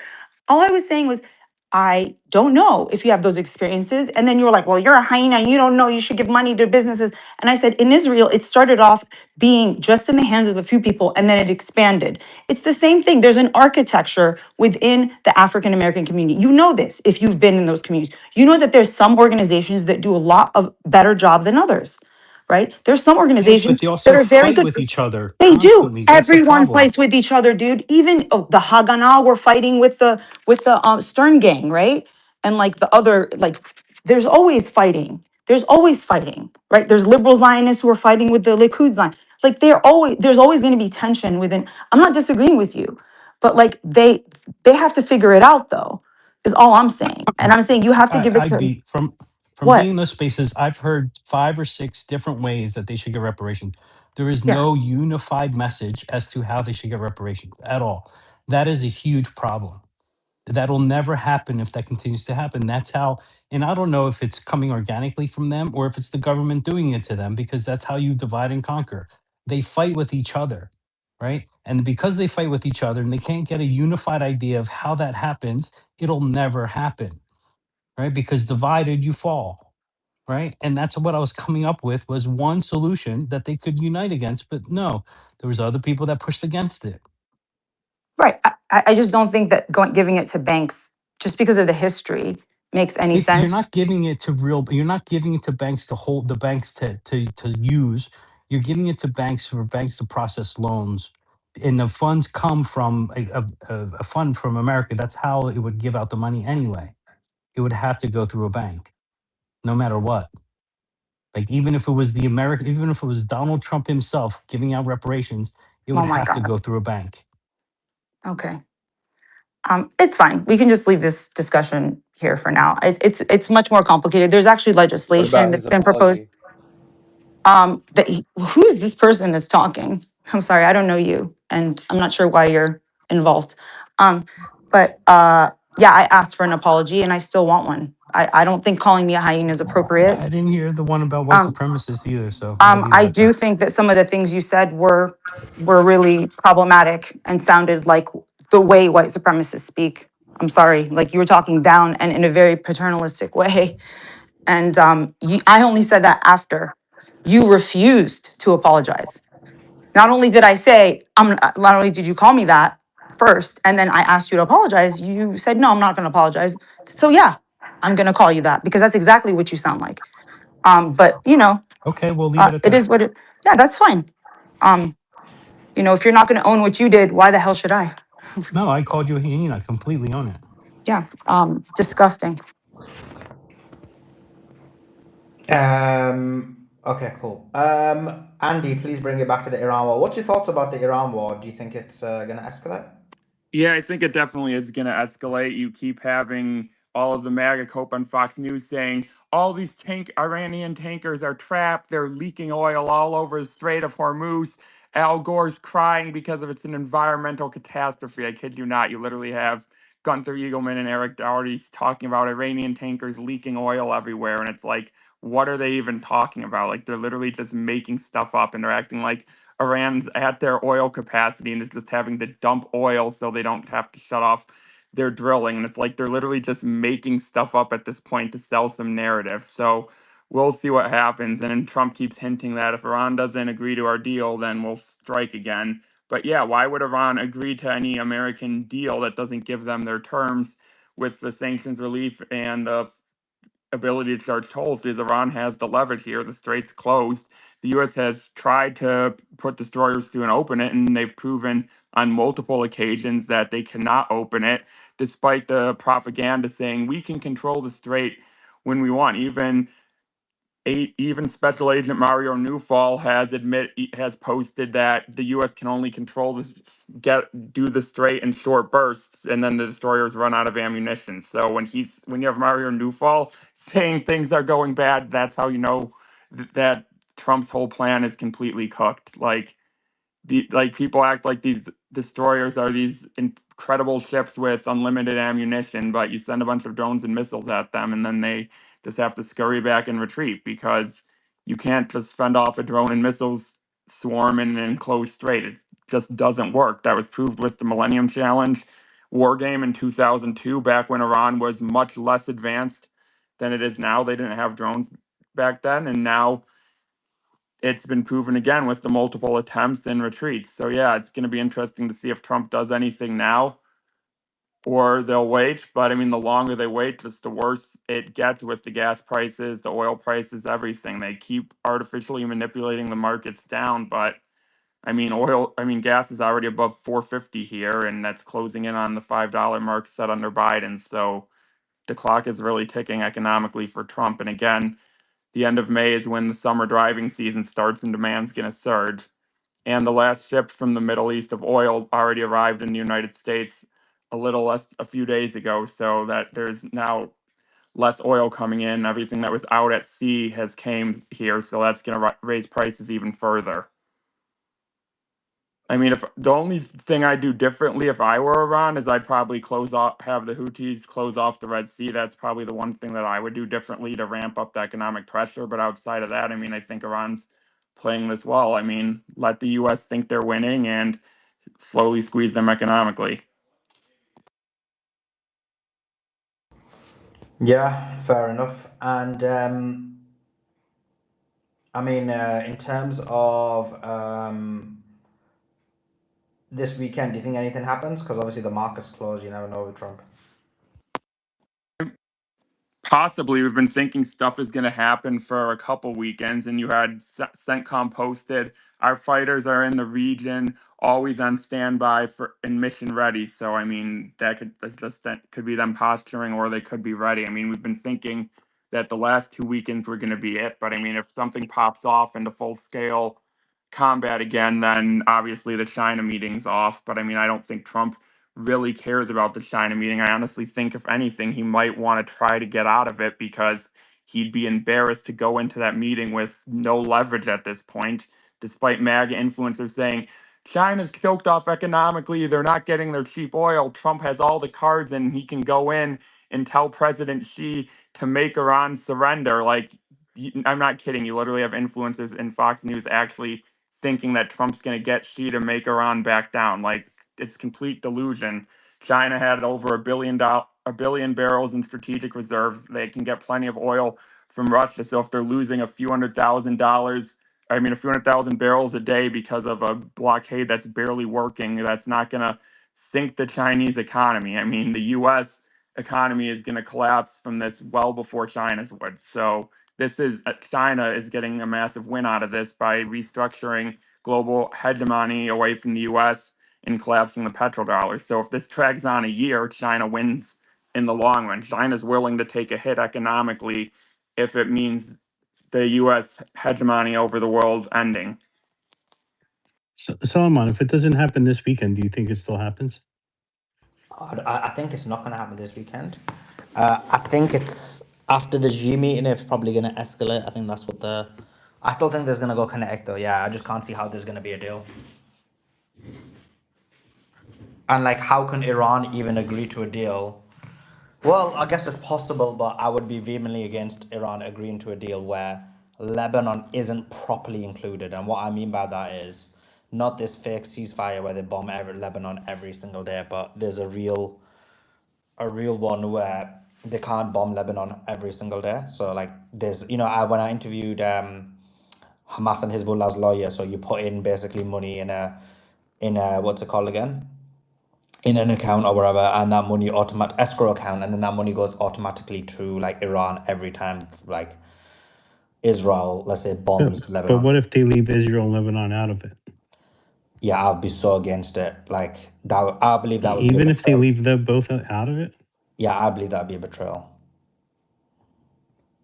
I would be very against Iran if they did that. Like I told you, my thing about I support Iran because they're against Zionism. Like if they're not, and they just make a deal with them, then obviously.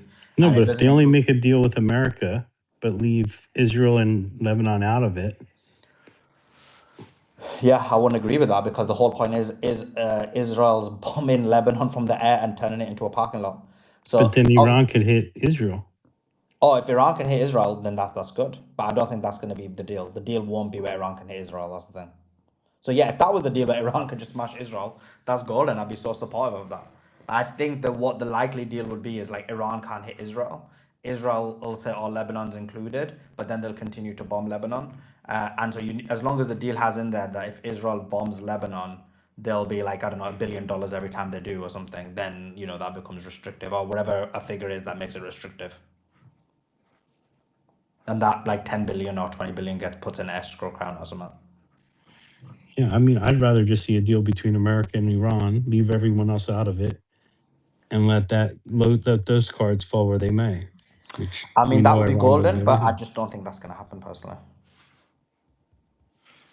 Yeah, I just feel like that would be an easier. I don't think it's going to happen. I just feel like it would be an easier deal. It's just, I mean, if America wasn't occupied, yeah. Well, if America wasn't occupied, we wouldn't even be in this war in the True. first place. True. That's true. Okay, guys, we're wrapping up. Much love to every single one of you. Appreciate you guys. We've got a huge lineup on Tuesday. We've got a good lineup on Monday as well. I'm just filling it up. But Tuesday, we've got a huge lineup of guests. We've got David Icke coming on. That is going to be fire. We got we got as well Professor Paper rescheduled for Tuesday. He said he was with the students and they overran for 30 minutes. So maybe I should have waited longer, but I was already talking for like a whole hour, and I was getting tired, and there was nothing much to talk about, you see. So I don't know. But anyway, we got him on Tuesday. That's gonna be fire. So Tuesdays will be as Trump would say, it's gonna be a hot day. It's gonna be very hot. The hottest the space has been. The hottest the YouTube channel has been. So check that out. That's gonna be fire. But anyway, that's Tuesday. Monday, we got loads coming on. Tomorrow, we'll be back. We'll be back slightly later than normal, guys. It's going to be like 5 p.m. Eastern. 5 or 6 p.m. Eastern. We're going to start slightly later than normal tomorrow. So just be aware of that. I haven't got any interviews lined up, so it's just that. There's a tweet in the nest. It's the interview with Larry Johnson. We had it earlier on today. It was awesome. Love Larry Johnson. If you never watched it, come and watch it. If you already watched it, come and watch it again. Support your boy. Much love to every single one of you. Look, we disagree, we fight, but we're all against Zionism. I fight against Zionism. So love every single one of you. And apologize for Beatrix's behavior, but you know, Beatrix is Beatrix at the end of the day. You know what I mean? It's like that family member you got to deal with. You know what I mean? You know how it is. Much love to each and every single one of you. We will see you I'm tomorrow. innocent. She's innocent. I'm her lawyer. We're gonna win. I don't know about that. Okay, now I'm not sure if you're a good lawyer anymore, AB. Okay, much love. Best. Appreciate. It's like appreciate you guys joining in. Appreciate you guys listening, and for sure we'll see you.